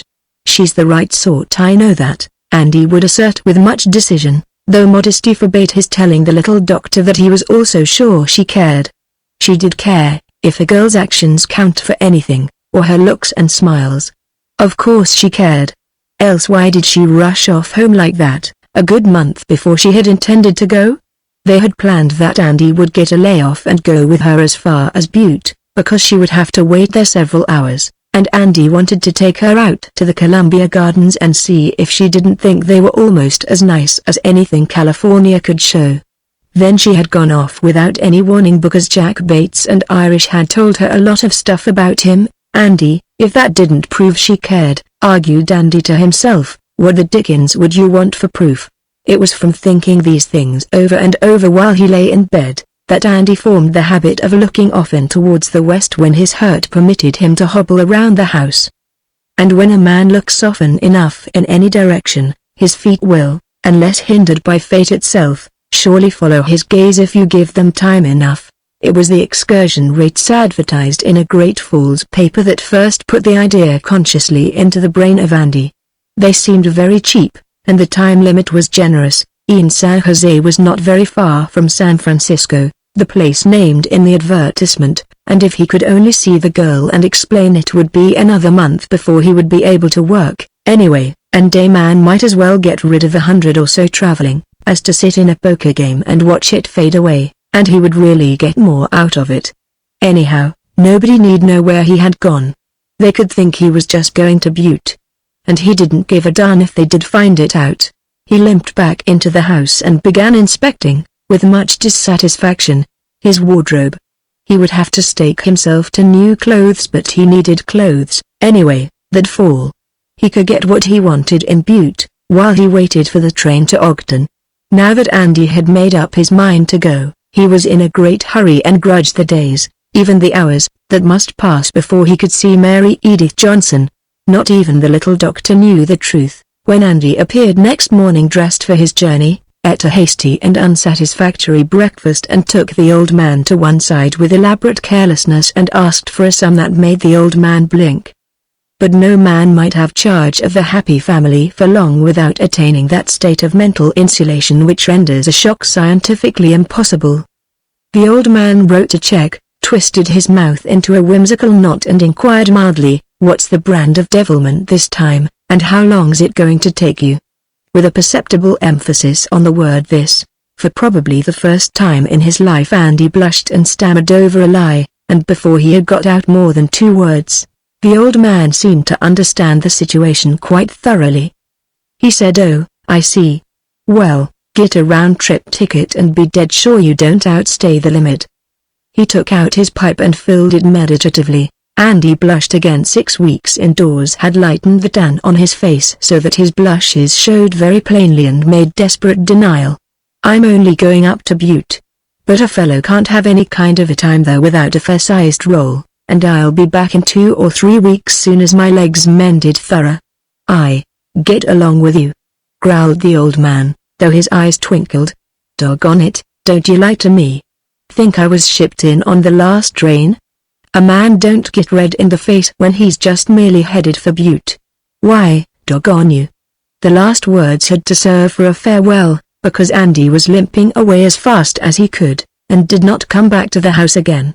He did not even tell the little doctor goodbye, though it was 15 minutes before John Wedgham, the ronk hand, had the team ready to drive Andy to town, and he was one of the little doctor's most loyal subjects.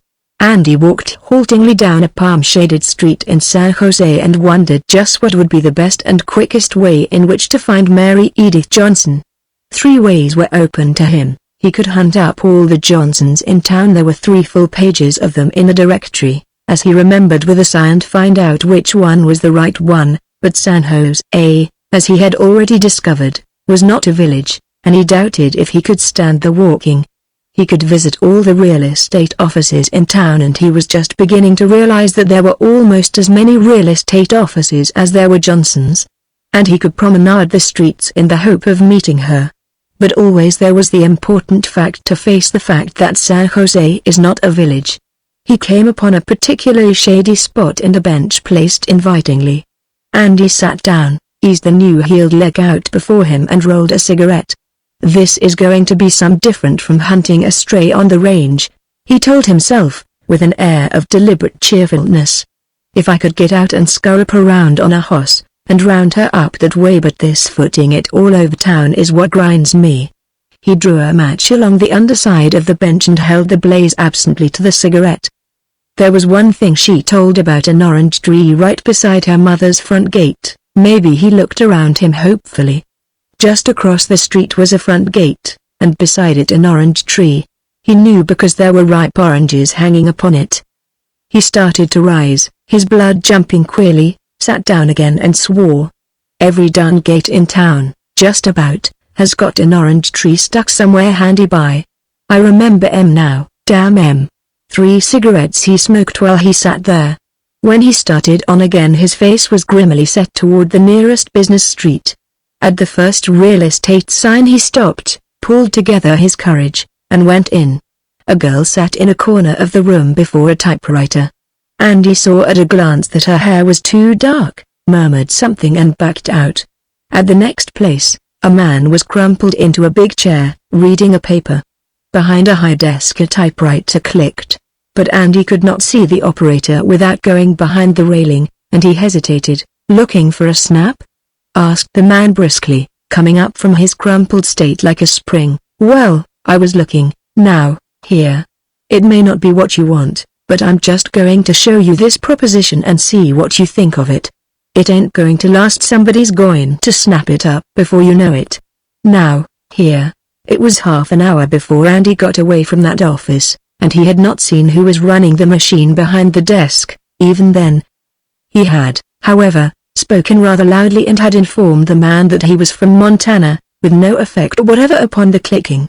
He had listened patiently to the glowing description of several goodbyes, and had escaped with difficulty within 10 minutes after hearing the unseen typist addressed as Fern. At the third place he merely looked in at the door and retreated hastily when the agent, like a spider on the watch, started forward. When he limped into the office of his hotel at 6 o'clock, Andy was ready to swear that every foot of land in California was for sale, and that every man in San Jose was trying his best to sell it and looked upon him, Andy Green, as a weak-minded millionaire who might be induced to purchase. He had not visited all the places where they kept bulletin boards covered with yellowed placards abounding in large type and many fat exclamation points and the word only with a dollar mark immediately after. All? He had not visited half of them, or a third. That night he dreamed feverishly of 5-room, modern cottages with bath, and of only $500 down and balance payable monthly, and of 10-acre ranches and 5-acre ranches he who had been used to numbering acres by the thousand and to whom the word ranch meant miles of wire fencing and beyond that miles of open. It took all the longing he felt for Mary Johnson to drive him out the next morning and to turn his face toward those placarded places which infested every street, but he went. He went with eyes that glared hostility at every man who said bye, and with chin set to stubborn purpose. He meant to find Mary Edith Johnson, and he meant to find her without all California knowing that he was looking for her. Not once had he mentioned her name, or showed that he cared whether there was a typewriter in the office or whether it was a girl, man or Chinaman who clicked the keys, and yet he knew exactly how every girl typist had her head dressed, and what was the color of her eyes. At 2 o'clock, Andy stopped suddenly and stared down at a crack in the pavement, and his lips moved in muttered speech. She's worked 3 years in one of them places and she thoroughly detests falsehood in any form. Hell, is exactly what he was saying out loud. On one of the busiest streets in San Jose, a policeman glanced at him, looked again and came slowly toward him. Andy took the hint and moved on decorously to the next bulletin board, but the revelation that had come to him there in the street dulled somewhat his alertness, so that he came near committing himself to the purchase of one of those ubiquitous 5-room, modern cottages with bath before he realized what he was doing and fled to the street again, on the pretense that he had to catch the car which was just slowing down for that crossing. He boarded the car, though he had no idea of where it was going, and fished in his pocket for a nickel. And just when he was reaching up from the step where he stood reaching over the flower-piled hat of a girl, to place the nickel in the outstretched palm of the conductor, he heard for the first time in many weeks the name of Mary Johnson. A girl at his elbow was asking the other, what in the world's become of Mary Johnson? She wasn't to the dance last night, and it's the first one. Andy held his breath. Oh, Mame quit her place with Kelly and Gray 2 weeks ago. She's gone to Santa Cruz and got a place for the summer. Her and Lola Parsons went together, and Andy took advantage of another crossing, and dropped off. He wanted to find out when the next train left for Santa Cruz. It never occurred to him that there might be 2 Mary Johnsons in the world, which was fortunate, perhaps. He wasted no time in hesitation, and so, within 20 minutes, he was hearing the wheels of a fast train go clickety-click, clickety-click over the switches in the suburbs of San Jose, and he was asking the conductor what time the train would reach Santa Cruz, and was getting snubbed for his anxiety. Santa Cruz, when he did reach it, seemed, on a superficial examination, to be almost as large as San Jose, and the real estate offices closer together and even more plentifully supplied with modern cottages and bath, and the heart of him sank prophetically. For the first time since he dropped off the streetcar in San Jose, it seemed to him that Mary Johnson was quite as far off, quite as unattainable as she had ever been. He walked slowly up Pacific Avenue and watched the hurrying crowds, and wondered if chance would be kind to him, if he should meet her on the street, perhaps. He did not want to canvass all the real estate offices in town. It would take me till snow flies, he murmured dispiritedly, forgetting that here was a place where snow never flew, and sought a hotel where they were not full to the eaves as 2 complacent clerks had already told him. At supper, He made friends with a genial-voiced insurance agent, the kind who does not insist upon insuring your life whether you want it insured or not. The agent told Andy to call him Jack and use him good and plenty, perhaps because something wistful and lonely in the grey eyes of Andy appealed to him, and Andy took him at his word and was grateful. He discovered what day of the week it was, Saturday, and that on the next day Santa Cruz would be wide open because of an excursion from Sacramento.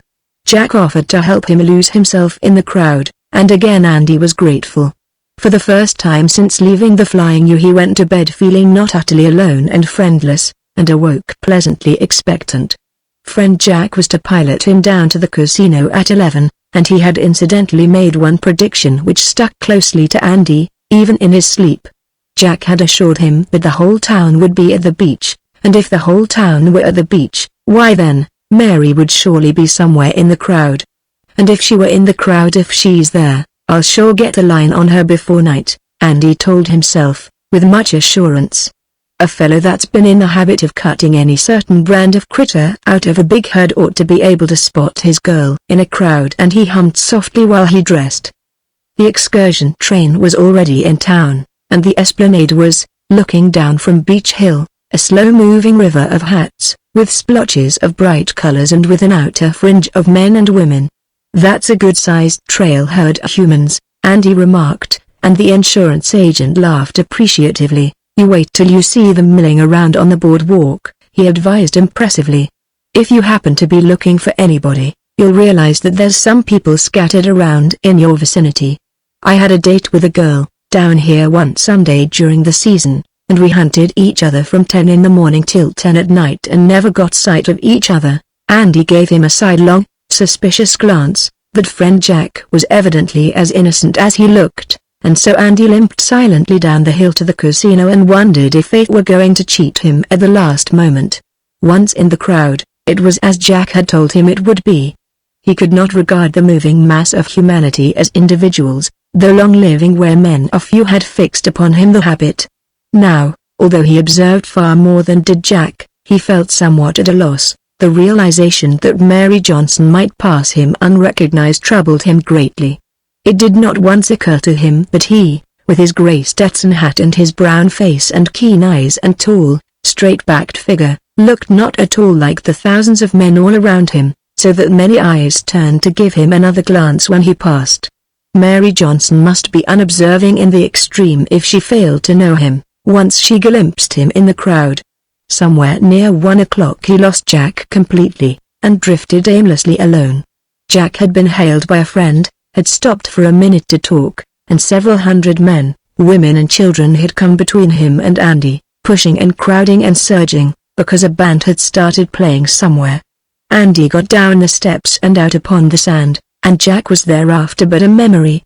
He found the loose sand hard walking with his lame leg, and almost as crowded as the promenade. And as he stood for a minute looking up at the boardwalk above him, it occurred to him that if he could get somewhere and stay there long enough, every human being at the casino would eventually pass by him. He went up the steps again and worked his way along the edge of the walk until he found a vacant spot on the railing and sat grimly down upon it to wait. Many cigarettes he smoked while he roosted there, watching until the eyes of him ached with the eternal panorama of faces that were strange. Many times he started eagerly because he glimpsed a fluffy, blonde pompadour with blue eyes beneath, and fancied for an instant that it was Mary. Then, when he was speculating upon the advisability of following the stream of people that flowed out upon the pleasure pier, Mary passed by so close that her skirt brushed his toes, passed him by, and he sat there like a paralytic and let her go. And in the heart of him was a queer, heavy throb that he did not in the least understand. She was dressed in blue linen with heavy, white lace in patches here and there, and she had a big, white hat tilted back from her face and a long white plume drooping to one shoulder. Another girl was with her, and a man with dented Panama hat and pink cheeks and a white waistcoat and tan shoes, a man whom Andy suddenly hated most unreasonably. When they were all but lost in the crowd, Andy got down, gripped his cane vindictively and followed. After all, the man was walking beside the other girl, and not beside Mary, and the reflection brought much solace. With the nodding, white feather to guide him, he followed them down the walk, lost them for a second, saw them turn in at the wide-open doors of the natatorium, saw them pause there, just inside. Then a huge woman pushed before him, stood there and narrowed his range of vision down to her own generous hat with its huge roses, and when he had edged past her the three were gone. Andy waited, comforted by the knowledge that they had not come out, until the minutes passed his patience and he went in, searched the gallery unavailingly, came out again and wandered on dispiritedly to the pleasure pier. There, leaning over the rail, he saw her again almost beneath him in the sand, scantily clad in a bathing suit. The man, still more scantily clad, was trying to coax her into the water and she was hanging back and laughing a good deal, with an occasional squeal. Andy leaned rather heavily upon the railing and watched her gloweringly, incredulously. Custom has much to do with a man's, or a woman's, idea of propriety, and one Andrew Green had for long been unaccustomed to the sight of nice young women disporting themselves thus in so public a place. He could not reconcile it with the girl as he had known her in her father's cabin, and he was not at all sure that he wanted to do so. He was just turning gloomily away when she glanced up, saw him and waved her hand. "Hello, Andy," she called gaily. "Come on down and take a swim, why don't you?" Andy, looking reproachfully into her upturned face, shook his head. "I can't," he told her. "I'm lame yet." It was not at all what he had meant to say, any more than this was the meeting he had dreamed about. He resented both within a rage. "Oh, when did you come?" she asked casually, and was whisked away by the man before Andy could tell her. The other girl was there also, and the three ran gleefully down to meet a roller larger than the others had been, met it, were washed, with much screaming and laughter, back to shore and stood there dripping. Andy glared down upon them and longed for the privilege of drowning the fellow. "We're going up into the plunge," called Mary. "Come on. I'll see you, when I come out." They scampered away, and he, calling himself many kinds of fool, followed. In the plunge, Andy was still more at a disadvantage, for since he was a spectator, a huge sign informed him that he must go upstairs. He went up with much difficulty into the gallery, found himself a seat next the rail and searched long for Mary among the bathers below. He would never have believed that he would fail to know her at sight, but with 50 women, more or less, dressed exactly alike and with ugly rubber caps pulled down to eyebrows and ears, recognition must necessarily be slow. While he leaned and stared, an avalanche of squeals came precipitately down the great slide, struck the water and was transformed to gurgling screams, and then heads came bobbing to the surface, 3 heads, and one of them was Mary's. She swept the water from her eyes, looked up and saw him, waved her hand and scrambled rather ungracefully over the rail in her wet, clinging suit. The others followed, the man trotting at her heels and calling something after her. Andy, his brows pulled down over unhappy eyes, glared fixedly up at the top of the slide. In a minute they appeared, held gesticulating counsel, wavered and came down together, upon their stomachs. The strange girl was in the lead, with Mary next holding to the girl's feet. Behind her slid the man, gripping tightly the ankles of Mary. Andy's teeth set savagely together, though he saw that others were doing exactly the same. Old women, young women, girls, men and boys came hurtling down the big slide, singly, in couples, in 3 and 4s. The spectacle began to fascinate him, so that for a minute or two he could forget Mary and the man. There was a roar of voices, the barking as of seals, screams, laughter and much splashing. Men and women dove from the sides like startled frogs into a pond. They swam, floated and stood panting along the walls, swung from the trapeze. Andy, remembering his career with the circus, when he was Andre de Greno, champion bareback rider of the Western Hemisphere, wished that his leg was well so that he could show them a few things about that trapeze business, and troubled the waters with much splashing. He could not keep Mary always in view, but when he did get sight of her she seemed to be having a very good time, and not to be worrying in the least about him and his sins. Twice Andy Green half rose from his seat, meaning to leave the plunge, the casino and the whole merry-making crowd, but each time he settled back, telling himself that he hated a quitter, and that he guessed he'd buy a few more chips and stay in the game. It seemed a long time before Mary finally emerged in the blue linen and the white hat. But Andy was waiting doggedly at the entrance and took his place beside her, forcing the man to walk beside the girl whom Mary introduced as Lola Parsons. The man's name was Roberts, but the girls called him Freddie, and he seemed composed mostly of a self-satisfied smile and the latest fad in male attire. Andy set himself to the task of cutting Mary out of the main herd so that he might talk with her. Thus it happened that, failing a secluded spot in the immediate neighborhood of the casino, which buzzed like a disturbed hive of gigantic bees, Mary presently found herself on a car that was clanging its signal of departure, and there was no sign of Freddie and Lola Parsons. "We lost em, back there," Andy told her calmly when she inquired. "And as to where we're going, I don't know, as far as this lightning wagon will take us. This car goes clear out to the cliffs," Mary said discouragingly. "All right. We're going out to the cliffs, then," Andy smiled blandly down upon the nodding, white feather in her hat, "but I promised Lola and Freddie." "Oh, that's all right. I'll take the blame. Were you surprised to see me here?" "Why should I be? Everybody comes to Santa Cruz, sooner or later." "I came sooner," said Andy, trying to meet her eye. He wanted to bring the conversation to themselves, so that he might explain and justify himself, and win forgiveness for his sins. While they walked along the cliffs he tried, and going home he had not given up the attempt. But afterward, when he could sit down quietly and think, he was forced to admit that he had not succeeded very well. It seemed to him that, while Mary still liked him and was quite ready to be friends, she had forgotten just why she had so suddenly left Montana. She was sorry he had broken his leg, but in the same breath, almost, she told him of such a narrow escape that Freddie had last week, when an auto nearly ran him down. Andy regretted keenly that it had not. He had mentioned Irish and Jack Bates, meaning to refute the tales they had told of him, and she had asked about the black lamb and the white, and then had told him that he must go out to the Whistling Boy and see the real whale they had anchored out there, and related with much detail how Freddie had taken her and Lola out, and how the water was so rough she got seasick, and a wave splashed over and ruined Freddie's new summer suit, that spotted dreadfully. "It wasn't," she remarked, "a durable color." She hoped Andy would stay a month or two, though the season was about over.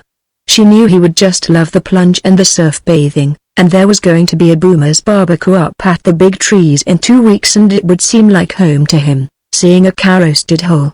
She did love Montana, and she hoped he brought his chaps and spurs along, for she had told Lola so much about him, and she wanted Lola to see him in his Wild West clothes. All this should have pleased Andy very much. She had not grown cold, and her eyes were quite as teasing and her smiles as luring as before. She did not even lay personal claim to Freddie, that he should be jealous. When she spoke of Freddie, his name was linked with Lola Parsons, and Andy could not glean that she had ever gone anywhere alone with him. She had seemed anxious that he should enjoy his vacation to the limit, and had mentioned 3 or 4 places that he must surely see, and informed him 3 times that she was off at 5 every evening, and could show him around. They had dined together at a cafe, and had gone back to the casino for the band concert, and they had not been interrupted by meeting Lola Parsons and Freddie, and she had given him a very cordial good night when they parted on the steps of her boarding house at 11. So there was absolutely no reason for the mood Andy was in when he accepted his key from the hotel clerk and went up to his room. For a man who has traveled more than 1,000 miles in search of the girl he had dreamed of o'nights, and who had found her and had been properly welcomed, he was distinctly gloomy. He sat down by the open window and smoked 4 cigarettes, said "Damn Freddie" 3 times and with added emphasis each time, though he knew very well that Freddie had nothing to do with it, and then went to bed. In the morning he felt better, and went out by himself to the cliffs where they had been before, and sat down on a hummock covered with short grass, and watched the great unrest of the ocean, and wondered where the flying U wagons would be camping that night. Somehow, the wide reach of water reminded him of the prairie. The rolling billows were like many, many cattle milling restlessly in a vast herd and tossing white heads and horns upward. Below him, the pounding surf was to him the bellowing of a thirsty herd corralled. "This is sure all right," he approved, rousing a little. "It's almost as good as sitting up on a pinnacle and looking out over the range. If I had a good horse, and my riding outfit, and could get out there and go to work cutting out them whitecaps and hazing 'em up here on a run, it wouldn't be so poor. By gracious, this is worth the trip, all right. It never occurred to Andy that there was anything strange in the remark, or that he sat there because it dulled the heavy ache that had been his since yesterday, the ache of finding what he had sought, and finding with it disillusionment. Till hunger drove him away he stayed, and his dreams were of the wide land he had left. When he again walked down Pacific Avenue, the hall clock struck 4, and after he had eaten he looked up at it and saw that it lacked but 15 minutes of 5. I'm supposed to meet her when she quits work, he remembered, and Lola and Freddie will go to the plunge with us. He stopped and stared in at the window of a curio store. Say, that's a dandy Navajo blanket, he murmured. It would be out of sight for a saddle blanket. He started on, hesitated and went back. I've got time enough to get it, he explained to himself. He went in, bought the blanket and 2 Mexican syrups that caught his fancy, tucked the bundle under his arm and started down the street toward the office where Mary worked. It was just 2 minutes to 5. He got almost to the door, so near that his toe struck against a corner of the belabeled bulletin board, when a sudden revulsion swept his desires back like a huge wave. He stood a second irresolutely and then turned back. "Oh hell. What's the use?" he muttered. The clock was just on the last stroke of 5 when he went up to the clerk in his hotel. "Say, when does the next train pull out?" I don't give a darn in what direction, he wanted to know. When the clerk told him 7:30, he grinned and became undignifiedly loquacious. "I want to show you a couple of dandy syrups I just glommed down street," he said, and rolled the bundle open upon the desk. "Ain't they a couple ubs? I got 'em for 2 of my friends. They done me a big favor, a month or 2 ago, and I wanted to kinda square the deal. That's why I got 'em just alike. Yes, you bet they're peaches. You can't get 'em like this in Montana. The boys'll sure appreciate 'em." He rated the bundle, took his room key from the hand of the smiling clerk and started up the stairway, humming a tune under his breath as he went. At the first turn he stopped and looked back. "Send the bellhop up to wake me at 7, he called down to the clerk. "I'm going to take a much-needed nap and it'll be all your life's worth to let me miss that train." Chapter 9 Lords of the Pots and Pans. The camp of the Flying U, snuggled just within the wide-flung arms of an unnamed coulee with a pebbly-bottomed creek running across its front, looked picturesque and peaceful from a distance. Disenchantment lay in wait for him who strayed close enough to hear the wrangling in the cook tent, however, or who followed Slim to where he slumped bulkily down into the shade of a willow 50 yards or so from Camp Haywillow, where Pink, Weary, Andy Green and Irish were lying sprawled and smoking comfortably. Slim grunted and moved away from a grass-hidden rock that was gouging him in the back. "By golly, things is getting pretty raw around this camp," he growled, by way of lifting the safety valve of his anger. "I'd like to know when that darn grub spoiler bought into the outfit, anyhow.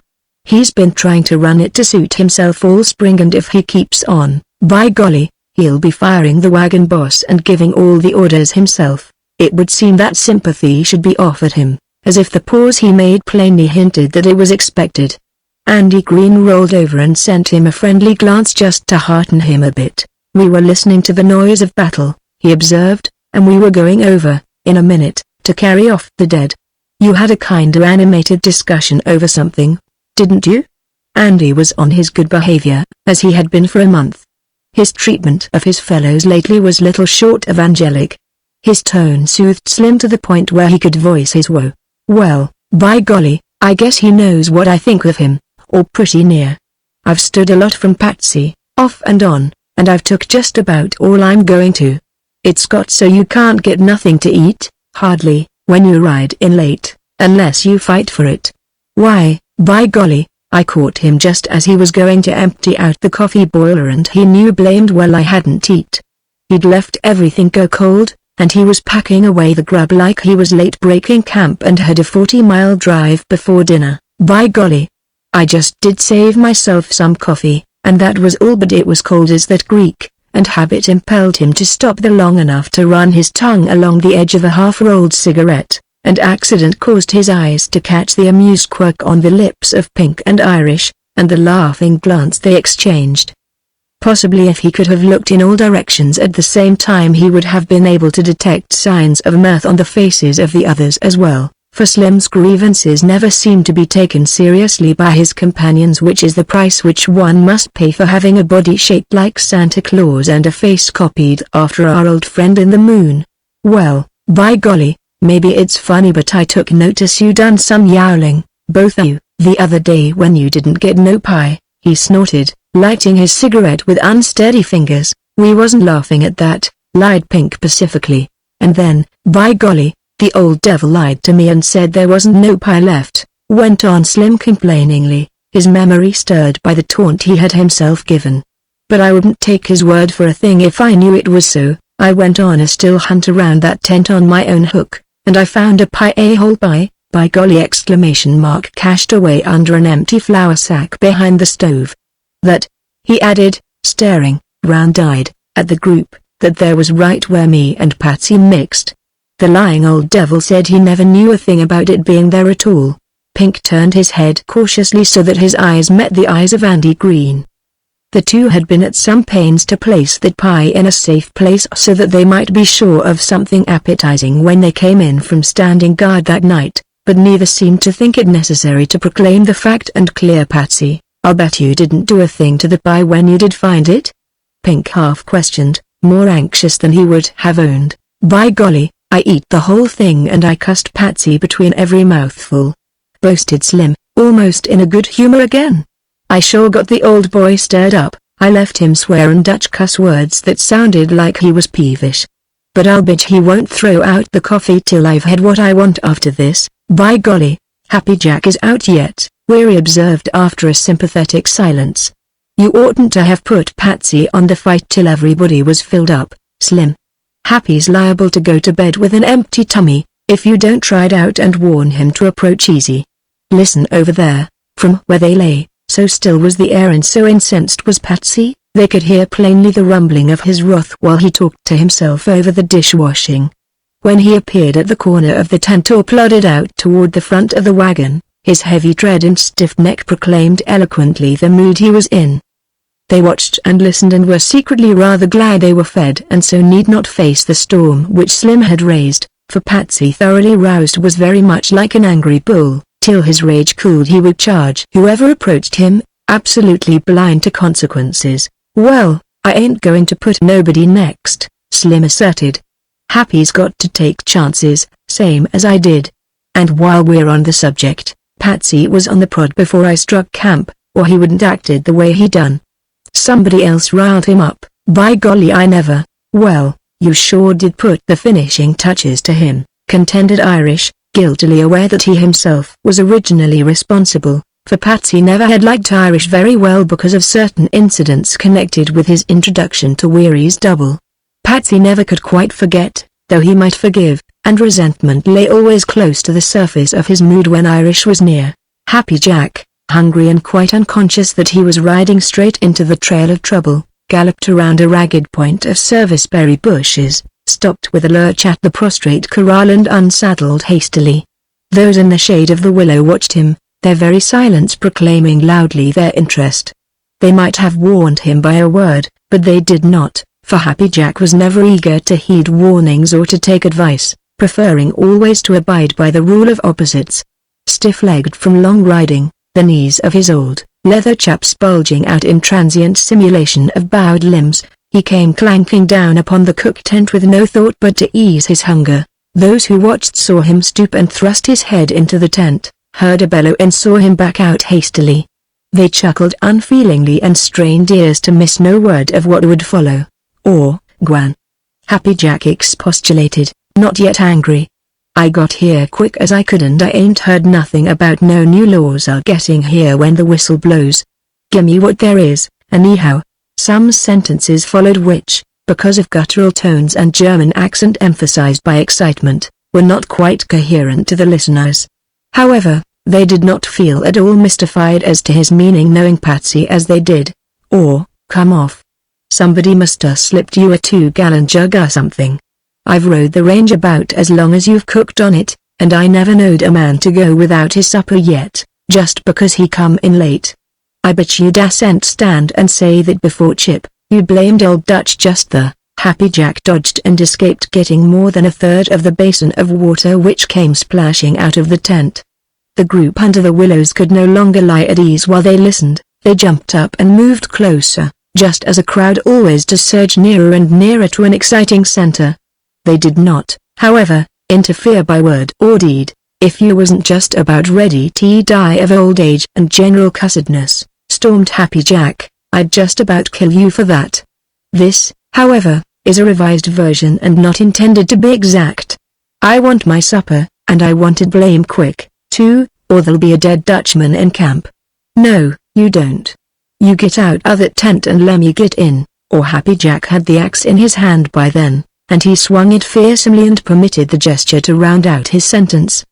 Perhaps there would have been something more than words between them, for even a Happy Jack may be goaded too far when he is hungry. But Chip, who had been washing out some handkerchiefs down by the creek, heard the row and came up, squeezing a ball of wet muslin on the way. He did not say much when he arrived, and he did not do anything more threatening than hang the handkerchiefs over the guy ropes to dry, tying the corners to keep the wind from whipping them away up the coulee, but the result was satisfying to Happy Jack, at least. He ate and was filled, and Patsy retired from the fray, sullenly owning defeat for that time at least. He went up the creek out of sight from camp, and he stayed there until the dusk was so thick that his big, white-aproned form was barely distinguishable in the gloom when he returned. At daylight he was his old self, except that he was perhaps a trifle gruff when he spoke and a good deal inclined to silence, and Harmony came and abode for a season with the Flying U. Patsy had for years cooked for Jim Whitmore and his outfit, so many years it was that memory of the number was never exact, and even the old man would have been compelled to preface the number with a few minutes of meditation and a "lemme see, now, Patsy's been cooking for me 86 was that hard winter, and he come the spring no, the fall before that. I know because he liked to froze before we got the mess house chinked up good. I'll be dogged if Patsy ain't getting old." That was it, perhaps. Patsy was getting old.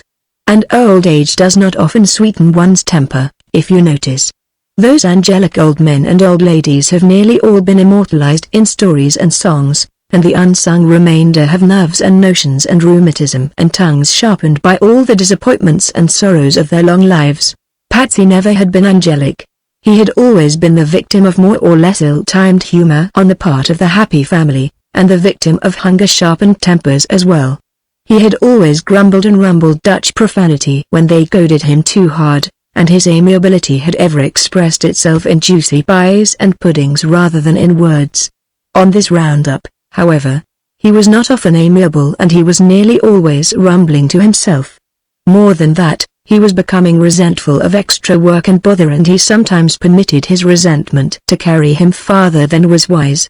To quarrel with Patsy was rapidly becoming the fashion, and to gossip about him and his faults was already a habit indulged in too freely, perhaps, for the good of the camp. Isolation from the world brings small things into greater prominence than is normally their due, and large troubles are born of very small irritations. For 2 days there was peace of a sort, and then Big Medicine, having eaten no dinner because of the headache, rode into camp about 3 o'clock and headed straight for the mess wagon, quite as if he had a right that must not be questioned. Custom did indeed warrant him in lunching without the ceremony of asking leave of the cook, for Patsy even in his most unpleasant moods had never until lately tried to stop anyone from eating when he was hungry. On this day, however, Big Medicine unthinkingly cut into a fresh-baked pie set out to cool. There were other pies, and in cutting one Big Medicine was supported by precedent, but Patsy chose to consider it an affront and snatched the pie from under Big Medicine's very nose. "You fellas what iss always gobbling yet, you iss quit it already," rumbled Patsy, bearing the pie into the tent with Big Medicine's knife still lying buried in the lately released juice. "I voke mine head off keeping you fellas filled up 3 times a day already. I not voke to feed you for 3 hour, peacosh. You go mit out till supper iss ready for you yet." Big Medicine, his frog-like eyes standing out from his sun-reddened face, stared agape. "Well, by cripes." He hesitated, looking about him, but whether his search was for more pie or for moral support he did not say. Truth to tell, there was plenty of both. He reached for another pie and another knife, and he grinned his wide grin at Irish, who had just come up. "Dutchie's trying to run a whizzer," he remarked, cutting a defiant gash clean across the second pie. "What do you know about that? He's often took that way," said Irish soothingly. "You don't want all that pie, give me about half of it, Big Medicine." His mouth too full for coherent utterance, waved his hand and his knife toward the shelf at the back of the mess wagon where 3 more pies sat steaming in the shade. "Help yourself," he invited juicily when he could speak. Those familiar with camp life in the summer have perhaps observed the miraculous manner in which a million or so yellow jackets will come swarming around when one opens a can of fruit or uncovers the sugar jar. It was like that. Irish helped himself without any hesitation whatever, and he had not taken a mouthful before Happy Jack, Weary and Pink were buzzing around for all the world like the yellow jackets mentioned before. Patsy buzzed also, but no one paid the slightest attention until the last mouthful of the last pie was placed in retirement where it would be most appreciated. Then Weary became aware of Patsy and his wrath, and turned to him pacifically. "Oh, you don't want to worry none about the pie," he smiled winningly at him. "Mama, how do you expect to keep pies around this camp when you go right on making such good ones? You hadn't ought to be such a crackerjack of a cook, Patsy, if you don't want folks to eat themselves sick." If any man among them could have soothed Patsy, Weary would certainly have been the man, for next to Chip he was Patsy's favorite. To say that he failed is only one way of making plain how great was Patsy's indignation. "Or, you made 'em to be eat, didn't you?" argued Happy Jack. "What difference does it make whether we eat 'em now or 2 hours from now?" Patsy tried to tell them the difference. He cooled his hands and his head to help his rage-tangled tongue, and he managed to make himself very well understood. They did not argue the fine point of gastronomic ethics which he raised, though they felt that his position was not unassailable and his ultimate victory not assured. Instead, they peered into boxes and cans which were covered, gleaned a whole box of seeded raisins and some shredded coconut just to tease him, and retired to wrangle ostentatiously over their treasure trove in the shade of the bed tent, leaving Patsy to his anger and his empty tins. Other men straggled in, drifted with the tide of their appetites to the cook tent, hovered there briefly and retired vanquished and still hungry. They invariably came over to the little group which was munching raisins and coconut and asked accusing questions. What was the matter with Patsy? Who had put him on the fight like that? And other inquiries upon the same subject. Just because they were all lying around camp with nothing to do but eat, Patsy was late with his supper that night. It would seem that he dallied purposely and revengefully, and though the happy family flung at him taunts and hurry-up orders, it is significant that they shouted from a distance and avoided coming to close quarters. Just how and when they began their foolish little game of imitation broncho fighting does not matter. When work did not press and red blood bubbled, they frequently indulged in rough-riding one another to the tune of much taunting and many a "bet you can't pitch me off." Before supper was called they were hard at it and they quite forgot Patsy. "I'll give any man $1 that can ride me straight up, by cripes!" bellowed Big Medicine, going down upon all fours by way of invitation. "Easy money, and mine from the start," retorted Irish, and immediately straddled Big Medicine's back. Horses and riders pantingly gave over their own exertions and got out of the way, for Big Medicine played bronc as he did everything else, with all his heart and soul and muscles, and since he was strong as a bull, riding him promised much in the way of excitement. "You can hold on by my collar, but if you choke me down I'll murder you in cold blood," he warned Irish before he started. "And don't you dig your heels in my ribs neither, or I'm liable to bust every bone you got to your name. I'm ticklish, by cripes. I'll ride you with my arms folded if you say so," Irish offered generously. "Move, you snail." He struck Big Medicine spectacularly with his hat, yelled at the top of his voice, and the riding began immediately and tumultuously. It is very difficult to describe accurately and effectively the evolutions of a horse when he pitches his worst and hardest. It is still more difficult to set down in words the gyrations of a man when he is playing that he is a broncho and is trying to dislodge the fellow upon his back. Big Medicine reared and kicked and bellowed and snorted. He came down upon a small pincushion cactus and was obliged to call a recess while he extracted 3 cactus spines from his knee with his smallest knife blade and some profanity. He rolled down his trousers leg, closed his knife and tossed it to Pink for fear he might lose it, examined critically a patch of grass to make sure there were no more cacti hidden there and bawled, "Come on, now, I'll sure give you a run for your money this time, by cripes," and began all over again. How human muscles can bear the strain he put upon his own must be always something of a mystery. He described curves in the air which would sound incredible. He swapped tense with all the ease of a real fighting broncho and came near sending Irish off more than once. Insensibly he neared the cook tent, where Patsy so far forgot himself as to stand just without the lifted flap and watch the fun with sour interest. "Want you?" yelled Big Medicine, quite purple but far from surrender, and gave a leap. "Go get me!" shouted Irish, whipping down the sides of his mount with his hat. Big Medicine answered the taunt by a queer, twisted plunge which he had saved for the last. It brought Irish spread-eagling over his head, and it landed him fairly in the middle of Patsy's great pan of soft bread sponge and landed him upon his head into the bargain. Irish wriggled there a moment and came up absolutely unrecognizable and a good deal dazed. Big Medicine rolled helplessly in the grass, laughing his big, bellowing laugh.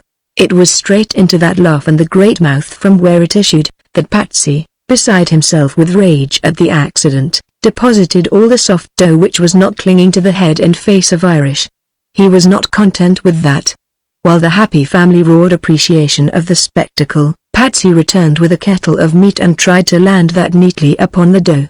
"Peacosh, if dat is der way you wants your grub, Peacosh, dat is der way you gets it already." He brought the coffee boiler and threw that also at the two, and followed it with a big basin of stewed corn. Irish, although as he was, went for him blindly and grappled with him, and it was upon this turbulent scene which Chip looked first when he rode up. The happy family crowded around him gasping and tried to explain. They were doing some rough riding. "By golly, Patsy no business to set his bread dough on the ground. He's throwed away all the supper there is, and I bitch, Mama. You sure missed it, Chip. You ought, by cripes, if that Dutch, break away there, Irish," shouted Chip, dismounting hurriedly. "Has it got so you must fight an old man like that? Peacosh, I'll fight him already. I'll fight him any man's vat spoils mine bread. Maybe I'm old yet but I ain't dead yet and I could fight." The words came disjointedly, mere punctuation points to his wild sparring. It was plain that Irish, furious though he was trying not to hurt Patsy very much, but it took 4 men to separate them for all that. When they had dragged Irish perforce down to the creek by which they had camped, and had yelled to Big Medicine to come on and feed the fish, quiet should have been restored but it was not. Patsy was, in American parlance, running amok. He was jumbling 3 languages together into an indistinguishable tumult of sound and he was emptying the cook tent of everything which his stout, German muscles could fling from it. Not a thing did he leave that was eatable and the dishes within his reach he scattered recklessly to all the winds of heaven. When one venturesome soul after another approached to calm him, he found it expedient to duck and run to cover. Patsy's aim was terribly exact. The happy family, under cover or at a safe distance from the hurtling pans, cans and stove wood, caressed sundry bumps and waited meekly. Irish and Big Medicine, once more disclosing the features God had given them, returned by a circuitous route and joined their fellows. "Look at him over there, he's emptying every grain of old oats on the ground." Happy Jack was a mush fiend. "Somebody better go over and stop him. You ain't tied down," suggested Cal Emmett rather pointedly, and Happy Jack said no more. Chip, usually so incisively clear as to his intentions and his duties, waited irresolutely and dodged missiles along with the rest of them. When Patsy subsided for the very good reason that there was nothing else which he could throw out, Chip took the matter up with him and told him quite plainly some of the duties of a cook, a few of his privileges and all his limitations. The result, however, was not quite what he expected. Patsy would not even listen.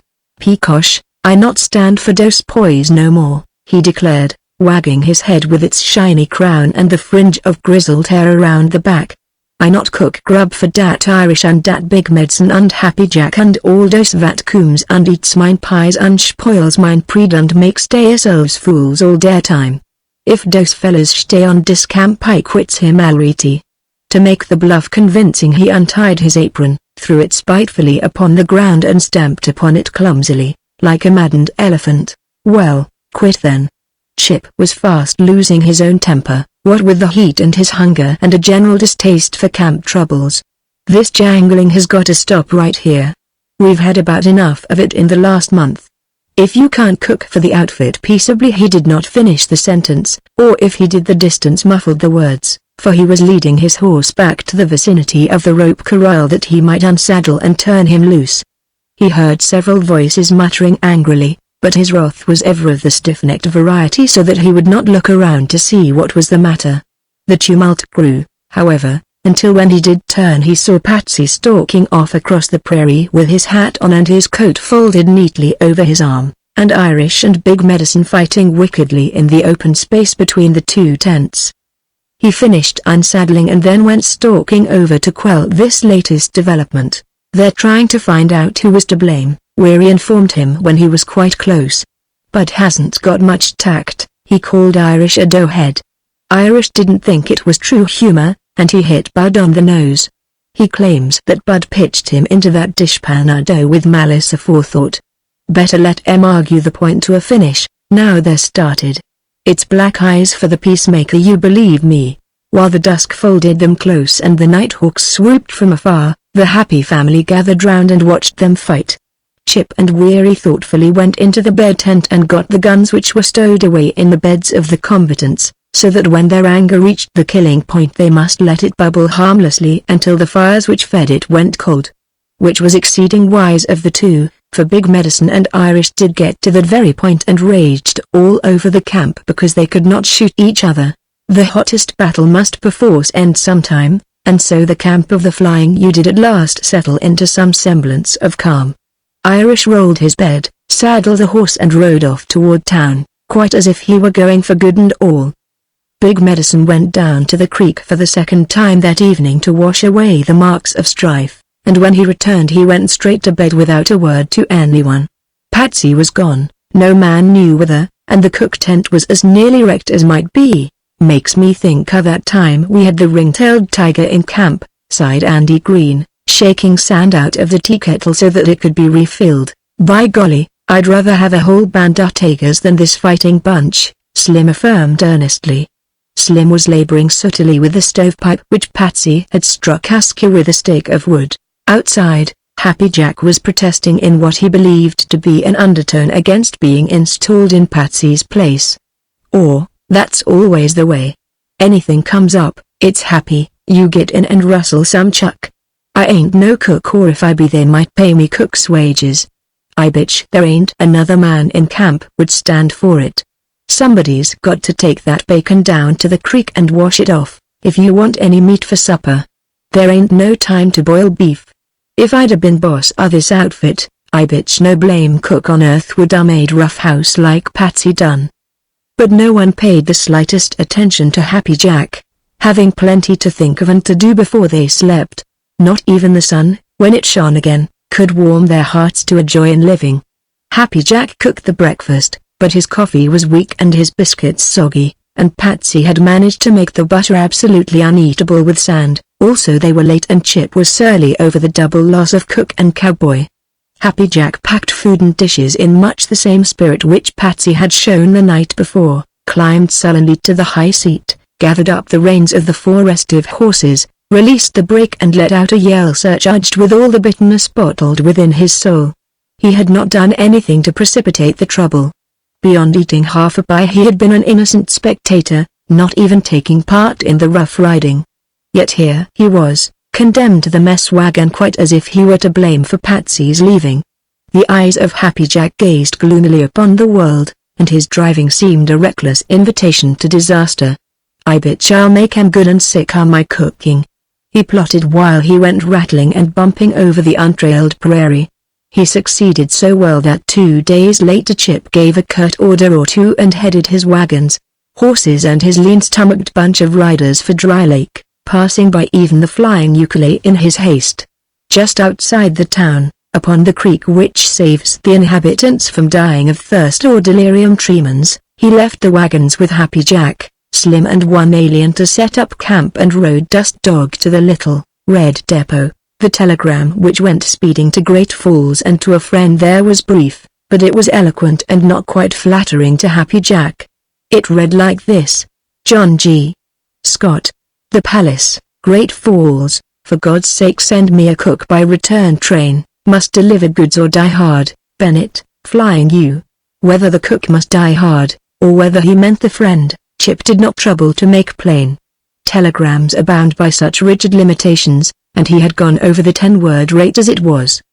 But he told Weary to receive the cook, be he white or black, have him restock the mess wagon to his liking and then bring the outfit to the ranch, when Chip would again take it in hand. He said that he was going home to get a square meal, and he mentioned Happy Jack along with several profane words.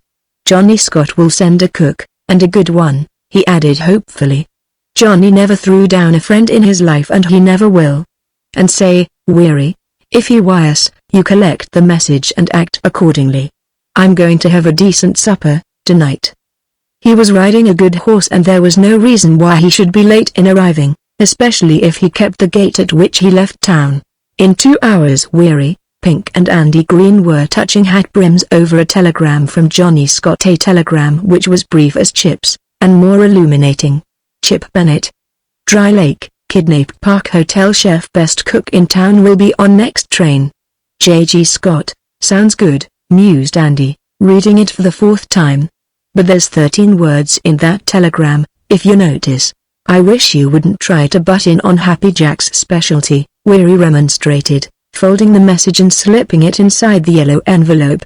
If this is the same Jasper that cooked a month ago, we're going to eat ourselves plumb to death. A better meal I never laid away inside me than the one I got at the Park Hotel when I was up the last time. Come on over to the hotel and eat. Their chuck isn't the best in the world, but it could be a lot worse and still beat Happy Jack to a jelly. Part 2. The whole Happy family barring Happy Jack, who was sulking in camp because of certain things which had been said of his cooking and which he had overheard, clanked spurs impatiently upon the platform and waited for the arrival of the train from the west. When at last it snorted into town and nosed its way up to the platform, they bunched instinctively and gazed eagerly at the steps which led down from the smoker. A slim little man in blue serge, a man with the complexion of a strip of rawhide and the moustache of a third-rate orchestra leader, felt his way gingerly down by the light of the brakeman's lantern, hesitated and then came questioningly toward them, carrying with some difficulty a bulky suitcase. It's him, all right, muttered Pink while they waited. The little man stopped apologetically before the group, indistinct in the faint light from the office window. Already the train was sliding away into the dark. Pardon, he apologized. I am looking for the UFIC flies. This is it, Weary assured him gravely. We'll take you right on out to camp. Pretty dark, isn't it? Let me take your grip, I know the way better than you do. Weary was not in the habit of making himself a porter for any man's accommodation, but the way back to where they had left the horses was dark, and the new cook was very small and slight. They filed silently back to Rusty Brown's place, invited the cook in for a drink and were refused with soft-voiced regret and the gracious assurance that he would wait outside for them. Weary it was, and Pink to bear him company, who piloted the stranger out to camp and showed him where he might sleep in Patsy's bed. Patsy had left town, the Happy family had been informed, with the declaration often repeated that he was never coming back already. He had even left behind him his bed and his clothes rather than meet again any member of the Flying U outfit. We'd like breakfast somewhere near sunrise, Weary told the cook at parting.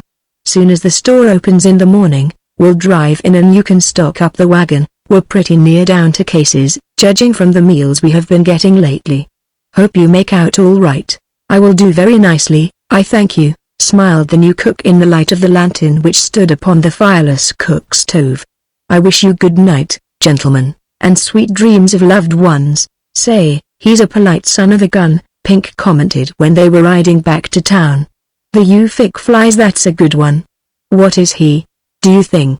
French? He's liable to be most anything, and I'll gamble he can build a good dinner for a hungry man. That's the main point, said Weary.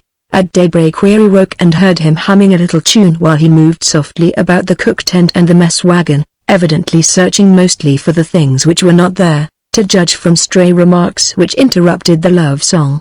"Rolled I do not find him," he heard once. And again, "Where the clean towels they are, that I do not discover." Weary smiled sleepily and took another nap. The cook's manner of announcing breakfast was such that it awoke even Jack Bates, notoriously a sleepyhead, and Cal Emmett, who was almost as bad. Instead of pounding upon a pan and lustily roaring "Grub pie eel," in the time-honored manner of round-up cooks, he came softly up to the bed tent, lifted a flap deprecatingly and announced in a velvet voice, "Breakfast is served, gentlemen." Andy Green, whose experiences had been varied, sat up and blinked at the gently swaying flap where the cook had been standing. "Say, what we got in camp?" he asked curiously.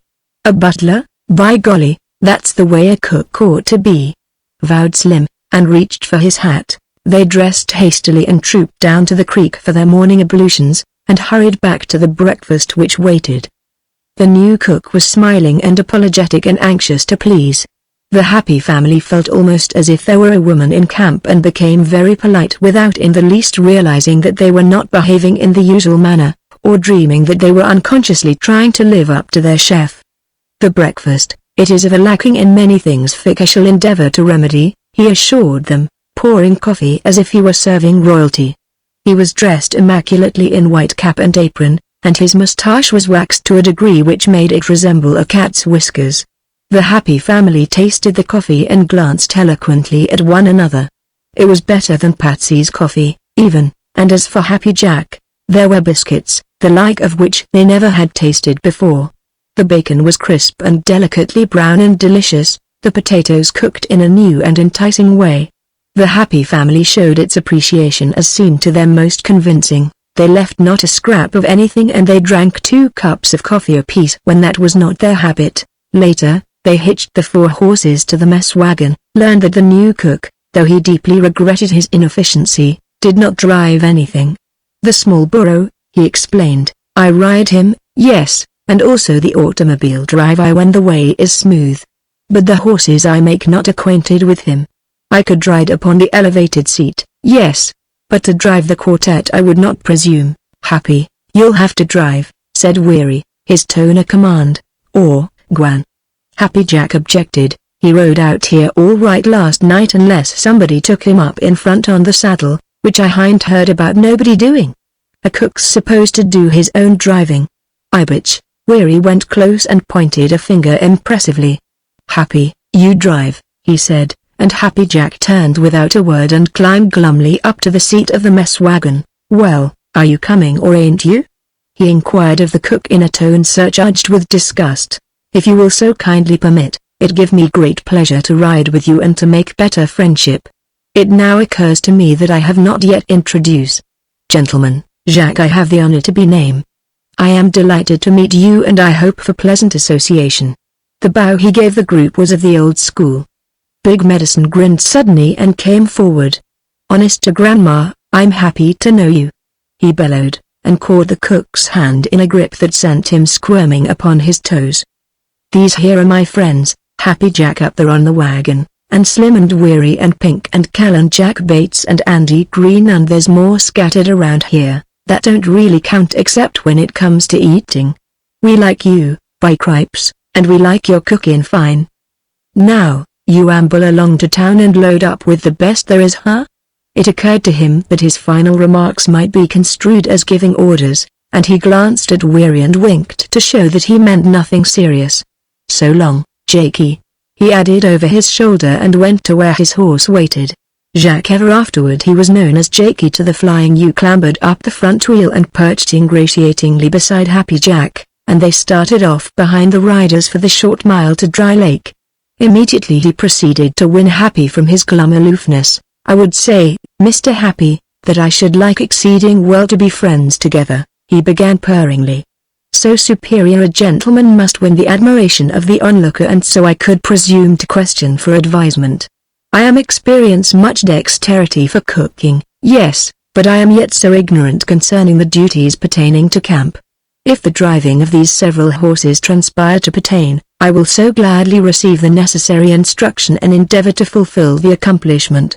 "Yes." Happy Jack, more in stupefaction at the cook's vocabulary than anything else, turned his head and took a good look at him. And the trustful smile of Jakey went straight to the big, soft heart of him and won him completely. "Or, Gran," he adjured gruffly to hide his surrender. "I don't mind driving for you. It ain't that I was kicking about. I thank you for the so gracious assurement. If I transgress not too greatly, I should like for inquire what is the chuck for which I am told to fill the wagon. I do not," he added humbly, "understand yet all the language of your so glorious country, for fic I have so diligently studied the books.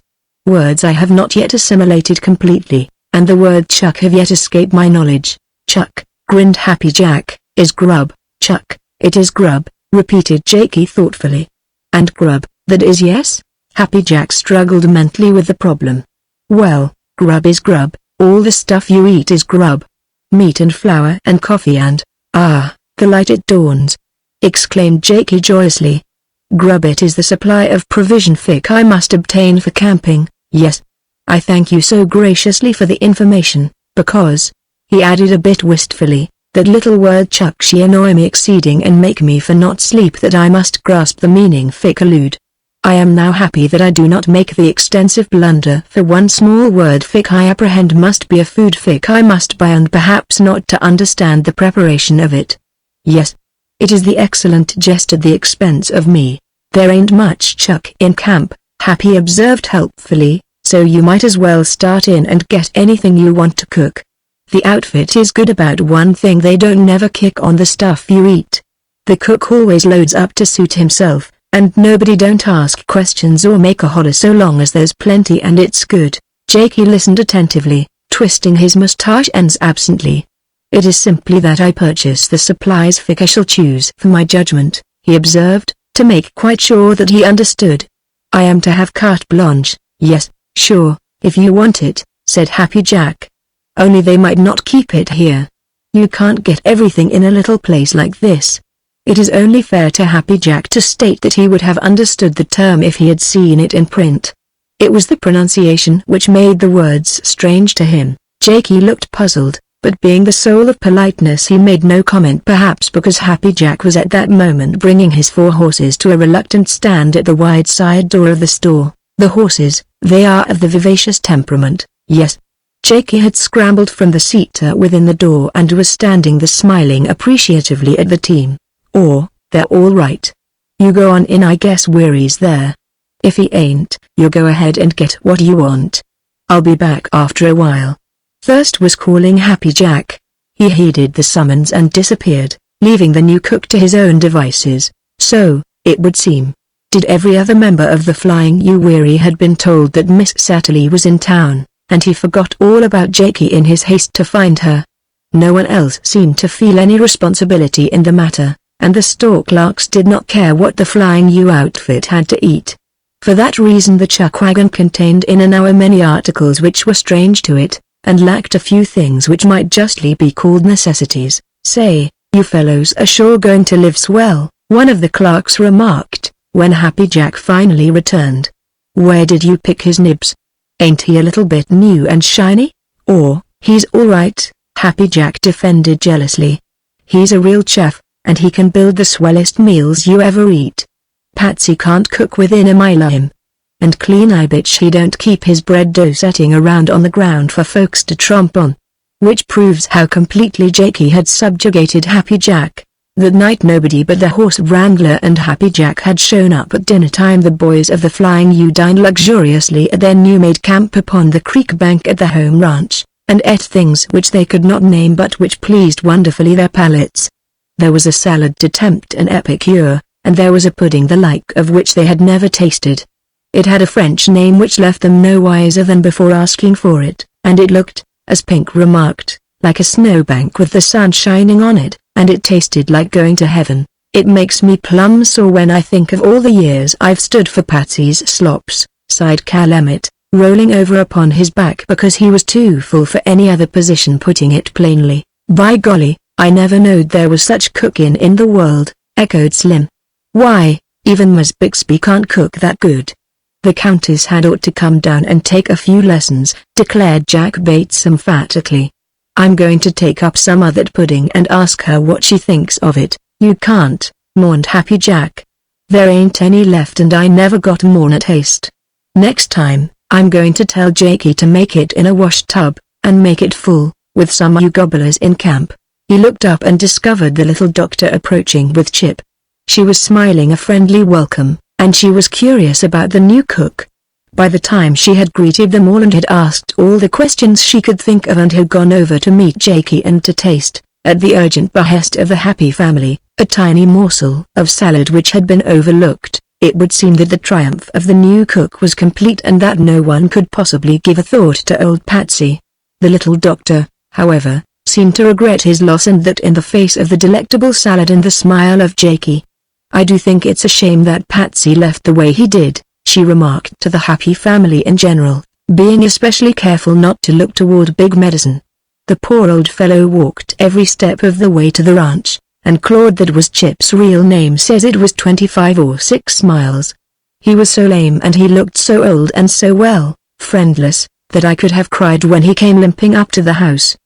He had walked all night, and he got here just at breakfast time and was too tired to eat. I dosed him and doctored his poor feet and made him go to bed, and he slept all that day.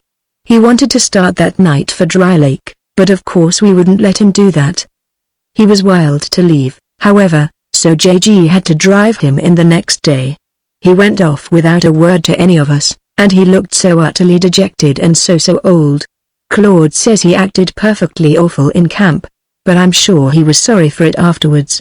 JG hasn't got over it yet. I believe he has taken it to heart as much as Patsy seemed to do. He's had Patsy with him for so long, you see he was like one of the family. She stopped and regarded the happy family a bit anxiously. "This new cook is a very nice little man," she added after a minute, "but after all, he isn't Patsy." The happy family did not answer, and they refrained from looking at one another or at the little doctor. At last Big Medicine brought his big voice into the awkward silence. "Honest to Grandma, Mrs. Chip," he said earnestly, "I'd give a lot right now to have old Patsy back here just to have around, if it made him feel bad to leave. I reckon maybe that was my fault. I hadn't oughta pitched quite so hard, and I had oughta looked where I was throwing Ryder. I realize that no cook likes to have a fellow standing on his head in a big pan of bread sponge, on general principles if not on account of the bread. Of course, we've all knowed old Patsy to take just about as great liberties himself with his sponge, but we've got to recollect that it was his dough, by cripes, and that pipe ashes ain't the same as a fellow taking a shampoo in the pan. No, I realize that I done wrong, and I'm willing to apologize for it right here and now. At the same time," he ended dryly, "I will own that I'm dead stuck on little Jakey, and I'd rather ride for the flying U and eat Jakey's grub than any other fate I can think of right now. Whilst I'm sorry for what I done, you couldn't pry me loose from Jakey with a stick of dynamite, and that's a fact, Mrs. Chip." The little doctor laughed, pushed back her hair in the way she had, glanced again at the unresponsive faces of the original members of the happy family and gave up as gracefully as possible. "Oh, of course Patsy's an old crank, and Jakey's a waxed angel," she surrendered with a little grimace. "You think so now, but that's because you are being led astray by your appetites, like all men. You just wait, you'll be homesick for a sight of that fat, bald-headed, cranky old Patsy bouncing along on the mess wagon and swearing in Dutch at his horses, before you're through. If you're not so completely gone over to Jakey that you will eat nothing but what he has cooked, come on up to the house. The Countess is making a 2-gallon freezer of ice cream for you, and she has a big pan of angel cake to go with it. You don't deserve it, but come along anyway." Which was another endearing way of the little doctor's, the way of sweetening all her lectures with something very nice at the end. The happy family felt very much ashamed and very sorry that they could not feel kindly toward Patsy, even to please the little doctor. They sincerely wanted to please her and to have her unqualified approval, but wanting Patsy back, or feeling even the slightest regret that he was gone, seemed to them a great deal too much to ask of them. Since this is a story of cooks and of eating, one may with propriety add, however, that the invitation to ice cream and angel cake, coming though it did immediately after that wonderful supper of Jakey's, was accepted with alacrity and their usual thoroughness of accomplishment, Not for the world would they have offended the little doctor by declining so gracious an invitation, the graciousness being manifested in her smile and her voice rather than in the words she spoke, leaving out the enchantment which hovers over the very name of angel cake and ice cream. The happy family went to bed that night as complacently uncomfortable as children after a Christmas dinner. Not often does it fall to the lot of a cowboy to have served to him stuffed olives and lobster salad with mayonnaise dressing, French fried potatoes and cream puffs from the mess tent of a roundup outfit. During the next week it fell to the lot of the happy family, however. When the salads and the cream puffs disappeared suddenly and the smile of Jakey became pensive and contrite, the happy family, acting individually but unanimously, made inquiries. "It is that I no more possess the fresh vegetables, nor the eggs, gentlemen," purred Jakey. "Many things of a deliciousness must I now abstain because of the absence of 2-3 small eggs. But see, one brief arrival in the small town would quickly remedy, yes. It is that we return with haste that I may buy more of the several articles for fic I require." He spread his small hands appealingly. "By golly, Patsy never had no eggs," began Slim traitorously. "Or, Gwan. Patsy never fed you like Jakey does, neither." Happy Jack was heart and soul the slave of the chef. "If Chip don't care, I'll ride over to Nelson's and get some eggs. Jakey said he'd make some more of that pudding if he had some. It ain't but 6 or 7 miles. Should you but obtain the juvenile hen, yes, I should be delighted to serve the chicken salad for luncheon. It is the great misfortune that the fresh vegetable are not obtained, but I will do the best and substitute with a cleverness fic will conceal the defect, yes?" Jakey's caps and aprons had lost their first immaculate freshness, but his manner was as royally perfect as ever and his smile as wistfully friendly. "Well, I'll ask Chip about it," Happy Jack yielded. Eggs and young chickens were of a truth strange to a roundup in full blast, but so was a chef like Jakey, and so were the salads, stuffed olives and cream puffs, and the white caps and the wax mustache and the beautiful flow of words and the smile. The happy family was in no condition, mentally or digestively, to judge impartially. A month ago they would have whooped derision at the suggestion of riding anywhere after fresh eggs and juvenile hens, but now it seemed to them very natural and very necessary. So much for the demoralization of expert cookery and white caps and a smile. Chip also seemed to have fallen under the spell. It may have been that the heavenly peace which wrapped the flying U was, in his mind, too precious to be lightly disturbed. At any rate he told Happy Jack briefly to go ahead, if you want to, and so left unobstructed the path to the chicken salad and cream puffs. Happy Jack wiped his hands upon an empty flour sack, rolled down his shirt sleeves and hurried off to saddle a horse. Happy Jack did not realize that he was doing 2/3 of the work about the cook tent, but that was a fact. Because Jakey could not drive the mess wagon team, Happy Jack had been appointed his assistant. As assistant he drove the wagon from one camping place to another, rustled the wood, peeled the potatoes, tended fires and washed dishes, and did the 1,000 things which do not require expert hands, and which, in time of stress, usually falls to the horse wrangler. Jakey was ever smiling and always promising, in his purring voice, to cook something new and delicious, and left with the leisure which Happy's industry gave him, he usually kept his promise. "Now, Mr. Happy," he would smile, "I am agreeable to place the confidence in your so gracious person that you prepare the potatoes, yes, and that you attend to the boiling of meat and the unpacking and arrangement of those necessary furnishings for fic. You possess the great understanding. And I shall prepare the so delicious dessert of the floating island, what you call in America. Yes. Our friends will have the so delightful astonishment when they arrive. They shall exclaim and partake joyously, is it not? And for your reward, Mr. Happy, I shall be so pleased to set aside a very extensive portion of the delicious floating island, so that you can eat no more except you endanger your handsome person from the bursting. Yes. And oh, the smile of him. A man of sterner stuff than Happy Jack would have fallen before such guile and would have labored willingly, nay, gladly in the service of so delightful a diplomat as Jakey. Except for that willing service, Jakey would have been quite overwhelmed by the many and peculiar duties of a roundup cook.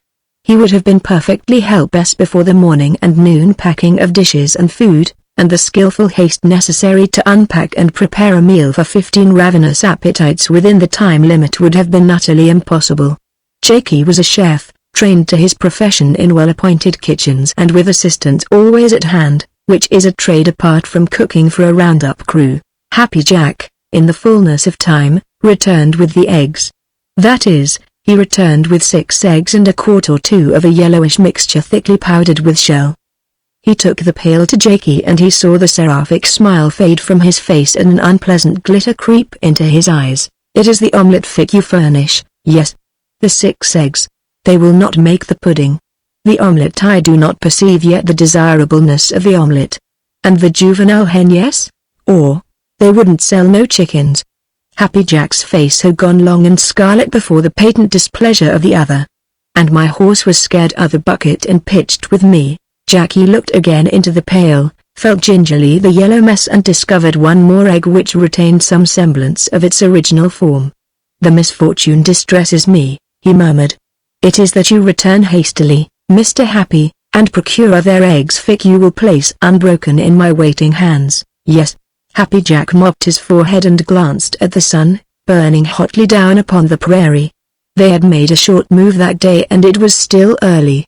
But the way to Nelson's and back had been hot and tumultuous and he was tired. For the first time since his abject surrender to the waxed smile, Happy Jack chafed a bit under the yoke of voluntary servitude. Or, can't you cook something that don't take so many eggs?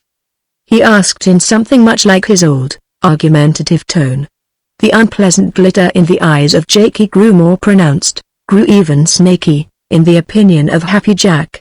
It is that I am no more permitted the privilege of preparing the food for Fick I have the judgment, yes. His voice purred too much to be convincing. It is that I am no more the chef to be obeyed by my servant, or, Gwan. I ain't anybody's servant that I ever heard of. Happy Jack felt himself bewilderedly slipping from his loyalty. What had come over Jakey, to act like this? He walked away to where there was some shade and sat down sullenly. Jakey's servant, was he? Well. The darned little greasy-faced runt, he mumbled rebelliously, and immediately felt the better for it. 2 cigarettes brought coolness and calm.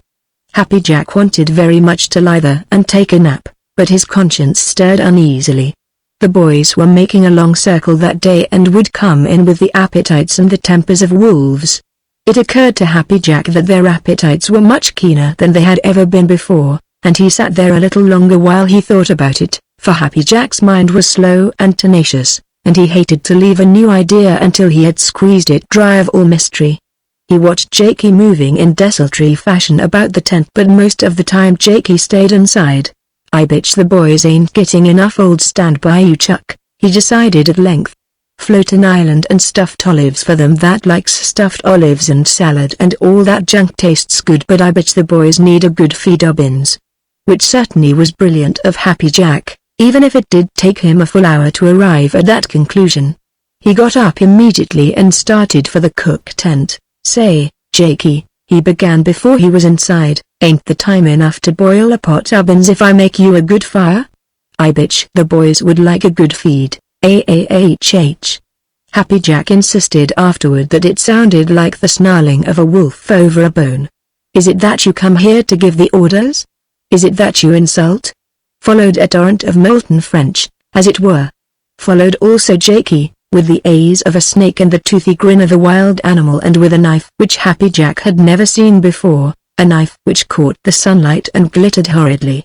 Happy Jack backed out as if he had inadvertently stirred a nest of hornets. Jakey almost caught him before he took to his heels. Happy never waited to discover what the new cook was saying, or whether he was following or remaining at the tent. He headed straight for the protection of the horse wrangler, who watched his cavy not far away, and his face was the color of stale putty. The horse wrangler saw him coming and came loping up to meet him. What's eating you, Happy? He inquired inelegantly. Jakey, he's gone nutty. He come at me with a knife, and he'd killed me if I'd stayed. Happy Jack pantingly recovered himself. I didn't have no time target my gun, he added in a more natural tone, or I'd settled him pretty blame quick. So I come out to borrow yourn. I bitch I'll have the next move. The horse wrangler grinned heartlessly. I reckon he's about half shot, he said, sliding over in the saddle and getting out the inevitable tobacco sack and papers.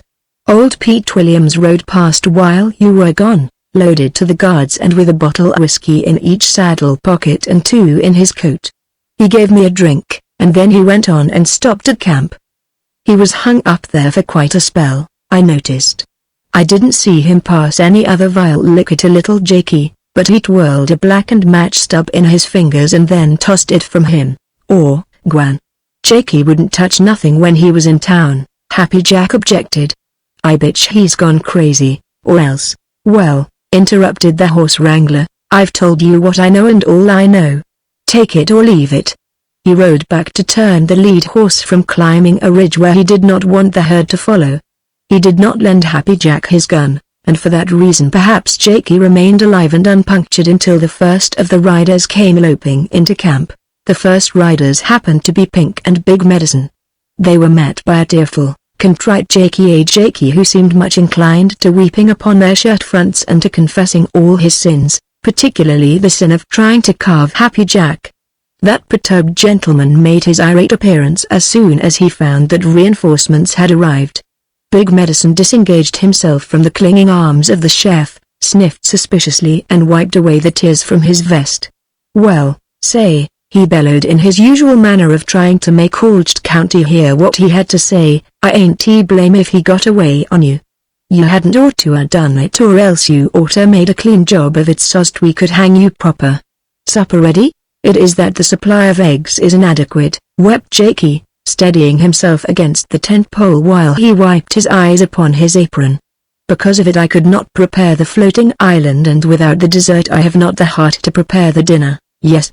It is that I am breaking of the heart that I assail the good friend of me. Oh, Mr. Happy, it is that I crave pardon. Happy Jack came near taking to his heels again when he saw Jakey start for him.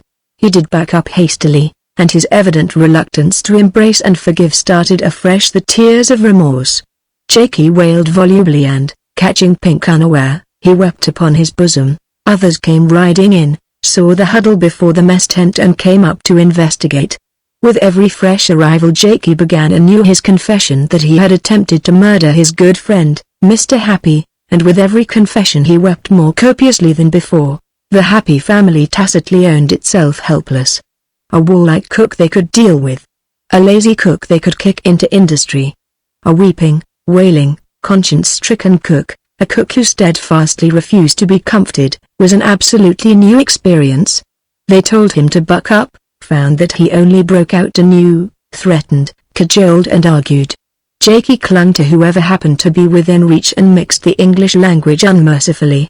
Happy, you'll have to forgive him, said Weary at last. Go tell him you don't feel hard towards him. We want some supper, or, Gwan. I ain't forgive him, and I never will. Big Medicine stepped into the breach. With his face contorted into a grin to crimple one's spine, with a voice to make one's knees buckle, he went up to Happy Jack and thrust that horrible grin into Happy's very face. By cripes, you forgive Jakey, and you do it quick. He thundered. Think you're going to ball up the eating of the whole outfit whilst you stand around acting haughty? Why, by cripes, I've killed men in the Coconino County for half what you're doing. You'll wish, by cripes, that Jakey had slit your hide. You'll consider that would have been an easy way out, before I get half through with you. You walk right up and shake hands with him, and you tell him that you love him to death and are his best friend and always will be. You hear me? Happy Jack heard. The Happy family considerately moved aside and left him a clear path, and they looked on without a word while he took Jakey's limp hand, muttered tremulously, fudge it, Jakey. I know you didn't mean nothing by it, and I forgive you, and backed away again. Jakey wept, this time with gratitude. They got him inside a tent, unrolled his bed and persuaded him to lie down upon it. They searched the mess box, found all that was left of a quart bottle of whiskey, took it outside and divided it gravely and appreciatively among themselves. There was not much to divide. Happy Jack took charge of the pots and pans, with the whole Happy family to help him hurry supper, while Jakey forgot his woes in sleep and the sun set upon a quiet camp. Next morning, Jakey was up and cooking breakfast at the appointed time, and the camp felt that the incident of the evening before might well be forgotten. The coffee was unusually good that morning, even for Jakey. He was subdued, was Jakey, and his soft, brown eyes were humble whenever they met the eyes of Happy Jack. His smile was infrequent and fleeting, and his voice more deprecating than ever. Aside from these minor changes, everything seemed the same as before the sheepmen had stopped at camp. That afternoon, however, came an aftermath in the shape of Happy Jack galloping wildly out to where the others were holding a herd and cutting out. He was due to come and help, so nobody paid any attention to his haste, though it was his habit to take his time. He shot recklessly by the outer fringes of the cut and yelled in a way to stampede the whole bunch. "Jakey's dying," he shouted, wild-eyed. "He's drunk up all the lemon extract and most other vanilla before I could stop him." Chip and Weary, riding in hot haste to the camp, found that it was true as far as the drinking was concerned. Jakey was stretched upon his back breathing unpleasantly, and beside him were two flat bottles of half-pint size, one empty and the other very nearly so. The tent and Jakey's breath reeked of lemon and vanilla. Chip sent back for help. For the second time the flying new roundup was brought to an involuntary pause because of its cook. There was but one thing to do, and Chip did it. He broke camp, loaded Jakey into the bed wagon, and headed at a gallop for Dry Lake in an effort to catch the next train for Great Falls. Whether he sent Jakey to the hospital or to the undertaker was a question he did not attempt to answer. One thing was certain, however, that he must send him to one of those places as soon as might be. That night, just before the train arrived, he sent another telegram to Johnny Scott at rush rates. He said simply, "Send another cook immediately, this one all in, I'm returning him in baggage coach this train, C. Bennett." Just after midnight he went to the station and received an answer, which is worth repeating. C. Bennett, Dry Lake, supply cooks running low, I'm sending only available, don't kill this one or may have to go without season on, cooks closed, fine attached to killing, running with dogs or keeping in captivity this one, drunk, look for him in Pullman, have bribed porter. J.G. Scott. It was sent collect, which accounts perhaps for the facetious remarks which it contained. It was morning when that train arrived, because it was behind time for some reason, but Chip, Weary, Pink and Big Medicine were at the depot to meet it.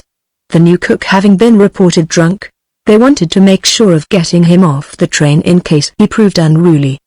They were wise in the ways of intoxicated cooks. They ran to the steps of the only Pullman on the train and were met by the grinning porter. "Yes, sir, he's in Darbitar, sir, and get him off, sir, to save my soul," he explained toothily. "I put him next the front end, sir, but he's went to sleep and I can't wake him up, and I can't tote him out now. Seems like he weighs a ton, by cripes, we'll tote him out," declared Big Medicine, pushing ahead of Chip in his enthusiasm. "You hold the train, and we'll get him. Show us the bunk." The porter pointed out the number and retreated to the steps that he might signal the conductor. The four pushed up through the vestibule and laid hold upon the berth curtains. "Mama!" ejaculated Weary in a stunned tone. "Look what's in here, boys." They thrust forward their heads and peered in at the recumbent form. "Honest to Grandma, it's old Patsy." The voice of Big Medicine brought heads out all along down the car. "Come out of that." Four voices made up the chorus, and Patsy opened his eyes reluctantly. "Peacosh, I not cook chuck for you fellas when I'm sick," he mumbled dazedly. "Come out of that, you damned Dutch belly robber," bawled Big Medicine joyously, and somewhere behind a curtain a feminine shriek was heard at the shocking sentence. Four pairs of welcoming hands laid hold upon Patsy, four pairs of strong arms dragged him out of the berth and through the narrow aisle to the platform. The conductor, the head brakeman and the porter were chafing there, and they pulled while the others pushed. So Patsy was deposited upon the platform, grumbling and only half sober. "Anyway, we've got him back," Weary remarked with much satisfaction the next day when they were once more started toward the range land. "When Irish blows in again, we'll be all right. By cripes, you just give me a sight of that Irish once, and he'll come, if I have to rope and drag him." Big Medicine took his own way of intimating that he held no grudge. "Did you hear what Patsy said, by cripes, when he was loading up the chuck wagon at the store? He turned in all that oil and them olives and anchovies, you know, and he told Tom to throw in about 6 cases of blueberries. I was standing right handy by, and he turns around and scowls at me and says, "Peacosh, der these fellas eats pie mit derselves, I have to follow up der wagon their mighty pie fruit already." And then the old devil turns round with his back to me. But you can skin me for a coyote if I didn't catch a grin on his face. They turned and looked back to where Patsy, seated high up on the mess wagon, was cracking his long whip like pistol shots and swearing in Dutch at his 4 horses as he came bouncing along behind them. "Well, there's worse fellas than old Patsy," Slim admitted ponderously. "I don't want no more Jakey in mine, by golly, I bitch Jakey cashes in, with all that lemon in him," prophesied Happy Jack with relish. "Dirty little dago, it'd serve him right. Patsy wouldn't acted like that in 1,000 years." They glanced once more behind them, as if they would make sure that the presence of Patsy was a reality. Then, with content in their hearts, they galloped blithely out of the lane and into the grassy hills.